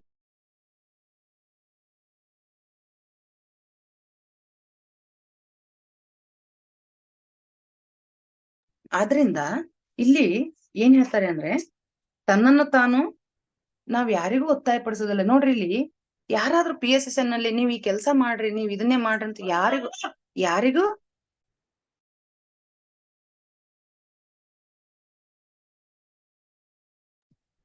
ಆದ್ರಿಂದ ಇಲ್ಲಿ ನಾವೇ ನಮ್ ಕೆಲ್ಸಗಳನ್ನ ವಹಿಸ್ಕೋತೀವಿ. ಪತ್ರಿ ಸರ್ ಹೇಳೋದ್ ಬೇಕಿಲ್ಲ, ಕೆಲ್ಸಗಳನ್ನ ನಾವೇ ವಹಿಸ್ಕೊಂಡು ಕೆಲ್ಸಗಳನ್ನ ಮಾಡ್ತೀವಿ. ಸಹನೆಯ ಪ್ರಗತಿ ಯಾಕೆ ಕೊಟ್ಟಿದ್ದಾರೆ ಅಂದ್ರೆ, ಈ ಮಾರ್ಗದಲ್ಲಿದ್ದಾಗ ಬಹಳ ಪರೀಕ್ಷೆಗಳು ಬರ್ತವೆ. ಮನೆಯಿಂದ ಹಿಡಿದು ಹೊರಗೆ ಪ್ರತಿ ಕ್ಷಣ ನಮ್ಗೆ ಪರೀಕ್ಷೆ. ಮಿಲರೆಪ್ಪನಿಗೆ ಹೇಗೆ ಬಂತು ಪರೀಕ್ಷೆ? ಸ್ವತಃ ಗುರು ಎಷ್ಟು ಸಹನೆಯನ್ನ ಅವರಲ್ಲಿ ಕಲಿಸಿದ ಅಂದ್ರೆ, ಪ್ರತಿ ಕ್ಷಣ ನಮಗೆ ಎಷ್ಟು ಪರೀಕ್ಷೆ. ಮೊನ್ನೆ ನೋಡಿದ್ವಿ ನಾವು ಮೈತ್ರೇಯ ಇದು ಪಿರಮಿಡ್ಗೆ ಹೋದಾಗ ಎಷ್ಟು ರೀತಿಯ ಪರೀಕ್ಷೆಗಳಂದ್ರೆ, ನಮಗಲ್ಲ, ಇದು ರಮಣ ಮಹರ್ಷಿಗೆ ಬಂದಿತ್ತು, ಗಾಂಧೀಜಿ ಅವ್ರಿಗೆ ಬಂದಿದ್ದು, ಎಲ್ರಿಗೂ, ಶಂಕರಾಚಾರ್ಯರಿಗೆ ಬಂದಿದ್ದು. ಎಷ್ಟೆಲ್ಲಾ ಅನುಭವಿಸಿದ್ರು. ಒಬ್ಬ ವ್ಯಕ್ತಿ 100 ಸಲ ಕೆಸರು ಎರಚ್ತಾನೆ. ಶಂಕರಾಚಾರ್ಯ ಅಷ್ಟು ಸಲ ಹೋಗಿ ಗಂಗೆಯಲ್ಲಿ ಮುಳುಗಿ ಬರ್ತಾನೆ. ಯಾಕೆ ನಿಮಗೆ ಕೋಪನೆ ಬರ್ತಾ ಇಲ್ಲ ಅಂದ್ರೆ, ಇಲ್ಲ ನನಗ್ ಬರ್ತಾ ಇಲ್ಲ, ಯಾಕಂದ್ರೆ ಅಷ್ಟು ಸಲ ನೀರಿನಲ್ಲಿ ಮುಳುಗೋದಕ್ಕೆ ನೀನು ನನಗೆ ಅವಕಾಶ ಕೊಟ್ರಿ ಕೆಸರೆಚ್ಚ ಮೂಲಕ. ಬುದ್ಧನಿಗಂತೂ ನಿನಗೆ ಏನಾಗಿದೆ, ಇಷ್ಟು ದೇಹ ಇಟ್ಟುಕೊಂಡು ಯಾಕೆ ಭಿಕ್ಷೆ ಬಿಡ್ತಾ ಇದೀನಿ, ನೀನ್ ಬೇಡದಲ್ದೆ ನಿನ್ನ ಶಿಷ್ಯರನ್ನು ಹಾಗೆ ಮಾಡ್ತಾ ಇದೀಯಾ ಅಂತೇಳಿ ಎಷ್ಟು ಟೀಕೆ ಟಿಪ್ಪಣಿಗಳು, ಎಷ್ಟೊಂದು ಟೀಕೆ. ಹಾಗಾದ್ರೆ ಅಲ್ಲಿ ಸಹನೆ, ಅದು ಕೂಡ ನಮ್ಮ ಬುದ್ಧತ್ವದ ಸಂಕೇತ ಅಂತೇಳಿ. ಇನ್ನು 3ನೇ ದಿನ ರಾತ್ರಿಯಲ್ಲಿ ಅವರು ಸಂಸಾರ ಮತ್ತು ನಿರ್ವಾಣ. ಎಷ್ಟಂದ್ರೆ, ನಾನು ಅದಕ್ಕೆ ಹೇಳ್ತಾ ಇರೋದು, ಕಂಟೆಂಟ್ ಬಹಳ ಇದೆ ಧ್ಯಾನ ಕಸ್ತೂರಿಯಲ್ಲಿ. ಅವ್ರು ಹೇಳ್ತಾರೆ ನಿಮ್ಗೆ ಗೊತ್ತಿರುವಂತದ್ದು, ಫಸ್ಟ್ ಗೆ ಮಿಡಲ್ ಪಾತ್ ಅಂದಲ್ಲಿ ಕೂಡ ಅದೇ ಬರ್ತದೆ. ಮತ್ತೆ ಇಲ್ಲಿ ಸಂಸಾರ ನಿರ್ವಾಣ, ಸಂಸಾರ ಮತ್ತು ನಿರ್ವಾಣವನ್ನು ಒಟ್ಟಿಗೆ ಸೇರಿಸೋದು. ಈ ಜನ್ಮ ನಾವು ಬಹಳಷ್ಟು ಜನ್ಮಗಳನ್ನ ಸನ್ಯಾಸಿಗಳಾಗಿ ಹಿಮಾಲಯದಲ್ಲಿ ಕಳೆದಿದ್ದೀವಿ. ಈ ಜನ್ಮ ಪಿರಮಿಡ್ ಮಾಸ್ಟರ್ಗಳಿಗೆ ಏನ್ ಬಂದಿದೀವಲ್ಲ, ಈ ಜನ್ಮ ನಾವು ಕಡ್ಡಾಯವಾಗಿ ಎಲ್ಲಿರ್ಬೇಕು, ಸಂಸಾರದಲ್ಲೇ ಇದ್ದು ನಿರ್ವಾಣವನ್ನ ಸಾಧಿಸ್ಬೇಕು. ಅದಕ್ಕೆ ಪ್ರತಿ ಸಲ ಅವ್ರು ಹೇಳ್ತಾರೆ, ನಾವುಗಳು ಮಾನವೀಯವಾಗಿ ದಯೆಯಿಂದ ಕೂಡಿರಬೇಕು. ನಾವೆಲ್ಲರೂ ಪ್ರತಿಯೊಂದು ಪ್ರಾಣಿ, ಪಕ್ಷಿ, ಮೀನು ಮುಂತಾದವುಗಳನ್ನು ಕೂಡ ಪ್ರೀತಿಸ್ಬೇಕು. ಮತ್ತು ನಾಳೆಗಾಗಿ ನಾವು ಯಾವಾಗಲೂ ತಾಳ್ಮೆಯಿಂದ ಕಾಯ್ಬೇಕು. ನಮ್ದೇ ಟೈಮ್ ನೋಡ್ರಿ, ಪತ್ರಿ ಸರ್ ಅವ್ರು ಅಷ್ಟು ತಹನೆ ತಗೊಂಡಿರೋದ್ರಿಂದಾನೇ PSSM ಇವತ್ತು ಇಷ್ಟು ಬೃಹತ್ ಸಂಸ್ಥೆಯಾಗಿ. ಪತ್ರಿ ಸರ್ ಅವರು ಬಹಳಷ್ಟು ಕಷ್ಟಗಳು, ನೋವುಗಳನ್ನ ಅನುಭವಿಸಿದ್ದಾರೆ, ಸಾಮಾನ್ಯ ಅಲ್ಲ. ಆದ್ರೆ ಅವ್ರದ್ದು ನಾವು ಒಂದು ಮುಖ ಮಾತ್ರ ಹೇಳ್ಬಾರ್ದು. ಇನ್ನು ಪಿರಮಿಡ್ ವ್ಯಾಲಿಯಲ್ಲಿ ಫಸ್ಟ್ ಡೇ ಸ್ವರ್ಣಮಾಲಾ ಅಮ್ಮನವರು ಪುಸ್ತಕ ಬಿಡುಗಡೆ ಮಾಡ್ತಾ ಇದ್ದಾರೆ. ಮತ್ತೆ ದೀಪ ಬೆಳಗೋದ್ರ ಮೂಲಕ ಉದ್ಘಾಟನೆ ಮಾಡಿದ್ರು. ಹಲವಾರು ಜನ ಪಿರಮಿಡ್ ಮಾಸ್ಟರ್ಗಳು, ಮುಖ್ಯವಾಗಿ ಪೈಮಾ ತಂಡ ಬಹಳಷ್ಟು ಸೇವೆ ಸಲ್ಲಿಸಿತ್ತು. ಅವು ಸಣ್ಣ ಹುಡುಗರಾಗಿ ಕೂಡ ಒಂದು 60-70 ಜನ ಇಷ್ಟು ಸೇವೆಯನ್ನ ಸಲ್ಲಿಸಿದ್ರು. ಅದು ಅಪೂರ್ವವಾದ. ಗೆಸ್ಟ್ಗಳು ಕೂಡ ಬಹಳ ಅಪರೂಪ. ಜತ್ತಿ ಅವರು ಬಂದಿದ್ರು, ಅರವಿಂದ್ ಜತ್ತಿ ಅವರು ಬಂದಿದ್ರು. ಅಲ್ಲದೆ ವಿನಯ್ ಗುರೂಜಿ ಅಂತ ಬಂದಿದ್ರು. ಒಳ್ಳೊಳ್ಳೆ ಗೆಸ್ಟ್ಗಳು, ಒಳ್ಳೊಳ್ಳೆ ಸ್ಪೀಚ್ಗಳು ಅವ್ರದೆಲ್ಲ. ಯಾಕಂದ್ರೆ ಅವ್ರೆಲ್ರು ನಮ್ಮ ಹತ್ರ ಬರೋದ್ರಿಂದ ಇಲ್ಲೇ ಇದಾರ. ವಿನಯ್ ಗುರೂಜಿ, ಅರವಿಂದ್ ಜತ್ತಿ ಅವರು ಎಲ್ರು ಡ್ಯಾನ್ಸ್ ಮಾಡಿ ಕುಣಿದ್ರು. ಅವಾಗ ಪತ್ರಿ ಮೇಡಮ್ ಹೇಳಿದ್ರು, ಯಾಕೆ ಅಂದ್ರೆ ಅದು ಶಿವ ತಾಂಡವ. ನಾವು ಎಲ್ರಿಗೂ ಒಂದು ಪ್ರಶ್ನೆ ಇರ್ಬೋದು, ನಿಮ್ಮಲ್ಲಿ ಒಂದು ಪ್ರಶ್ನೆ ಇರ್ಬೋದು, ಯಾಕೆ ಡ್ಯಾನ್ಸ್ ಮಾಡ್ತಾರೆ ಧ್ಯಾನ ಆದ್ಮೇಲೆ ಈ ಪಿರಮಿಡ್ ಮಾಸ್ಟರ್ಗಳು ಅಂತೇಳಿ. ಹೆಂಗೆ ಈಶ್ವರ ಧ್ಯಾನದಲ್ಲೇ ಕೂತಿರ್ತಾನೆ, ಎದ್ರೆ ತಾಂಡವ ಶುರು ಆಗುತ್ತೆ, ಶಿವ ತಾಂಡವ. ಹಂಗೆ ನಮ್ಮ ಆತ್ಮ ಕುಣಿಯುತ್ತೆ. ಅದನ್ನ ಪತ್ರಿ ಸರ್ ಅವರು ಅವಾಗಿಂದ ನಮಗೆ ಬೆಳೆಸ್ಕೊಂಡ್ ಬಂದಿದ್ದಾರೆ. ಆಮೇಲೆ ಈ ಬಾರಿ ಧ್ಯಾನ ಕಸ್ತೂರಿಗೆ ಒಂದು ಆಡ್ ಕೂಡ ಕೊಡಲಾಗಿದೆ. ಒಂದೊಂದ್ರೆ ಜಾಹೀರಾತು. ಯಾಕೆಂದ್ರೆ ಪತ್ರಿಕೆಗೆ ಹಣದ ಅವಶ್ಯಕತೆ ಇರೋದ್ರಿಂದ ಒಂದು ಸಣ್ಣದು ಆ ರೀತಿ ಬೇರೆ ಕಮರ್ಷಿಯಲ್ ಆಡ್ ಅಲ್ಲ ಅದು. ಆ ರೀತಿ ಕೂಡ ಕೊಡ್ಲಾಗಿದೆ. ಎಲ್ರೂ ಚಂದದಾರರಾಗ್ರಿ ಧ್ಯಾನ ಕಸ್ತೂರಿಗೆ ಅನ್ನೋ ಒಂದು ಧ್ಯಾನ ಕಸ್ತೂರಿಗೆ ಚಂದದಾರರಾಗ್ಬೇಕು ಅನ್ನೋದು ಕೂಡ ಇದೆ. ಅದಾದ್ಮೇಲೆ ಮುಖ್ಯವಾಗಿ ಆಗ್ಲೇ ತಾನು ನಿಮ್ಗೆ ಹೇಳಿದೀನಿ ಸ್ವಾಧ್ಯಾಯದ ಮಹತ್ವವನ್ನ ಒಂದು ಕಿರು ಪುಸ್ತಕ ಇತ್ತು. ಇನ್ನು ಅಮ್ಮನವರ ಸಂದೇಶಗಳು ನೋಡೋಣ. 3 ಕಥೆಗಳು ಬಹಳ ಚೆನ್ನಾಗಿದ್ದು ಪತ್ರಿಜಿ ಮೇಡಮ್ ಅವ್ರದ್ದು. ಏನು ಅಂದ್ರೆ ಒಬ್ಬ ರಾಜ ಇದ್ದ, ರಾಜನಿಗೆ 2 ಮಕ್ಕಳಿದ್ರು. ಮೊದಲನೇ ದಿನ ಹೇಳಿದ ಕತೆ ಇದು, ಫಸ್ಟ್ ಡೇ ಉದ್ಘಾಟನೆ ಮಾಡಿದ ದಿನ. ಏನಂತಾರೆ, ಆ ರಾಜನ 1ನೇ ಮಗ ಬರೀ ಯುದ್ಧಗಳನ್ನ ಮಾಡಿ ರಾಜ್ಯಗಳನ್ನ ಗೆಲ್ತಾ ಇದ್ದ. ಆದ್ರೆ ಸಣ್ಣ ಮಗ ಮಾತ್ರ ಅಪ್ಪನ್ ಮಾತು ಕೇಳಿಲ್ಲ, ರಾಜನ್ ಮಾತು. ಎಲ್ಲ ರಾಜ್ಯಗಳಿಗೆ ಹೋಗಿ ಜ್ಞಾನವನ್ನ ಹಂಚ್ತಾ ಇದ್ದ ಅಂತೇಳಿ. ಕೊನೆಗೆ ಅವ್ರು ಹೇಳ್ತಾರೆ, ಆ ರಾಜನ ಸಣ್ಣ ಮಗ ಬೇರೆ ಯಾರು ಅಲ್ಲ, ಎಲ್ರೂ ಪತ್ರಿಜಿ ಸರಿ. ಯಾಕೆ ಅಂದ್ರೆ ಅವ್ರ ಅಪ್ಪ ಬೈತಾ ಇದ್ರಂತೆ ಪತ್ರಿ ಸರಿಗೆ, ಅದೇನ್ ಯಾವಾಗಾದ್ರೂ ನೋಡ್ ಕೊಳಲ್ ಊದ್ಕೋತಾ ಇರ್ತೀಯಲ್ಲ, ಕೊಳಲ್ ನುಡಿಸ್ತಾ ಇದೀಯ, ಅದರಿಂದ ಹೊಟ್ಟೆ ತುಂಬತದ ನಿನಗೆ? ಕೊಳಲ್ ಊದೋದ್ರಿಂದ ಏನಾದ್ರು ದುಡ್ಡು ಬರುತ್ತಾ ನಿನಗೆ? ಸಂಪಾದನೆ ಆಗುತ್ತೆ, ಏನ್ ಉಪಯೋಗ ಅದರಿಂದ ಅಂತ ಬೈತಾ ಇದ್ರಂತೆ. ಆದ್ರಿಂದ ನಿನ್ನ ಓದಿನ ಎಲ್ಲ ಜ್ಞಾನ ವ್ಯರ್ಥ, ನಿನ್ನ ಕಲೆ ಕೂಡ ವ್ಯರ್ಥ ಅಂತ ಬೈತಾ ಇದ್ರು. ಉಪಯೋಗಕ್ಕೆ ಬರೋದಿಲ್ಲ ನೋಡು ಆ ಕೊಳಲನ್ನ ನುಡ್ಸೋದ್ರಿಂದ ಏನು ಇಲ್ಲ ಅಂತೇಳಿ. ಆದರೆ ಆ ಕೊಳಲು ಊದಿ PSSM ಅನ್ನೋ ದೊಡ್ಡ ಸಾಮ್ರಾಜ್ಯವನ್ನ ಕಟ್ಟಿದ್ರು ಇಡೀ ಪ್ರಪಂಚದಾದ್ಯಂತ ಅಂತೇಳಿ ಇಲ್ಲಿ ಪತ್ರಿ ಮೇಡಮ್ ಹೇಳಿದ್ರು. ಇಷ್ಟೆಲ್ಲ ಜನರ ಹೃದಯ ಸಾಮ್ರಾಜ್ಯದಲ್ಲಿ ನೆಲೆಸಿದ್ದಾರೆ ಅವರು. ಇಷ್ಟು ಜನರ, ಲಕ್ಷಾಂತರ ಜನರ ಪಿರಮಿಡ್ ಮಾಸ್ಟರ್ಗಳ ಒಂದು ಹೃದಯ ಸಾಮ್ರಾಜ್ಯದಲ್ಲಿ ನೆಲೆಸಿ ಒಂದು ದೊಡ್ಡ ಸಾಮ್ರಾಜ್ಯವನ್ನೇ ಕಟ್ಟಿದ್ದಾರೆ. ಅಷ್ಟೆಲ್ಲ ಅವ್ರು ಹೇಳ್ತಾರೆ, ಇಂಥ ದೊಡ್ಡ ಸಾಮ್ರಾಜ್ಯಕ್ಕೆ, PSSM ಅನ್ನೋ ಆಧ್ಯಾತ್ಮಿಕ ಸಾಮ್ರಾಜ್ಯಕ್ಕೆ ರಾಜರಾಗಿದ್ದಾರೆ ಯಾರು? ಪತ್ರಿಜಿ ಅವರು. ಎಲ್ಲ ಕಡೆ ಜ್ಞಾನ ಹಂಚಿದ್ದಾರೆ, ಇಡೀ ಪ್ರಪಂಚದಂತ ಜ್ಞಾನ ಹಂಚಿದ್ದಾರೆ. ಆದ್ದರಿಂದ ರಾಜನ ಕಥೆಯಲ್ಲಿ ಬರುವ 2ನೇ ಮಗ, ಅವನನ್ನು ಹೊರಗಾಗ್ತಾನ ರಾಜ. ಅವನು ಆರಾಮ್ ಆಯ್ತು, ಜ್ಞಾನವನ್ನ ಹಂಚ್ಕೋತ ರಾಜ್ಯವನ್ನ ತಿರುಗ್ತಾ ಹೋಗ್ತಾನ. ಆದ್ರೆ ಆ ಜ್ಞಾನದ ರಾಜ್ಯವನ್ನ ಕಟ್ಟಿದ ಇವನು ಯುದ್ಧಗಳನ್ನ ಮಾಡಿ ಬರೀ ಜನರ ಸಾಮ್ರಾಜ್ಯ ಕಟ್ಟಿದ. ಆದ್ರಿಂದ ಆ ಜ್ಞಾನದ ದೀವಿಗೆನ ನಿಮ್ ಕೈಗೆ ಕೊಟ್ಟಿದ್ದಾರೆ, ನೀವು ಕೂಡ ಅದನ್ನ ಬೆಳಗಿಸ್ತಾ ಇದ್ದೀರಿ. ಹೀಗೆ ಪ್ರಪಂಚದಾದ್ಯಂತ ನೀವು ಪ್ರಯಾಣ ಮಾಡಿ ಇದನ್ನ ಹಂಚ್ರಿ ಅಂತ ಮೊದಲನೇ ದಿನ ಮೇಡಮ್ ಅವರು ಇದು ಹೇಳಿದ್ರು. ಇನ್ನು ಅವ್ರು ನಿಜವಾಗ್ಲು ಪ್ರತಿದಿನ ಒಂದೊಂದ್ ಕತೆ ಹೇಳಿದ್ರು. ಒಂದು ದಿನ ನೆಕ್ಸ್ಟ್ 2ನೇ ದಿನ ಅವರು ಆತ್ಮಕ್ಕೆ ಆಹಾರ ಧ್ಯಾನವೇ, ಆತ್ಮೋದ್ಧಾರಕ್ಕೆ ಧ್ಯಾನವೇ ಆಧಾರ ಅಂತೇಳಿ, ನಾವು ಈ ಶರೀರವನ್ನ ಭೋಗಗಳಿಗೆ ಸೀಮಿತಗೊಳಿಸಬಾರ್ದು. ನಮ್ಮ ಶರೀರಕ್ಕೆ ಎಷ್ಟು ಅವಶ್ಯಕತೆ ಅಷ್ಟು ಸೌಲಭ್ಯಗಳನ್ನ ಇಟ್ಕೋಬೇಕು ಅಷ್ಟೇ. ಆದ್ರೆ ವೈಭೋಗದ ನಮ್ಗೆ ಲಕ್ಸರೀಸ್ ಬೇಕಿಲ್ಲ ಅಂತ ಹೇಳಿದ್ರು ಅವ್ರು. ಲಕ್ಸರೀಸ್ ಬೇಡ, ಮಿನಿಮಮ್ ಸೌಲಭ್ಯಗಳು ಸಾಕು ಅಂತೇಳಿ ಅವ್ರು ಹೇಳ್ತಾ, ಪಿರಮಿಡ್ ಸ್ಪಿರಿಚುವಲ್ ಸೊಸೈಟಿ ಹಿರಿಮೆ ನನಗೆ ಬಹಳ ಖುಷಿ ಆಗ್ತಾ ಇದೆ, ಇಷ್ಟು ಜನ ಬಂದಿದ್ದೀರಿ. ಆಮೇಲೆ ಒಂದು ನೊಣ ಒಂದು ಲೋಟದಲ್ಲಿ ಹಾಕಿ ನೀವು ಪ್ಲೇಟ್ ಇಟ್ರೆ ಅಲ್ಲೇ ತಿರುಗಿ ಇಷ್ಟೇ ನನ್ ಪ್ರಪಂಚ ಅಂತ ಸೀಮಿತ ಆಗಿ ಒಂದ್ ಕಡೆ ಕೂಡುತ್ತೆ. ಆದರೆ ಅಂದ್ರೆ ಅದು ಪುನರಪಿ ಜನನಂ ಪುನರಪಿ ಮರಣಂ ಅಲ್ಲೇ ತಿರುಗ್ತಾ ಇರ್ತದೆ. ಆ ನೊಣ ಹಾರ್ಬೇಕು, ಹೊರಗ್ ಬರ್ಬೇಕು ಅಂದ್ರೆ ಈ ಆತ್ಮ ಅನ್ನೋದು ಉನ್ನತಿ ಆಗ್ಬೇಕು ಅಂತ, ಎಗರಲಾರದ ಪರಿಸ್ಥಿತಿಗೆ ಬಂದು ಅಲ್ಲೇ ಹೆಂಗ್ ಕೊಡ್ತದ ಹಂಗ ಆಗ್ಬಾರ್ದು, ನಾವ್ ಎಗರ್ಬೇಕು ಅಂತವ್ರು. ನಾವು ಈ ಧ್ಯಾನ, ಸ್ವಾಧ್ಯಾಯ, ಸಜ್ಜನ ಸಾಂಗತ್ಯವನ್ನ ಮಾಡ್ಬೇಕು, ಮಾಡಿಸ್ಬೇಕು ಅಂತ ಹೇಳಿದ್ರು. ಇನ್ನು 3ನೇ ದಿನ ಅವರು ಒಂದು ಕಪ್ಪೆಯ ಕಥೆಯನ್ನ ಹೇಳಿದ್ರು. ಬಹಳ ಚೆನ್ನಾಗಿತ್ತು ಇದು. ನಮಗ್ ಬಹಳ ಎಲ್ರಿಗೂ ಅನ್ವಯ ಆಗುತ್ತೆ, ವಿಶೇಷವಾಗಿ ನಮಗೆ. ಯಾಕೆ ಅಂದ್ರೆ ನಮಗೆ ಎಲ್ರಿಗೂ ಬಹಳಷ್ಟು ಅಡೆತಡೆಗಳು ಪ್ರತಿದಿನ ಈ ಸಮಾಜದಿಂದ, ಪಕ್ಕದವರಿಂದ ಎಷ್ಟು ವಿಮರ್ಶೆ, ಟೀಕೆಗಳು ಬರ್ತಾ ಇದಾವೆ ಅಂದ್ರೆ, ಏನ್ ಧ್ಯಾನ ಮಾಡ್ತಾರೇನಪ್ಪ, ಯಾವಾಗಾರ ಹುಚ್ಚಿಡ್ದವ್ರಂಗ ಆಡ್ತಾರೆ ಇವ್ರು, ಯಾವಾಗಾರ ನೋಡಿ ಧ್ಯಾನ, ಸ್ವಾಧ್ಯಾಯ, ಪುಸ್ತಕ, ಸಜ್ಜನ ಸಂಗತ್ಯ, ರ್ಯಾಲಿ, ಪಿರಮಿಡ್ ಅಂತೇಳಿ. ಅದಕ್ಕೆ ಧ್ಯಾನ ಮಾಡಬೇಡಿ ಎಂದು ಹಿಂದಕ್ಕೆ ಎಳೆಯೋರು ಬಹಳಷ್ಟು ಜನ ಇದ್ದಾರೆ. ಒಳಗಡೆಯಿಂದ ಸೋಮಾರಿತನವೂ ನಮ್ಮನ್ನು ಎಳೆಯುತ್ತೆ, ಹೊರಗಡೆಯಿಂದ ಜನರು ಎಳಿತಿರ್ತಾರೆ. ಇದು ಕೇವಲ ನಿಮಗೆ ಅಷ್ಟಲ್ಲ, ನನಗೂ ತಪ್ಪಿದ್ದಲ್ಲ. ನೋಡ್ರಿ, ಸ್ವರ್ಣಮಲ್ಲಮ್ಮ ಹೇಳ್ತಾರೆ, ನನಗೂ ಹಿಂಗಾಯ್ತು, ಪತ್ರಿಜಿಯವ್ರಿಗೂ ಸಹ ತಪ್ಪಿರಲಿಲ್ಲ. ಯಾವ್ದಕ್ಕೂ ಕಿವಿ ಕೊಡದೆ ನಾವು ಮುನ್ನಡೆಬೇಕು. ಕೆಲಸ ಕಾರ್ಯ ಇಲ್ಲದಿರುವವರನ್ನು ಧ್ಯಾನ ಮಾಡುತ್ತಾರೆ ಅಂತಾರೆ. ಇವ್ರಿಗೇನ್ ಕೆಲ್ಸ ಇಲ್ಲ ಅದಕ್ಕೆ ಧ್ಯಾನ ಮಾಡ್ತಾರ ಅಂತ ನಮ್ಮನ್ನ ಅಂತಿರ್ತಾರೆ ಕೆಲವರು. ಅಷ್ಟೇ ಅಲ್ಲ, ಯೋಗಿಗಳು ಮಾತ್ರವೇ ಧ್ಯಾನ ಮಾಡುತ್ತಾರೆ, ಧ್ಯಾನಕ್ಕೆ ಬರುತ್ತಾರೆ. ಅದು ನೀವು ತಿಳ್ಕೊಳ್ರಿ, ನಾವೆಲ್ಲ ಯೋಗಿಗಳು, ಅವ್ರನ್ನ ಆ ಸ್ಥಿತಿಗೆ ಬಂದಿಲ್ಲ. ಇದನ್ನು ನಾವೆಲ್ಲರೂ ಸಾಬೀತು ಮಾಡಿದೀವಿ. ಆಮೇಲೆ ಹಿಂತಿರುಗಿ ನೋಡ್ಬೇಡ್ರಿ. ಇದಕ್ಕೆ ಅವರು ಏನೋ ಒಂದು ಕಪ್ಪೆ ಕತೆ ಎಷ್ಟು ಚೆನ್ನಾಗಿ ಹೇಳಿದ್ರಂದ್ರೆ, ಒಂದು ಬಾವಿಯಲ್ಲಿ ಹಲವಾರು ಕಪ್ಪೆಗಳಿದ್ವಂತೆ. ಎಲ್ಲಾ ಕಪ್ಪೆಗಳು ಮೇಲೆ ಹೋಗೋದಕ್ಕೆ ಪ್ರಯತ್ನ ಮಾಡ್ತಾ ಇದ್ವು. ಆದ್ರೆ ಉಳಿದ ಕಪ್ಪೆಗಳು ಕೆಲವು ಕಪ್ಪೆಗಳು ಮೇಲೆ ಎಗರೋದಕ್ಕೆ ಪ್ರಯತ್ನ ಮಾಡ್ತಿದ್ವಿ. ಉಳಿದ ಕಪ್ಪೆಗಳೇ ನಿನ್ ಕೈಲಿ ಆಗಂಗಿಲ್ಲ, ಯಾಕೆ ಪ್ರಯತ್ನ ಮಾಡ್ತೀವಿ, ಸುಮ್ನೆ ಇರು, ಇದೇ ಒಂದು ಪ್ರಪಂಚ, ಈ ಬಾವಿನೇ ಒಂದು ದೊಡ್ಡ ಪ್ರಪಂಚ, ಇನ್ನು ಹೊರಗಡೆ ಏನು ಇಲ್ಲ ಅಂತಿದ್ರು. ಆದ್ರೆ ಒಂದು ಕಪ್ಪೆ ಮಾತ್ರ ಬಿಡ್ಲೇ ಇಲ್ಲ ಅಂತ. ಅದು ಎಗರದೆ ಕೊನೆಗೆ ಎಗರಿ ಹೊರಗೆ ಬಂದು ಅದು ಒಂದು ದೊಡ್ಡ ಸಮುದ್ರ ಸೇರಿತ್ತು. ಆದ್ರೆ ಆ ಕಪ್ಪೆ ಕಿವುಡ ಕಪ್ಪೆಯಾಗಿತ್ತು. ಅದೇನಾದ್ರೂ ಈ ಎಲ್ಲರ ಮಾತುಗಳನ್ನ ಕೇಳಿಸ್ಕೊಂಡ್ರೆ ಅದು ಕೂಡ ಹೊರಗೆ ಬರಕ್ ಆಗ್ತಿರ್ಲಿಲ್ಲ. ಆದ್ರಿಂದ ನಾವು ಕೂಡ ಕಿವುಡರಾಗಬೇಕು. ಇದನ್ನೇ ಬಸವಣ್ಣನವರು ಎನ್ನ ಹೆಳವನ ಮಾಡಯ್ಯ ತಂದೆ, ಎನ್ನ ಕುರುಡನ ಮಾಡಯ್ಯ ತಂದೆ ಅಂತ ತುಂಬಾ ಚೆನ್ನಾಗಿ ಎನ್ನ ಕುಂಟನ ಮಾಡಯ್ಯ ತಂದೆ ಅಂತ ಹೇಳ್ತಾರೆ. ಈ ಅತ್ತಲಿತ್ತಲು ಹೋಗದಂತೆ ಎನ್ನ ಮನಸ್ಸನ್ನ ಇದು ಮಾಡ್ರಿ ಅಂತೇಳಿ. ಇನ್ನು ಒಂದು ಉದಾಹರಣೆ ಕಥೆಯನ್ನ ಹೇಳಿದ್ರು ಆಕ್ಚುಲಿ ಅವಾಗ ಪತ್ರಿಜಿ ಸರ್ ಅವರು ಅವ್ರ ಮನೆಗೆ ಯಾರು ಬಂದ್ರು ಧ್ಯಾನ ಹೇಳ್ತಾ ಇದ್ರು. ಒಂದು ದಿನ ಅಂತೂ ಅವ್ರು ಎದಕ್ ಬಂದಾರ ಅಂತಾನೂ ಕೇಳ್ತಿರ್ಲಿಲ್ಲ. ಒಂದ್ಸಲ ಕರೆಂಟ್ ಬಿಲ್ಲು 3 ತಿಂಗಳಾದ್ರೂ ಕಟ್ಟತ್ತಿದ್ರೆ ಆ ಕರೆಂಟ್ ವೈರ್ ಕಟ್ ಮಾಡಕಂತ ಬಂದಿದಂತೆ. ಆತ ಎದಕ್ ಬಂದನ ಅಂತಾನು ಪತ್ರಿ ಸರ್ ಕೇಳಿಲ್ಲ. ಬಾ ಅಪ್ಪ ಅಂತೇಳಿ ಅವ್ನ ಕೂಡ್ಸಿ ಧ್ಯಾನ ಮಾಡಿಸಿ ಈತ ಊಟ ಮಾಡಿಸು ಅಂತ ಮೇಡಮ್ ಒಳಗಡೆ ಕಳ್ಸಿದ್ರಂತೆ. ಮೇಡಮ್ದು ಊಟ ನನ್ಗೆ ಆಕ್ಚುಲಿ ಊಟ ಮಾಡಿ ಬಂದಿನ್ರಿ, ಆದ್ರೆ ಸರ್ ಊಟ ಮಾಡಂತ ಕಳ್ಸಿರೋದ್ರಿಂದ ಇವ್ರು ಊಟಕ್ ಬಿಡ್ತಿದ್ರು. ಒಂದೊಂದ್ಸಲ ಅವ್ರು ಬೇಡ, ಅವ್ರಿಗೆ ಇಷ್ಟ ಇಲ್ಲ ಅಂದ್ರೆ ಇವ್ರು ಹೇಳ್ತಾ ಇದಾರಂತ ಒಳಗ್ ಬಂದು ಸುಮ್ನೆ ಶಾಸ್ತ್ರ ಮಾಡಿ ಹೋಗ್ತಿದ್ರ. ಹೋಗುವಾಗ ಹೇಳಿದ್ರಂತೆ, ಮೇಡಮ್ ನಾನ್ ಬಂದಿರೋದು ಕರೆಂಟ್ ಕಟ್ ಮಾಡೋದಕ್ಕೆ, ವೈರ್ ಕಟ್ ಮಾಡೋದಕ್ಕೆ ಬಂದಿನಿ. ಸರ್ ನನಗೆ ಧ್ಯಾನ ಹೇಳಿ ಊಟಕ್ಕೆ ಕಳ್ಸಿಬಿಟ್ರು. ನಾನ್ ಇವತ್ತೇನೋ ಹಂಗೆ ಹೋಗ್ತೀನಿ, ಆದ್ರೆ ಇನ್ನೂ 1-2 ದಿನ ನೀವು ಬಿಲ್ ಕಟ್ಟದೇ ಇದ್ರೆ ನಾವ್ ನಮ್ ಕೆಲ್ಸ ಮಾಡ್ಲೇಬೇಕಾಗ್ತದ ಅಂತ ಹೇಳಿ ಹೋದ್ರಂತೆ. ಮೇಡಮ್ ಅದನ್ನ ಹೇಳಿ ನಗ್ತಾ ಇದ್ರು. ಆಯ್ತು ಅಂತೇಳಿ ನಾನು ಆಮೇಲೆ ಬಿಲ್ ಕಟ್ಟೋ ವ್ಯವಸ್ಥೆ ಮಾಡಿದ್ವಿ. ಅದಕ್ಕೆ ನಿಮ್ಮ ಮನೆಗೆ ಯಾರ್ ಬಂದ್ರು ದಯವಿಟ್ಟು 40 ವರ್ಷಗಳಿಂದ ನಮ್ಮ ಮನೆಯಲ್ಲಿ ಅನ್ನದಾನ ಆಗಿದೆ.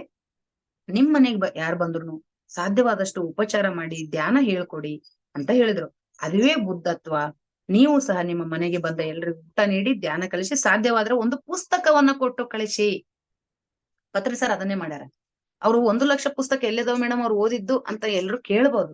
ಅವ್ರು ಯಾವತ್ತು ಯಾವ ಪುಸ್ತಕ ಇಟ್ಕೊಂಡಿಲ್ಲ, ಆಯ್ತು ಅದು ಓದಿ ಯಾರು ಬರ್ತಾರೆ ಅವ್ರಿಗೆ. ಅದಕ್ಕೆ ಅವರು ಬುದ್ಧ ಪೂರ್ಣಿಮೆ ಕಡತಾಲ್ನಲ್ಲಿ ಪುಸ್ತಕ ಬಿಡುಗಡೆ ಮಾಡಿ ಅಲ್ಲಿ ಹಂಚ್ತಾ ಇದ್ರು. ಅದು ಏನನ್ನ ಸಂಕೇತನ, ಅವ್ರು ಬರೀ ಹೇಳೋದ್ರಿಂದ ಅಲ್ಲ, ಅವರನ್ನು ನೋಡಿ ಕಲಿಯೋದು ಬಹಳ ಇರ್ತದೆ. ಅವರು ಪುಸ್ತಕವನ್ನ ಹಂಚ್ತಾ ಇದ್ರು. ಆ ರೀತಿ ಪುಸ್ತಕವನ್ನ ಕೊಡಿ, ಅವ್ರು ಹೋಗುವಾಗ ಒಂದು ಪುಸ್ತಕ ಕೊಟ್ಟು ಕಳಿಸಿ ಅಂತ ಪತ್ರಿಕೆ ಮೇಡಮ್. ನಿಜ, ನಾವಂತ ಅದನ್ನ ಆಚರಣೆಯಲ್ಲಿ ಇಟ್ಟಿದ್ವಿ. ಈ ಎಲ್ಲವನ್ನ ನಮಗೆ ಟ್ರಾನ್ಸ್ಲೇಟ್ ಮಾಡಿಕೊಟ್ಟವರು ಅರ್ಚನಾ ಚಿಕ್ಕಬಳ್ಳಾಪುರ, ದಿವ್ಯಶ್ರೀ ಮಂಡ್ಯ ಮತ್ತು ಡಾಕ್ಟರ್ ಎ ಸತ್ಯನಾರಾಯಣ ಸರ್, ಇವರು ಸಂಪಾದಕರು. ಈ ಎಲ್ಲ ವಿಡಿಯೋಗಳನ್ನ ನಮಗೆ ಭಾಷಾಂತರ ಮಾಡಿಕೊಟ್ಟಿದ್ದಾರೆ. ಅವರಿಗೆ ಥ್ಯಾಂಕ್ಸ್ ಹೇಳೋಣ. ಕಲ್ಲೋಳಿಯಲ್ಲಿ ಮಲ್ಲಯ್ಯ ಪಿರಮಿಡ್ ಉದ್ಘಾಟನೆ ಬಹಳ ಅದ್ಭುತವಾಗಿ ಕಾರ್ಯಾಚರಿಸಿದೆ. ಇಲ್ಲಿ ರಾಜ್ಯಸಭಾ ಸಂಸದರಾಗಿರುವಂತ ಈರಣ್ಣ ಕಡಾಡಿ ಅವರು ಭಾಗವಹಿಸಿ ಪಿರಮಿಡ್ ಧ್ಯಾನ ಕೇಂದ್ರಗಳು ಬಹಳ ಅದ್ಭುತ ಕೆಲಸ ಮಾಡ್ತಾ ಇದಾವೆ. ಹಿಂದೆ ಮಠ ಮಂದಿರಲ್ಲಿ ಮಾಡ್ತಾ ಇರೋ ಧ್ಯಾನ ಮನಸ್ಸಿಗೆ ನೆಮ್ಮದಿ ಕೊಡುವಂತ ಧ್ಯಾನ ಇವತ್ತು ಪಿರಮಿಡ್ ಸಂಸ್ಥೆಗಳು ಎಲ್ಲ ಕಡೆ ಕೊಡ್ತಾ ಇದಾವೆ. ಅವ್ರಿಗೆ ಥ್ಯಾಂಕ್ಸ್ ಹೇಳೋಣ. ಇನ್ನು ಮಹಿಳಾ ಸಬಲೀಕರಣಕ್ಕಾಗಿ ಧ್ಯಾನ ಅಂತೇಳಿ ಯೋಗ ದಿನಕ್ಕಾಗಿ ಮಹಿಳೆಯರು ಕೂಡ ಹೊರಗೆ ಒಳಗೆ ಕೆಲಸ ಮಾಡೋದ್ರಿಂದ ಬಹಳ ಅವರಿಗೆ ಸ್ಟ್ರೆಸ್ ಆಗ್ತಾ ಇದೆ. ಎಲ್ರಿಗೂ ಬೇಕು ಧ್ಯಾನ, ಮಹಿಳೆಯರಿಗಂತಲ್ಲ. ಪತ್ರಿ ಸರ್ ಹೇಳ್ತಾರೆ, ಅದಕ್ಕೆ ಹಾಡೈತಲ್ಲ, ಗೃಹಿಣಿಯರು ಮಾಡ್ಬೇಕು, ಸೈನಿಕರು ಮಾಡ್ಬೇಕು, ಟೇಲರ್ಗಳು ಮಾಡ್ಬೇಕು, ವಿದ್ಯಾರ್ಥಿಗಳು ಮಾಡ್ಬೇಕು, ವೃದ್ಧರು ಮಾಡ್ಬೇಕು, ಮಕ್ಕಳು ಮಾಡ್ಬೇಕು.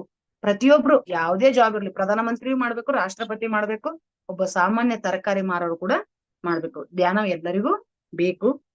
ಆದ್ರಿಂದ ಅಂತಾರಾಷ್ಟ್ರೀಯ ಈ ಯೋಗ ದಿನ ಯಾವಾಗ ಶುರುವಾಯ್ತು? 2014ರಲ್ಲಿ ಪ್ರಧಾನಮಂತ್ರಿ ವಿಶ್ವಸಂಸ್ಥೆಯಲ್ಲಿ ಇಟ್ರು.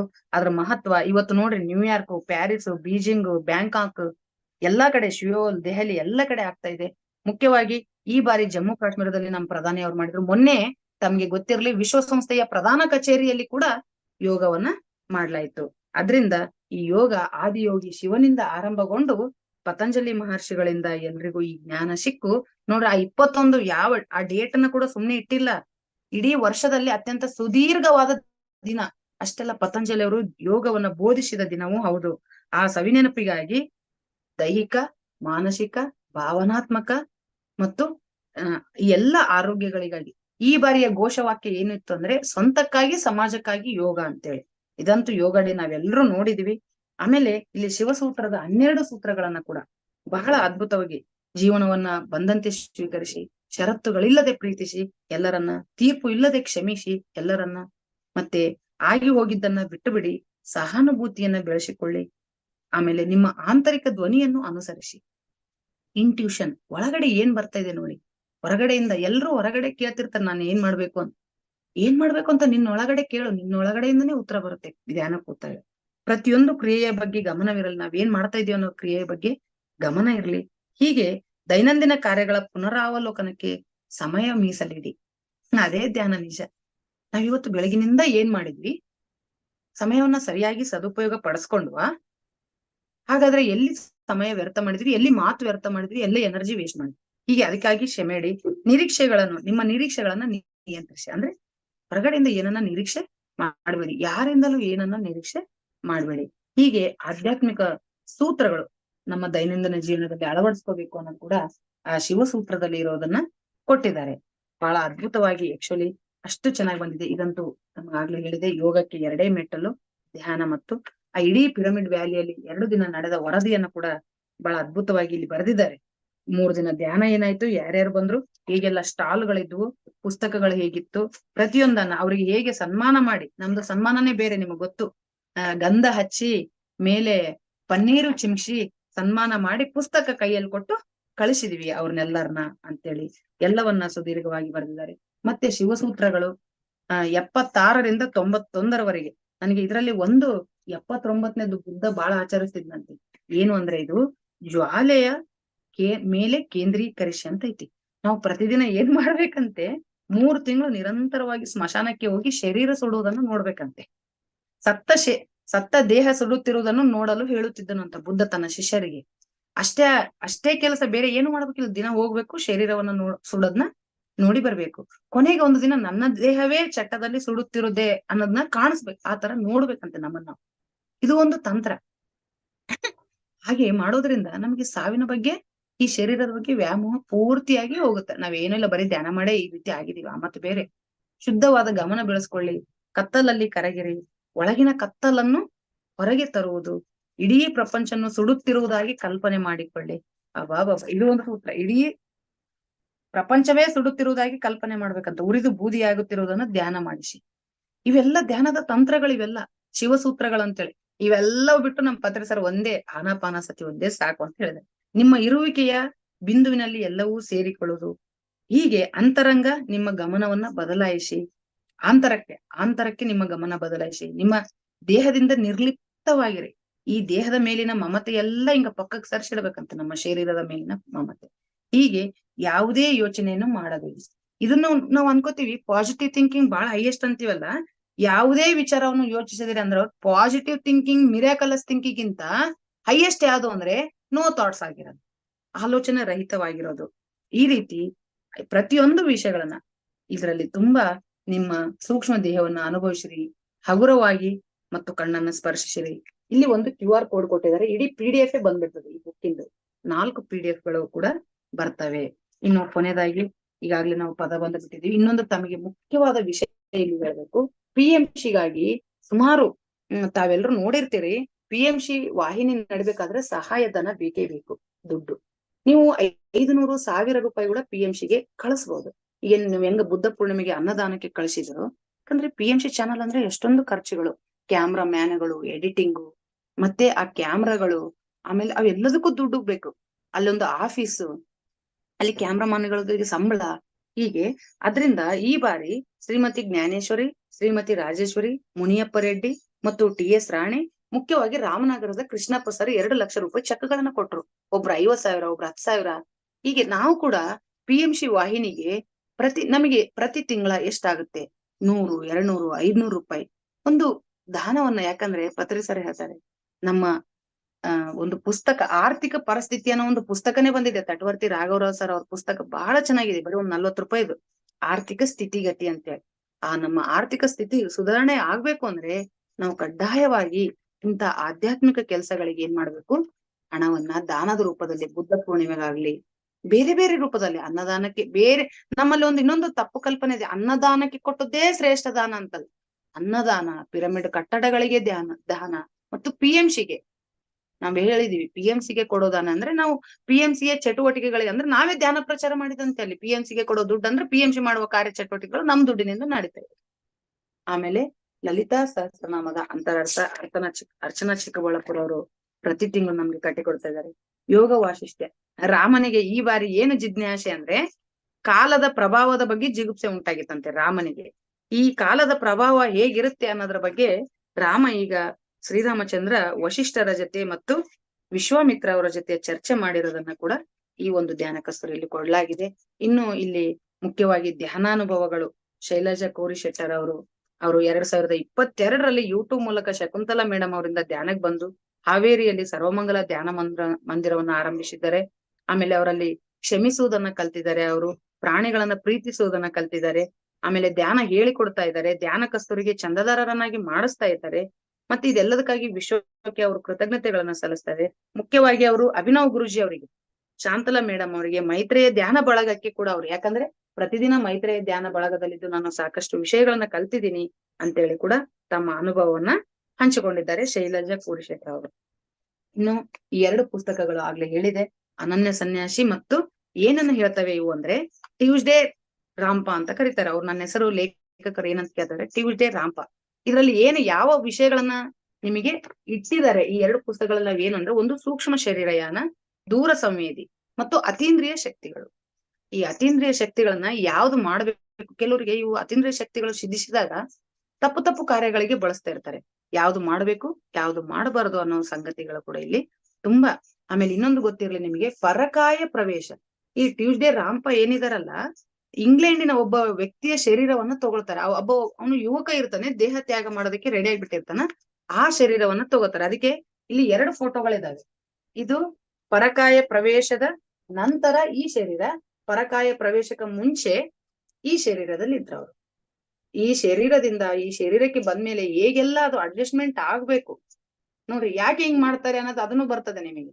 ಪರಕಾಯ ಪ್ರವೇಶ ಯಾಕೆಂದ್ರೆ ಮತ್ತೆ ಹೋಗಿ ಬರ್ಬೇಕಾದ್ರೆ 20-25 ವರ್ಷ ಬೇಕು ಟೈಮ್. ಇನ್ನೊಂದು ಜನ್ಮ ತಗೊಂಡು ಅವ್ರು ದೊಡ್ಡವರಾಗಿ ಕೆಲಸ ಮಾಡೋದು. ಅದಕ್ಕೆ ಇರುವ ಶರೀರವನ್ನೇ ಇನ್ನೊಂದು ಶರೀರವನ್ನ ತಗೊಳ್ಳೋದಂದ್ರೆ ಸಾಹಸ. ಅದು ಆ ಶರೀರಕ್ಕೆ ಅಡ್ಜಸ್ಟ್ ಆಗೋದು ಹೇಗೆ, ಕರೆಕ್ಟ್ ಅದು ಬಿಡುವಾಗ ಸಿಲ್ವರ್ ಕಾರ್ಡ್ ಕಟ್ ಆದ ತಕ್ಷಣ ಇವ್ರು ಹೋಗಿ ಅದನ್ನ ಜಾಯಿಂಟ್ ಮಾಡ್ಕೊಳ್ಳೋದು ಹೇಗೆ, ಅದೆಲ್ಲವನ್ನ ವಿವರವಾಗಿ ಬರೆದಿದ್ದಾರೆ. ಹೇಗೆ ಸೂಕ್ಷ್ಮ ಶರೀರ ಯಾನದ ಬಗ್ಗೆ ಅಂತೂ ಬಹಳ ವಿವರವಾಗಿ ಬರೆದಿದ್ದಾರೆ. ಇನ್ನು ಅನನ್ಯ ಸನ್ಯಾಸಿಯಲ್ಲಿ ಏನು ಕಂಟೆಂಟ್ ಇದೆ ಅಂದ್ರೆ ನಿಮ್ಗೆ ಗೊತ್ತಿರ್ಲಿ, ಇಲ್ಲಿ ಒಬ್ಬ ಗೂಢಾಚಾರ ಅನ್ಕೊಂಡು ಚೀನಾದಲ್ಲಿ ಟಿಬೇಟಿನ ಒಬ್ಬ ವ್ಯಕ್ತಿಯನ್ನ ಬಹಳ ಹಿಂಸೆ ಮಾಡಿ ಅವ್ನ ಕಣ್ಣನ್ನ ತೆಗೆದಾಕಿಬಿಟ್ಟು ಕಸದಾಗ ಬಿಸಾಕ್ಬಿಟ್ಟಿರ್ತಾರೆ, ಕಸದ ಗುಂಡಿಯಲ್ಲಿ. ಆ ವ್ಯಕ್ತಿಯನ್ನು ಅನ್ಯ ಲೋಕದ ಗ್ರಹದ ವಾಸಿಗಳು ಆ ವ್ಯಕ್ತಿಯನ್ನು ಹಿಡ್ಕೊಂಡೋಗಿ ಅವನು ಕಣ್ಣು ಬರುವಂತೆ ಮಾಡಿ ಅವನಿಗೆ ಏನೇನೋ ಯಂತ್ರಗಳನ್ನ ಜೋಡಿಸಿ ಅವನಿಗೆ ಜ್ಞಾನವನ್ನ ತುಂಬಿ ಹಿಮಾಲಯದಲ್ಲಿ ಬಿಟ್ಟು ಬಿಡ್ತಾರೆ. ಮುಂದೆ ಒಬ್ಬ ಶಿಷ್ಯ ಬರ್ತಾನಪ್ಪ, ಈ ಜ್ಞಾನವೆಲ್ಲಾ ನೀನು ಆ ಶಿಷ್ಯನಿಗೆ ವರ್ಗಾವಣೆ ಮಾಡಿದ್ಮೇಲೆ ನಿನ್ನ ಜನ್ಮದ ಪರ್ಪಸ್ ಮುಗಿತದ. ಕೇವಲ ಒಂದು ಗುಹೆಯಲ್ಲಿ ಎಷ್ಟೋ ವರ್ಷಗಳ ಕಾಲ ಒಂದಿಷ್ಟು ಹಿಟ್ಟು ಒಂದಿಷ್ಟು ನೀರ್ ಕೊಡುದು ಹಾಗೆ ಬದುಕಿದ್ದ ಆ ವ್ಯಕ್ತಿಯೇ ಅನನ್ಯ ಸನ್ಯಾಸಿ. ಆ ಅನನ್ಯ ಸನ್ಯಾಸಿಯ ಶಿಷ್ಯನೇ ಲೋಬ್ಸಾಂಗ್ ರಾಂಪ 19 ಪುಸ್ತಕ ಬರೆದಿದ್ದಾರೆ. ಅದರಲ್ಲಿ ನಮಗೆ ಕನ್ನಡದಲ್ಲಿ ಲಭ್ಯ ಇರೋ 2, ತೆಲುಗುದಲ್ಲಿ ಹಲವಾರು ಇದಾವೆ, ಕನ್ನಡದಲ್ಲಿ ರಾಂಪರವರ 2 ಪುಸ್ತಕಗಳಿದಾವೆ. ಇನ್ನೊಂದು ಥರ್ಡ್ ಐ, ಪತ್ರಿ ಸರ್ ಯಾವಾಗ್ಲೂ ಅದನ್ನ ಓದ್ಬೇಕು. ವಿಶೇಷವಾಗಿ ಪತ್ರಿ ಸರ್ ಜ್ಞಾನೋದಯ ಹೊಂದಿದ್ದೆ ರಾಂಪ ಅವರ ಪುಸ್ತಕಗಳಿಂದ. ಅವರು ಈ ಶರೀರ ಆತ್ಮದ ದೇಗುಲವಾಗಿದೆ, ಇದನ್ನು ಶುದ್ಧವಾಗಿಟ್ಟುಕೋಬೇಕು ಮತ್ತು ಮಾನವವನ್ನು ಹೆಚ್ಚು ಆಧ್ಯಾತ್ಮಿಕವಾದಷ್ಟು ಲೌಕಿಕ ಹೊಂದಿಕೆಗಳು ಕಡಿಮೆ ಆಗ್ತದೆ. ನಿಜ, ಈ ಲೌಕಿಕ ಇಷ್ಟು ಸೌಲಭ್ಯಗಳದವಲ್ಲ. ನನಗೆ ಅನನ್ಯ ಸನ್ಯಾಸಿ ಓದಿದ್ಮೇಲೆ ಆಶ್ಚರ್ಯ ಆಯ್ತು, ಏನೂ ಇಲ್ದೆ ಅವ್ರು ಹೆಂಗ್ ಬದುಕಿದ್ರು, ಆ ಶರೀರವನ್ನ ಕೊನೆಗೆ ಹೇಗೆ ಸಮಾಧಿ ಮಾಡ್ತಾರೆ ಅನ್ನೋದ್ನ. ಆಮೇಲೆ ಇಲ್ಲಿ ಅನೇಕರು ಶ್ರೀಮಂತಿಕೆ ರಾಜಕೀಯಕ್ಕಾಗಿ ಬಡದಾಡ್ತಾ ಇದ್ದಾರೆ, ಆದ್ರೆ ಧಾರ್ಮಿಕ ಗ್ರಂಥಗಳ ಕುರಿತು ಕೇವಲ ಬರೀ ಮಾತಾಡ್ತಾರೆ. ಆದ್ರೆ ಮಾತಾಡೋದ ಬೇಡ, ದಯವಿಟ್ಟು ಓದಿ. ನಾವು ಓದ್ತೀವಿ, PSSM ಸಂಸ್ಥೆಯವರು ಎಲ್ಲರೂ ಓದ್ತೀವಿ. ಈ 2 ಗ್ರಂಥಗಳನ್ನ ನಿಧಾನವಾಗಿ ಓದಿರಿ, ಆಧ್ಯಾತ್ಮಿಕ ಸಾಧನೆಗೆ ಮೆಟ್ಟಿಲಾಗುತ್ತವೆ ಅಂತ ಪೌರ ಕೃಷ್ಣಮೂರ್ತಿ ಅವರು ಇಲ್ಲಿ ಹೇಳಿದ್ದಾರೆ. ಈ ಮೂಲಕ ಕೊನೆಯದಾಗಿ ಧ್ಯಾನ ಮಾಡುವ ವಿಧಾನ ಮತ್ತು ಮುಖ್ಯವಾಗಿ ವಿಜಯನಗರ ಜಿಲ್ಲೆಯಲ್ಲಿ ಗೋಕಾಕ್ ವಿದ್ಯಾರ್ಥಿಗಳಿಗೆ ಧ್ಯಾನ, ಮಾಗಡಿಯಲ್ಲಿ ಮೀನಾ ಸುಧೀರ್ ಅವರಿಂದ ಧ್ಯಾನ, ಬಳ್ಳಾರಿಯಲ್ಲಿ ದೊಡ್ಡ ಸಸ್ಯಾಹಾರ ರ್ಯಾಲಿ, ಬುದ್ಧ ಪೂರ್ಣಿಮೆಯಲ್ಲಿ ಒಂದು ಇದು. ಮುಖ್ಯವಾಗಿ ಇಲ್ಲಿ ಅಯ್ಯಪ್ಪ ಸರ್ ಅವರು, ನಿಮ್ಗೆ ಗೊತ್ತಿರ್ಲಿ, BA ಮಾಸ್ಟರ್ ಅನ್ನೋ ಪುಸ್ತಕವನ್ನ ಅಯ್ಯಪ್ಪ ಸರ್ 5,000 ಪ್ರತಿಗಳು ಹಂಚೋದಕ್ಕಾಗಿ, ಉಚಿತವಾಗಿ ಹಂಚೋದಕ್ಕೆ. ಅದಕ್ಕೂ ಎಷ್ಟೋ ಟೀಕೆ ಟಿಪ್ಪಣಿ, ಉಚಿತ ಹಂಚಿದ್ರೆ ಅದಕ್ಕೆ ಬೆಲೆ ಇರಲ್ಲ, ಫ್ರೀ ಹಂಚಿದ್ರೆ ಅದಕ್ಕೆ ನಾವೆಲ್ಲರಿಗೂ ಕಿವುಡರಾಗಬೇಕು. ಅದು ಅವ್ರಿಷ್ಟ. ನಮ್ಮ ಇಂಟ್ಯೂಷನ್ ಏನ್ ಬರ್ತದೆ ನಾವು ಅದನ್ನ ಮಾಡೋದು. ನಿಜ, ಕೆಲವರಿಗೆ ಫ್ರೀ ಹಂಚಬಾರ್ದು ಅನ್ಸುತ್ತೆ, ಕೆಲವರಿಗೆ ಫ್ರೀ ಹಂಚ್ಬೇಕು ಅನ್ಸದು. ಈಗ ನಾನ್ ಕೂಡ ಧ್ಯಾನ ಮತ್ತು ಪಿರಮಿಡ್ ಶಕ್ತಿ ಬುಕ್ ಅನ್ನ ಕಡ್ತಾಲ್ನಲ್ಲೂ ಹಂಚಿದೆ, ಬುದ್ಧ ಪೂರ್ಣಿಮೆಯಲ್ಲೂ. ನನಗೆ ಎಷ್ಟು ಕೊಡ್ಬೇಕ, ಆದ್ರೆ ಅತ್ಯಂತ ಹೆಚ್ಚು ಪುಸ್ತಕ ಹಂಚಿದವರು ಯಾರು? ಅಯ್ಯಪ್ಪ ಸರ್, ಪಿಂಡಿ ಸರ್ ಅವರು. ಅದಾದ್ಮೇಲೆ ಬುದ್ಧ ಪೂರ್ಣಿಮೆ ಸಂದರ್ಭದಲ್ಲಿ PMC ಯಲ್ಲಿ ಈ ಒಂದು ಕೆಲಸ ಹೇಗೆ ಮಾಡಿತ್ತು ಅನ್ನೋದನ್ನ ಕೂಡ ಅದ್ಭುತವಾಗಿ ಸಂಚಿಕೆ ಮೂಡಿ ಬಂದಿದೆ. ಒಟ್ಟಾರೆ 1 ಗಂಟೆ 7:14 6:15 7:15 ಸಾಧ್ಯಷ್ಟು ಸಂಚಿಕೆ. ನಿಜ ಹೇಳ್ಬೇಕಂದ್ರೆ ಇದು ಓದೋದು ಗಂಟೆ ಸರಿ ಹೋಗೋದಿಲ್ಲ. ಥೀಮ್ ಸಾರಾಂಶ ರೂಪದಲ್ಲಿ ಮಾಡಿಕೊಟ್ಟ ತಂಡಕ್ಕೆ ಕೇಳುಗರಾಗಿ ಕೇಳಿಸ್ಕೊಂಡು ಯೂಟ್ಯೂಬ್ ನಲ್ಲಿ ಕೇಳೋ ಕೂಡ ನನ್ನ ಪ್ರೀತಿ ಪೂರ್ವಕ ಪರಿಚಯ. ಧನ್ಯವಾದ. ತುಂಬ ಹೃದಯದ ಧನ್ಯವಾದಗಳು ಮೇಡಮ್. ಧ್ಯಾನ ಕಸ್ತೂರಿನ ಬುಕ್ ನ ಪ್ರತಿ ತಿಂಗಳು ಬಂದು ನಮಗೆ ಎಲ್ಲಾರ್ಗು ತಿಳಿಸ್ಕೊಡ್ತಾ ಇದ್ದೀರಾ. ಎಷ್ಟು ಸುವಿವರವಾಗಿ ತಿಳಿಸ್ಕೊಡ್ತಾ ಇದ್ದೀರಾ ಅಂದ್ರೆ ಕೆಲವ್ರಿಗೆ ಓದಕ್ಕೂ ಬರಲ್ಲ, ಕೆಲವರು ಇದನ್ನ ನೋಡಿ ನಾವು ತಗೊಂಡು ಓದ್ಬೇಕು ಅನ್ನೋದನ್ನ ಮನೋಭಾವನೆ ಬರ್ತದೆ. ಹಾಗೂ ನಿಮ್ಗೆ ಮೈತ್ರಿ ತಂಡದ ಪರವಾಗಿ ತುಂಬ ಹೃದಯದ ಧನ್ಯವಾದಗಳು ಮೇಡಮ್. Thank you. ಅದಕ್ಕೆ ನಾನು ಧ್ಯಾನ ಕಸ್ತೂರಿಯಲ್ಲಿ ಅಷ್ಟು ಪರಿಶ್ರಮ ಅದನ್ನ ರೆಡಿ ಮಾಡಿದ್ದಾರೆ. ಕೆಲವ್ರಿಗೆ ಓದಕ್ ಬರಲ್ಲ, ಕೆಲವ್ರಿಗೆ ಬರಲ್ಲ. ಓದಕ ಕಸ್ತೂರಿ ಬರದೇ ಇದರ ಜ್ಞಾನ ಧ್ಯಾನ ಕಸ್ತೂರಿಯ ಜ್ಞಾನ ತಲುಪಬೇಕನ್ನುವುದೇ ಒಂದು ಸೆಷನ್ ನ ಉದ್ದೇಶ. Thank you madam. ಮೇಡಮ್ ಅಂದ್ರೆ ಧ್ಯಾನ ಕಸ್ತೂರಿ ಅಂದ್ರೆ ಲಲಿತ ಕಂದಗಳು ಮೇಡಮ್. ಏನಿಲ್ಲ ಮೇಡಮ್, ಎಲ್ಲ ಪತ್ರಿ ಸರ್ ಅವರೇ ಬೇಕು ಅಂತ ಇದನ್ನ ಆರಂಭಿಸಿದ್ದು. ಅವ್ರು ಆರಂಭಿಸಿ ಅದನ್ನ ಹೇಳೋದಂತ ಬಹಳ ಜನ ಮಾಡ್ತಾ ಇದಾರೆ ಮೇಡಮ್ ಧ್ಯಾನ ಕಸ್ತೂರಿಗಾಗಿ ಕೆಲಸ. PMC ಕೂಡ ಪ್ರತಿ ಗುರುವಾರ ಧ್ಯಾನ ಕಸ್ತೂರಿಯ ಪರಿಚಯ ಇರುತ್ತೆ, ಹಳೆ ಸಂಚಿಕೆಗಳು, ಹೊಸ ಸಂಚಿಕೆ, ಆತರ. Thank you. ಇದ್ರ ಬಗ್ಗೆ ಎಲ್ಲರೂ ಧ್ಯಾನ ಕಸ್ತೂರಿ ಪತ್ರಿಕೆಯನ್ನ ನಾ ಹೇಳಿದೆ ಆಗ್ಲೇ, ಗುರೂಜಿ ಅವರಿಗೆ ಒಬ್ರು ಬಂದು, ನಾನೇ ಸ್ವಯಂ ಆಗಿ ಬಂದ್ರು, ನಾನು ಒಬ್ರನ್ನ ಯಾರನ್ನಾದ್ರೂ ಚಂದದಾರರನ್ನಾಗಿ ಮಾಡ್ಬೇಕು. ಹೋದ್ಸಲ ನಾನ್ ಮಾಡಿಸಿದ್ದೆ, ಆದ್ರೆ 1 ವರ್ಷ ಆಗಿತ್ತು ಅದು ಕರೆಕ್ಟ್ ಚಂದದಾರಿಕೆ. ಮತ್ತೆ ಒಬ್ರು ಬಂದು ನಾವೇ ಮಾಡಿಸ್ತೀವಿ ಅಂದ್ರು. ಹಾಗೆ ನಾವು ಮಾಡಿಸುವುದು ಅಥವಾ ನಮ್ಮ ಮನೆಗೆ ಬಂದವರಿಗೆ ಧ್ಯಾನ ಕಸ್ತೂರಿ ಕೊಡ್ಬೋದು. ಅಥವಾ ಮದುವೆಯಲ್ಲಿ ಮೊನ್ನೆ ಲಲಿತಾ ಮೇಡಮ್ ಅವರು ಅವರ ಮಗನ ಮದುವೆಗೆ ವೆಡ್ಡಿಂಗ್ ಕಾರ್ಡ್ ಜೊತೆ ಧ್ಯಾನ ಕಸ್ತೂರಿ ಕೊಟ್ರು. ಒಂದು 500 ಪ್ರತಿಗಳನ್ನ ತಗೊಂಡು. ಇನ್ನು ವಿಶೇಷವಾಗಿ ತುಮಕೂರಿನಲ್ಲಿ ತ್ರಿವೇಣಿ ಅಂತ ಹೇಳಿ ಬಹಳ ಅದ್ಭುತ, ಅವ್ರು ಪ್ರತಿ 150 ತಗೊಳ್ತಾ ಇದ್ದಾರೆ. ಇನ್ನೊಂದು ಸಾಯಿಲೀಲ ಅಂತ ಹುಬ್ಬಳ್ಳಿಯಲ್ಲಿ ಅವರು ಹಾಸ್ಟೆಲ್ ವಾರ್ಡನ್ ಇದ್ದಾರೆ. ಅವ್ರು ಕೂಡ 50-100 ಪ್ರತಿಗಳನ್ನ ತೆಗೆದುಕೊಂಡು ತಮಗೆ ಬೇಕಾದವರಿಗೆ ಧ್ಯಾನ ಕಸ್ತೂರಿಯನ್ನ ಹಂಚ್ತಾ ಇದ್ದಾರೆ. ಆದ್ರಿಂದ ದಯವಿಟ್ಟು ಪ್ರೀತಿ, ನಮ್ಗೆ ಹೆಚ್ಚಾಗ್ತದೆ, ಹೆಚ್ಚಿನ ಪ್ರತಿಗಳನ್ನ ತಗೋಬಹುದು. ಬರೀ ನಾವು 10 ಪ್ರತಿಗಳು 20 ಪ್ರತಿಗಳು ಕೊಡ್ರಿ ಅಂದ್ ಕೂಡ ತಮ್ಮ ವಿಳಾಸಕ್ಕೆ ಕಳಿಸ್ತಾ ಇದ್ದಾರೆ. ಹೆಚ್ಚಿನ ಪ್ರತಿಗಳನ್ನ ತಗೊಂಡು ನಾವು ಕೊಡಬಹುದು, ಚಂದಾದಾರರನ್ನಾಗಿ ಮಾಡಬಹುದು. ಆ ರೀತಿ ಈ ಧ್ಯಾನದ ಮತ್ತು ಜ್ಞಾನವನ್ನ ಎಲ್ರಿಗೂ ಹಂಚುವ ಕೆಲಸ ತೊಡಸ್ಕೊಳ್ಳೋಣ ಅಂತ ಹೇಳ್ತೀನಿ. Thank you. ಧನ್ಯವಾದಗಳು ಮೇಡಮ್. ಧ್ಯಾನ ಕಸ್ತೂರಿ ಬಗ್ಗೆ ತುಂಬಾ ಮಾಹಿತಿ ಕೊಟ್ರಿ. ಮಾಸ್ಟರ್ ಯಾವ್ದಾದ್ರು ಕ್ವಶನ್ಗಳಿದ್ರೆ ಮೇಡಮ್ ಹತ್ರ ಕೇಳ್ಬೋದು. ಮತ್ತು ಒಂದು ಏನಂದ್ರೆ 30ನೇ ತಾರೀಕು, ಇದೇ ತಿಂಗಳು 30ನೇ ತಾರೀಕು ಹಿರಿಯೂರಿಗೆ ಸ್ವರ್ಣಮೇಳ ಪತ್ರಿ ಅಮ್ಮನವರು ಬರ್ತಾ ಇದ್ದಾರೆ. ಎಲ್ಲರೂ ಬನ್ನಿ ಧ್ಯಾನಿಗಳು, ಮತ್ತು ಅಕ್ಕಪಕ್ಕ ಧ್ಯಾನಿಗಳನ್ನು ಕರೆತನ್ನಿ, ಹಾಗೂ ತನು ಮನ ಧನದಿಂದ ಸಹಾಯ ಮಾಡಿ ಅಂತ ಹೇಳ್ಕೊಳ್ತಾ ಇದೀನಿ ಮಾಸ್ಟರ್. ಎಲ್ಲರಿಗೂ ಆಲ್ ವೆಲ್ಕಮ್. ಸೋಮಲಿಂಗಪ್ಪಾಜಿ ಮಾತಾಡಿ. ಅಕ್ಕ ನಮಸ್ಕಾರ. ಲಲಿತಾ ಅಕ್ಕ ನಮಸ್ಕಾರಪ್ಪ. ನಮಸ್ತೆ ಹೇಳಿ. ಅದ್ಭುತವಾಗಿ ಮೂಡಿವಂತ್ರಿ ನೀವು. 1 ಗಂಟೆಯಲ್ಲಿ ಎಲ್ಲದನ್ನು ಕವರ್ ಮಾಡಿದ್ರಿ. ಇವತ್ತಿನ ವಿಶ್ಲೇಷಣೆ ಮಾತ್ರ ಇಟ್ ವಾಸ್ ಎಕ್ಸ್ಟ್ರಾ ಆರ್ಡಿನರಿ ಅಕ್ಕ. All points you have covered in 1 hour's time. Just ಬಹಳ ಚೆನ್ನಾಗಿ. ನಾನ್ ತಿಳ್ಕೊಂಡಿದ್ದೆ ಇಷ್ಟೆಲ್ಲ ಡಿಟೇಲ್ ಆಗಿದೆ ಅಕ್ಕ ಹೆಂಗ್ ಮಾಡ್ತಾರ ಅಂತ. ನಿಮ್ಮ ನೋಡ್ ಕಲಿಬೇಕು ನಾವು, ಹೌ ಟು ಅನಲೈಸ್ ಇಟ್ ಅಂತ. ಅದನ್ನ ಇದನ್ ಮಾಡೋದು 1/3 ಅಂತ ಹೇಳ್ತಾರಲ್ಲ ಪರೀಕ್ಷೆದಲ್ಲಿ. ಒಂದು ಟಾಪಿಕ್ ಕೊಟ್ಟು ರೆಡ್ಯೂಸ್ ಇಟ್ 1/3 ಅಂತ ಒಂದ್ ಟಾಪಿಕ್ ಇತ್ತು ಅವಾಗ. ಈಗ ಐತಿಲ್ಲ ಗೊತ್ತಿಲ್ಲ, ನಾವು ಪರೀಕ್ಷೆ ಕೊಡುವಾಗ ಆತರ ಇರ್ತದೆ. ಹಾಗೆ ಮಾಡಿದ್ರಿ ನೀವು ಇವತ್ತು. ಆಕ್ಚುಲಿ ಕರ್ನಾಟಕ ಧ್ಯಾನ ಮಾಯಜ್ಞ 2024 ಸ್ಪೆಷಲ್ ಸಂಚಿಕೆ ಇದು. ಅದ್ರಲ್ಲಿ ಎಲ್ಲಾ ಎಷ್ಟು ಮಾಹಿತಿ ಇದೆ ಅಕ್ಕ, ತುಂಬಾ ಚೆನ್ನಾಗಿದೆ. ಎಲ್ಲರೂ ಓದ್ಬೇಕು ಇದನ್ನ. ಬಹಳ ಮಾಹಿತಿ ಐತಿ, ಬಹಳ ಕಂಟೆಂಟ್. ಎಕ್ಸ್ಟ್ರಾ ಆರ್ಡಿನರಿ ನೋಡ್ರಿ. ಅದು ಜತ್ತಿ ಸರ್ ಬಂದ್ರು ಲಾಸ್ಟ್ ಟೈಮ್ ಬರಕ್ ಆಗಿದ್ದಿಲ್ಲ, ಬರೀ ವಿಡಿಯೋ ಇದನ್ನ ಕೊಟ್ಟಿದ್ರು ಅವರು ನಮ್ಮ ಇದ್ರಲ್ಲಿ ಕೂಡಲ ಸಂಗಮದಲ್ಲಿ. ಈ ಸಾರಿ ಪರ್ಸನಲಿ ಬಂದು ಅವ್ರು ಇದನ್ ಮಾಡಿದ್ದಾರೆ. ಆಮೇಲೆ ವಿನಯ್ ಗುರುಜಿಗಳು ಎಲ್ಲದೂ ಒಳ್ಳೆ ಒಂದು ಇದು ಮಿಸ್ ಮಾಡ್ಕೊಂಡ್ರಿ ಅದಕ್ಕೆ. ಹೌದ್ರಿ ಅಕ್ಕ, ಹೌದು. ಇಲ್ಲ, ಪ್ರತಿಯೊಂದನ್ನು ನೀವು ಅದ್ಭುತವಾಗಿ ಇವತ್ತು ವಿಶ್ಲೇಷಣೆ ಮಾಡಿದ್ರಿ. ತುಂಬಾ ತುಂಬಾ ಧನ್ಯವಾದ. ಯಾವ್ದು ಬಾಕಿ ಇಲ್ಲ ಅದ್ರಲ್ಲಿ. ತುಂಬಾ ಚೆನ್ನಾಗಿ ಹೇಳಿದ್ರಿ ಅದನ್ನ. ಪ್ರತಿಯೊಂದು ಎಲ್ಲಾ ಬಂತು. ಮಧ್ಯಮ ಮಾರ್ಗ ಗುರುಗಳು ಏನ್ ಹೇಳಿದಾರೆ ಅದನ್ನ ಡಾಕ್ಟರ್ ಗೋವಿಂದರಾಜ್ ಅವ್ರು ಬರ್ದಿದ್ದು.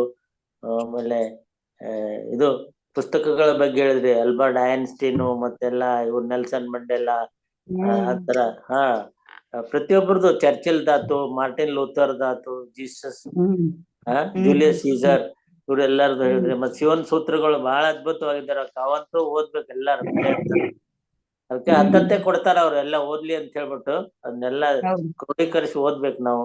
ಮತ್ತೆ ಗುರುಗಳದ್ದು ಗೋಲ್ಡನ್ ಏನಿದೆಲ್ಲ ಮಧ್ಯಮ ಮಾರ್ಗ ಅದಂತೂ ಇಷ್ಟು ಚೆನ್ನಾಗಿ ಬರ್ದಾರೆ ಅಕ್ಕ. ಈ ಇದ್ರಲ್ಲಿ ಕ್ಲಾರಿಟಿ ಇಷ್ಟು ಹೌದ್ರಿ. ಬಹಳ ಚೆನ್ನಾಗಿ ಮಾಡಿದಾರೆ ಅವರು. ಹೌದು, ನಿಜ ಬಹಳ ನಿಜ. ಅದ್ರಲ್ಲಿ ಓದ್ಲೇಬೇಕು ಅದನ್ನ. ಅದು ಇಷ್ಟು ದಿವಸ ಏನ್ ನಾವು ಹೌದ್ರಿ. ತಿಳ್ಕೊಂಡು ಅದಕ್ಕಿಂತಾನು ಹೆಚ್ಚಿಗೆ ಕ್ಲಾರಿಟಿ ಸಿಕ್ಕಿದೆ ಈ ಸಲ. ನಿಜ ನಿಜ ನಿಜ. ಆ ಲೇಖನ ನಾನು ಓದ್ತಾ ಇದ್ರೆ ಈ ಸಲ ಇಷ್ಟು ಕಂಟೆಂಟ್ ಒಂದೇ ಮತ್ತೆ ಅದನ್ನ ಎಕ್ಸ್ಪ್ಲೈನ್ ಮಾಡಿದ್ದು ಕೂಡ ಎಷ್ಟು ಸರಳ ಭಾಷೆಯಲ್ಲಿ ಅದನ್ನ ಕ್ಲಾರಿಟಿ ಕೊಟ್ಟಾರ ಅಂದ್ರೆ ಹೌದ್ರಿ. ನಮ್ಮ ಏನು ಡೌಟ್ಸ್ ಇದ್ವಲ್ಲಕ್ಕ ಅದು ಎಲ್ಲಾ ಕ್ಲಿಯರ್ ಆಗ್ತಾವ. ಕ್ಲಿಯರ್ ಆಗುತ್ತೆ. ಶಂಕ ಕುಶಂಕ ಅಂತಾರಲ್ಲ. ಆಕ್ಚುಲಿ ಕೇಳೋದಕ್ಕಿಂತ ಓದಿದ್ರೇನೆ ಬಹಳ ಅದು ಅದ್ಭುತವಾಗಿದೆ. ಹೌದೌದಕ್ಕ ಹೌದೌದು.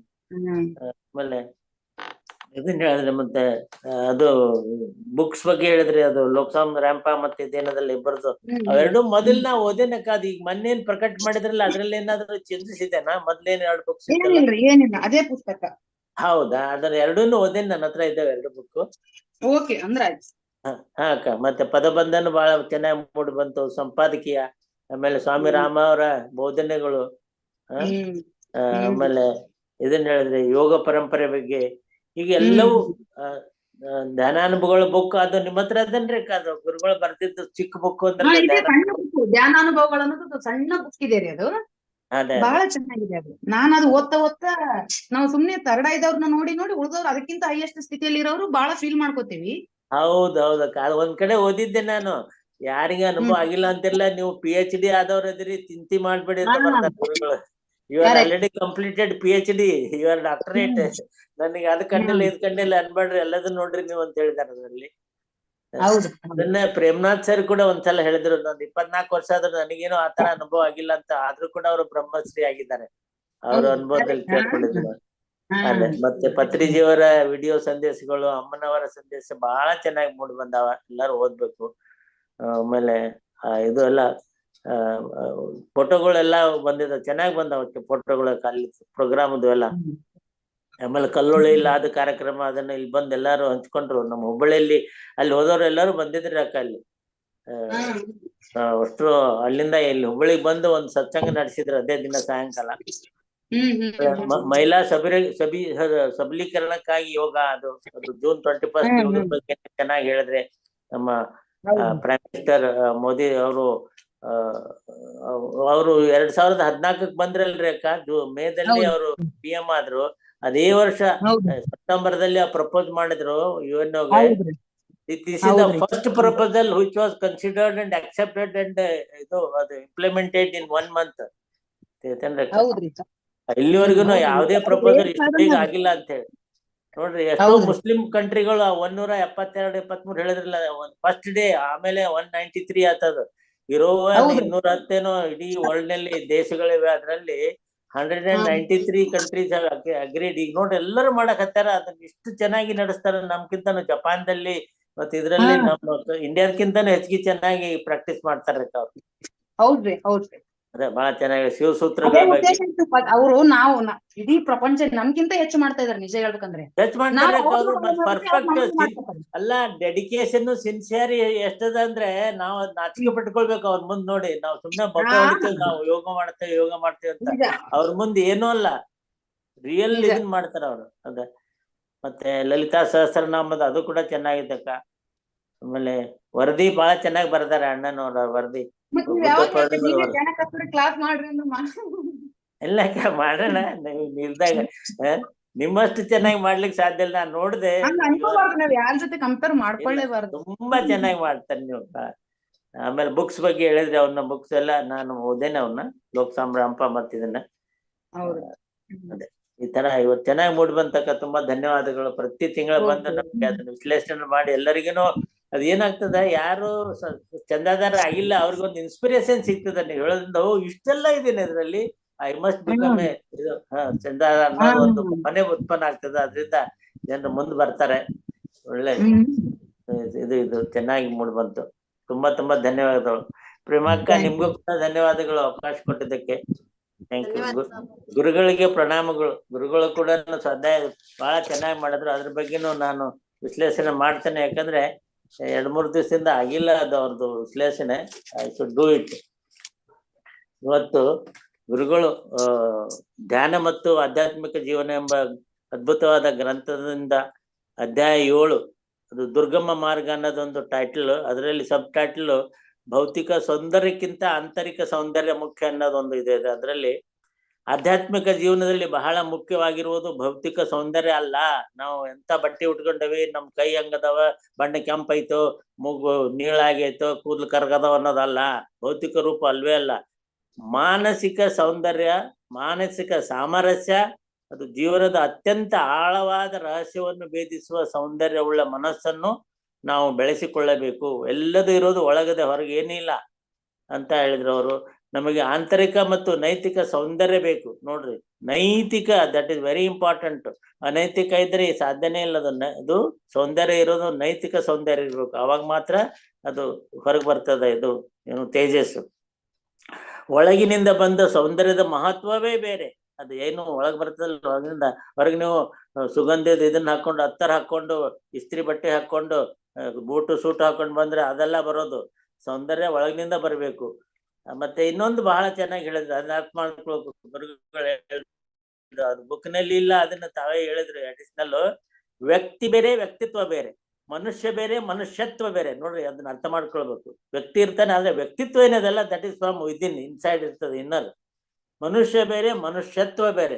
ಮನುಷ್ಯತ್ವ ಹಾಗೆ ದೇವತ್ವದ ಸ್ಥಿತಿಗೆ ಹೋಗಬೇಕಾದರೆ ನಾವು ನಮ್ಮೊಳಗಿನ ಶುದ್ಧತೆಯನ್ನು ಮಾಡಿಕೊಂಡು ದೈವಿಕತೆಯನ್ನು ಅನುಭವಿಸ್ಬೇಕು. ಆಗ ಮಾತ್ರ ಸಾಧ್ಯ ಅಂತ. ಬದಲಾಗಿ ನಾವು ಆತ ಸರಿ ಇಲ್ಲ, ಈತ ಸರಿ ಇಲ್ಲ, ಅವನ್ ಹಂಗದ ಹಿಂಗದ ಅಂತ ಹೇಳಿ ಬರೀ ಟೀಕೆ ಟಿಪ್ಪಣೆ ಮಾಡೋದ್ರಲ್ಲಿ ಸಮಯ ಕಳಿತೇವೆ. ಅದು ತಪ್ಪು ಅಂತ ಉದಾಹರಣೆಗೆ ಹೇಳಿದ್ರು ಅವರು. ಅದು ಕೂಡ ಬುಕ್ನಲ್ಲಿ ಇಲ್ಲ. ತಾವು ಒಂದು ಕತೆ ಹೇಳಿದ್ರು. ಯಾರೋ ಒಬ್ರು ಒಂದ್ ಊರಿಗೆ ಬಂದು ಕಟ್ಟೆ ಮೇಲೆ ಕುಂತು ಜನರಿಗೆ ಕೇಳಿದ್ರಂತೆ, ಏನ್ಪಾ ಇವ್ರ ಜನರು ಹೆಂಗಿದ್ದಾರೆ?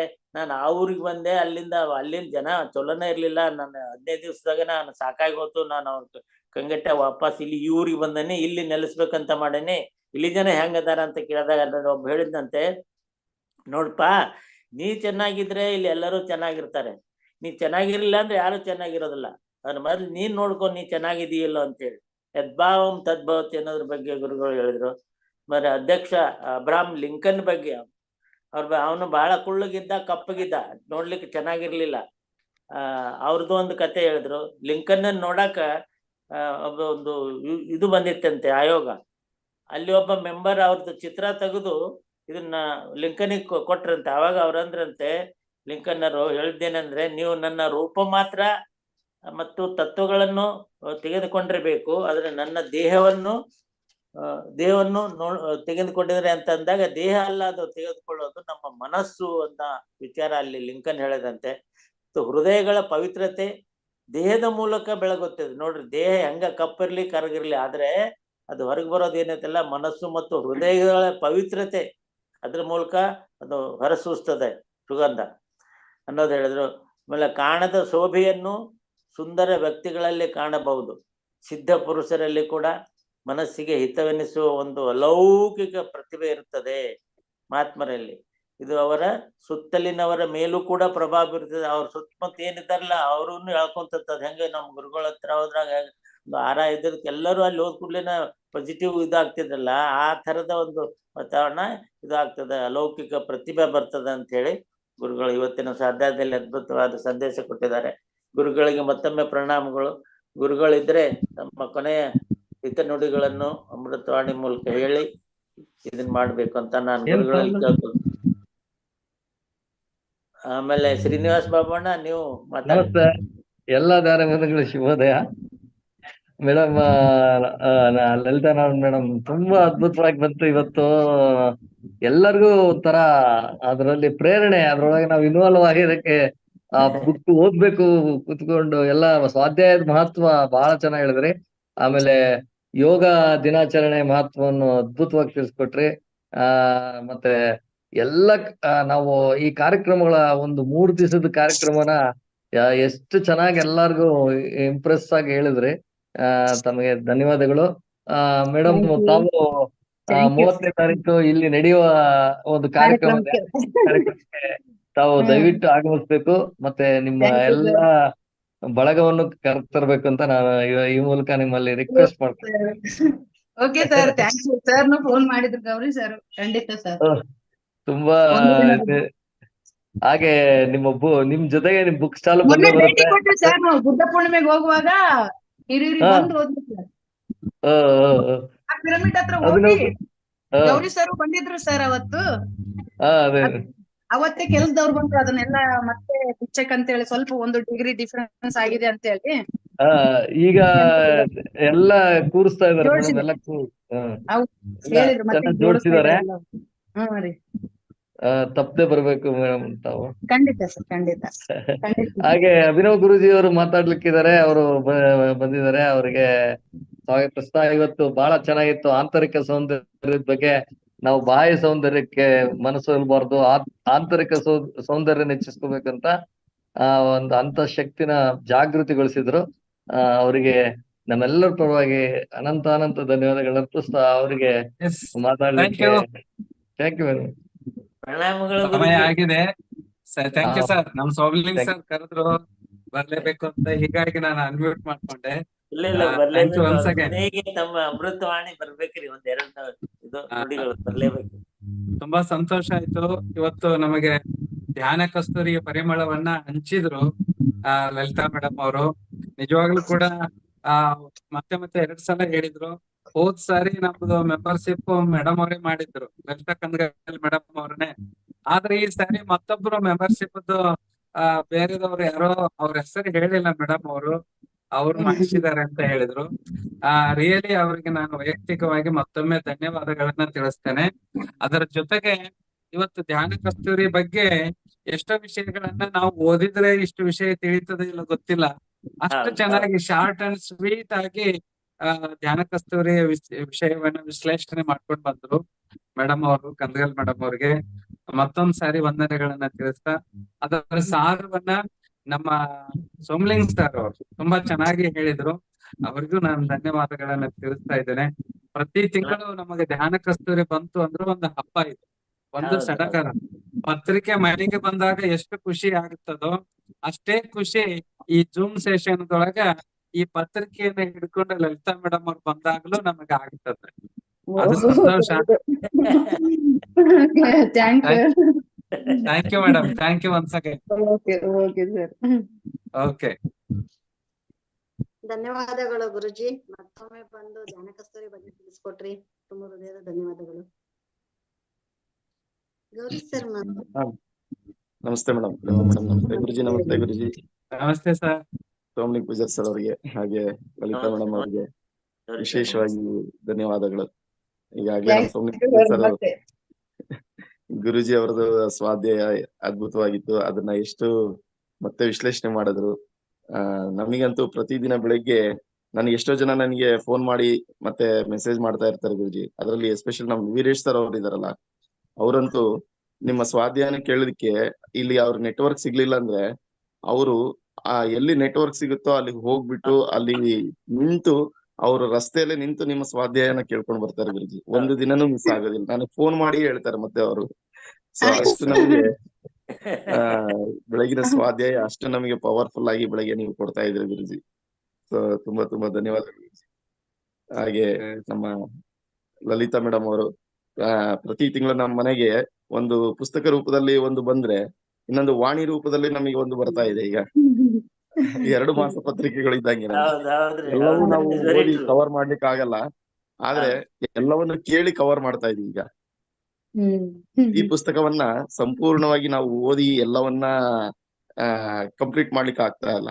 ಆದ್ರೆ ನೀವು ಬಂದ್ರೆ ಮೇಡಮ್ ಎಲ್ಲವನ್ನ ಈ ಪುಸ್ತಕವನ್ನ ನಾವು ಕೇಳಿಸ್ಕೊಂಡು ಕಂಪ್ಲೀಟ್ ಮಾಡ್ತಾ ಇದೀವಿ. ಇದೊಂದು ನಮ್ಗೆ ಒಂದು ವರದಾನ. ನಮ್ಗೆ ಲಲಿತಾ ಮೇಡಮ್ ಅವರಿಂದ ಒಂದು ವರದಾನ ಸಿಕ್ಕಿದೆ. ಸೊ ಮೇಡಮ್ ನಾನು ವಿಶೇಷವಾಗಿ ಧನ್ಯವಾದಗಳನ್ನ ಅರ್ಪಿಸ್ತೀನಿ. ಹಾಗೆ ಮೇಡಮ್ ಅವರು ಬುದ್ಧ ಪೂರ್ಣಿಮೆಗೆ ಹೋಗ್ಬೇಕಾದ್ರೆ ಅಂದಿವೆಯಲ್ಲಿ ಅವತ್ತು ಬಂದು ಬೆಳಗ್ಗೆ ಇಬ್ರು ದಂಪತಿಗಳು ಮತ್ತೆ ಜೊತೆಗೆ ಉಮಾದೇವಿ ಮೇಡಮ್ ಅವರು ಸಹ ಬಂದು ಅಲ್ಲಿ ಪ್ರಾರಂಭ ಪುನರ್ ಪ್ರಾರಂಭ ಆಯ್ತು. ಆ ದಿನನೇ ಪ್ರಾರಂಭ ಆಗಿದ್ದು. ಅವತ್ತು ಅವ್ರು ಬಂದು ಹೆಜ್ಜೆಯನ್ನು ಇಟ್ಟು ಹೋದ್ಮೇಲೆ ತುಂಬಾ ವೇಗವಾಗಿ ನಿರಂತರವಾಗಿ ಎಲ್ಲ ಕೆಲಸಗಳಾಗ್ತಾ ಇದೆ. ಅವರ ಒಂದು ಹೆಜ್ಜೆ ನಮಗೆ ತುಂಬಾ ಶಕ್ತಿಯನ್ನ ಕೊಟ್ಟಿದೆ ಅಂತ ಹೇಳಿ ನಾನು ಭಾವಿಸ್ತಾ ಇದ್ದೀನಿ. ನಿಮ್ಮ ಸೇವೆಯಲ್ಲಿ ಏನು ಕಣ ಮಾತ್ರ ಅಲ್ಲ ನಮ್ದು. ಮೇಡಮ್ ಅವ್ರ ಶಕ್ತಿ ಎಷ್ಟಿದೆ ಅಂತ ಹೇಳಿ ನಮ್ಗೆ ಗೊತ್ತು. ಅವ್ರ ಎಷ್ಟು ಎನರ್ಜಿ ಲೆವೆಲ್ ಇದೆ ಅಂದ್ರೆ ಅಲ್ಲಿ ಧ್ಯಾನ ಕಸ್ತೂರಿ ಸ್ಟಾಲ್ ಅಲ್ಲಿ ನೋಡ್ಬೇಕು ಅವ್ರು ಎಷ್ಟು ಆಕ್ಟಿವ್ ಆಗಿ ಅವ್ರ ಕೆಲಸವನ್ನು ಮಾಡ್ತಾ ಇರ್ತಾರೆ ಅವರು.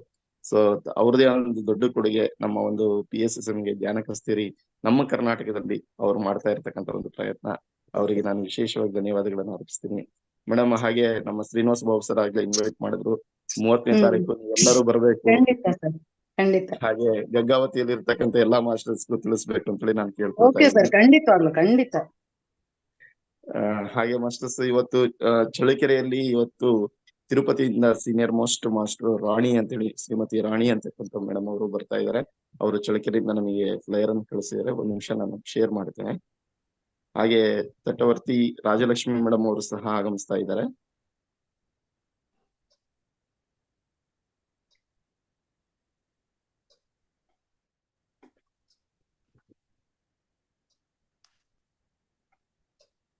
ಪ್ರೇಮಾ ಮೇಡಮ್ ಕಾಣ್ತಾ ಇದೆಯಲ್ಲ?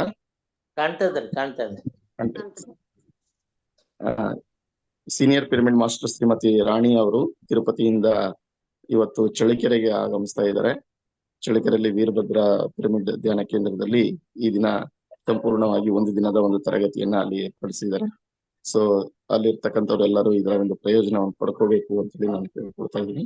ಸೊ ಅದ್ರ ಜೊತೆಯಲ್ಲಿ ಹಾಗೆ ತಟವರ್ತಿ ರಾಜಲಕ್ಷ್ಮಿ ಮೇಡಮ್ ಅವರು ಇದೇ ತಿಂಗಳು 27/6/2024 ಗುರುವಾರ ಬೆಳಗ್ಗೆ 10 ಗಂಟೆಯಿಂದ ಸಂಜೆ 7 ಗಂಟೆವರೆಗೂ ಸಹ ಅವರು ಒಂದು ದಿನದ ಒಂದು ಕಾರ್ಯಾಗಾರವನ್ನ ನಡೆಸ್ಕೊಡ್ತಾ ಇದ್ದಾರೆ. ಅದೇ ಚಳ್ಳಕೆರೆಯ ತ್ಯಾಗರಾಜ ನಗರದಲ್ಲಿ ಇರ್ತಕ್ಕಂಥ ವೀರಭದ್ರ ಪಿರಮಿಡ್ ನಲ್ಲಿ. ಸೊ ಹೆಚ್ಚಿನ ಸಂಖ್ಯೆಯಲ್ಲಿ ಎಲ್ಲರೂ ಪಾಲ್ಗೊಳ್ಬೇಕು ಅಂತ ಕೇಳ್ಕೊಳ್ತಾ ಇದ್ವಿ. ಸೊ ಹಾಗೆ ಮಹಾಮೈತ್ರಿಯ ಪತ್ರಿಜಿ ಪಿರಮಿಡ್ ಆದಿವಾಲ ಏನು ಈಗ ಸ್ಟ್ರಕ್ಚರ್ ಕಂಪ್ಲೀಟ್ ಆಗ್ತಾ ಇದೆ, ಆ ಒಂದು ಸ್ಥಳದಲ್ಲಿ ಒಂದು ದಿನದ ಧ್ಯಾನ ಯಜ್ಞವನ್ನ ಶ್ರೀಮತಿ ಸ್ವರ್ಣಮಾಲಾ ಪತ್ರಿ ಮೇಡಮ್ ಅವರು ಅಲ್ಲಿ ಏರ್ಪಡಿಸಿರೋದ್ರಿಂದ ಎಲ್ಲರೂ ಹೆಚ್ಚಿನ ಸಂಖ್ಯೆಯಲ್ಲಿ, ಅದು ಬೆಳಗ್ಗೆನೆ 9:30ರಿಂದನೇ ಧ್ಯಾನ ಪ್ರಾರಂಭ ಆಗುತ್ತೆ. 9:30ರಿಂದ 11:30ವರೆಗೆ 2 ಗಂಟೆಗಳ ಒಂದು ಅಖಂಡ ಧ್ಯಾನ ಇರುತ್ತೆ.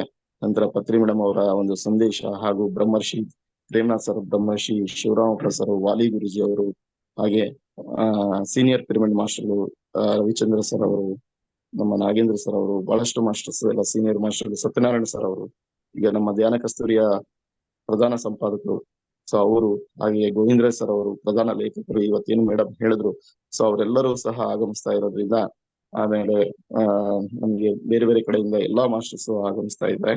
ಸೊ ಹೆಚ್ಚಿನ ಸಂಖ್ಯೆಯಲ್ಲಿ ಎಲ್ಲರೂ ಪಾಲ್ಗೊಂಡು ಆ ಒಂದು ಧ್ಯಾನ ಯಜ್ಞದಲ್ಲಿ ನಾವೆಲ್ಲರೂ ಒಂದು ಆತ್ಮಜ್ಞಾನವನ್ನ ಮತ್ತೆ ಶಕ್ತಿಯನ್ನ ಹೆಚ್ಚಿಸ್ಕೊಳ್ಳೋಣ ಅಂತ ಹೇಳ್ತಾ, ಸೊ ಮತ್ತೊಮ್ಮೆ ಲಲಿತಾ ಮೇಡಮ್ ಅವರಿಗೆ, ಗುರುಜಿ ಅವರಿಗೆ, ನಮ್ಮ ಸೌಮ್ಯ ಪೂಜಾರ್ ಸರ್ ಅವರಿಗೆ, ಪ್ರೇಮಾ ಮೇಡಮ್ ಅವರಿಗೆ ಧನ್ಯವಾದಗಳನ್ನು ಅರ್ಪಿಸ್ತಾ ಇದ್ದೀನಿ. Thank you madam. Thank you sir, ನಿಮಗೂ ಧನ್ಯವಾದಗಳು. ಎಲ್ಲ ಈ ಕಾರ್ಯಗಳ ಬಗ್ಗೆ ನೀವು ಕೊಟ್ಟಿದ್ದಕ್ಕೆ ಹೃದಯದ ಧನ್ಯವಾದಗಳು. ಯಾರು ಮಾತಾಡೋದಿದ್ದಾರೆ ಮಾಸ್ಟರ್? ಬೇರೆ ಯಾರು ಹ್ಯಾಂಡೇಜ್ ಮಾಡಿಲ್ಲಕ್ಕ? ವಂದನಾರ್ಪಣೆ ಹೇಳ್ಬಿಡಿ. ವಂದನಾರ್ಪಣೆ ಹೇಳಿ ಮಂಗಳ ಹಾಡ್ಬಿಡಿ ಸೆಷನ್ಗೆ.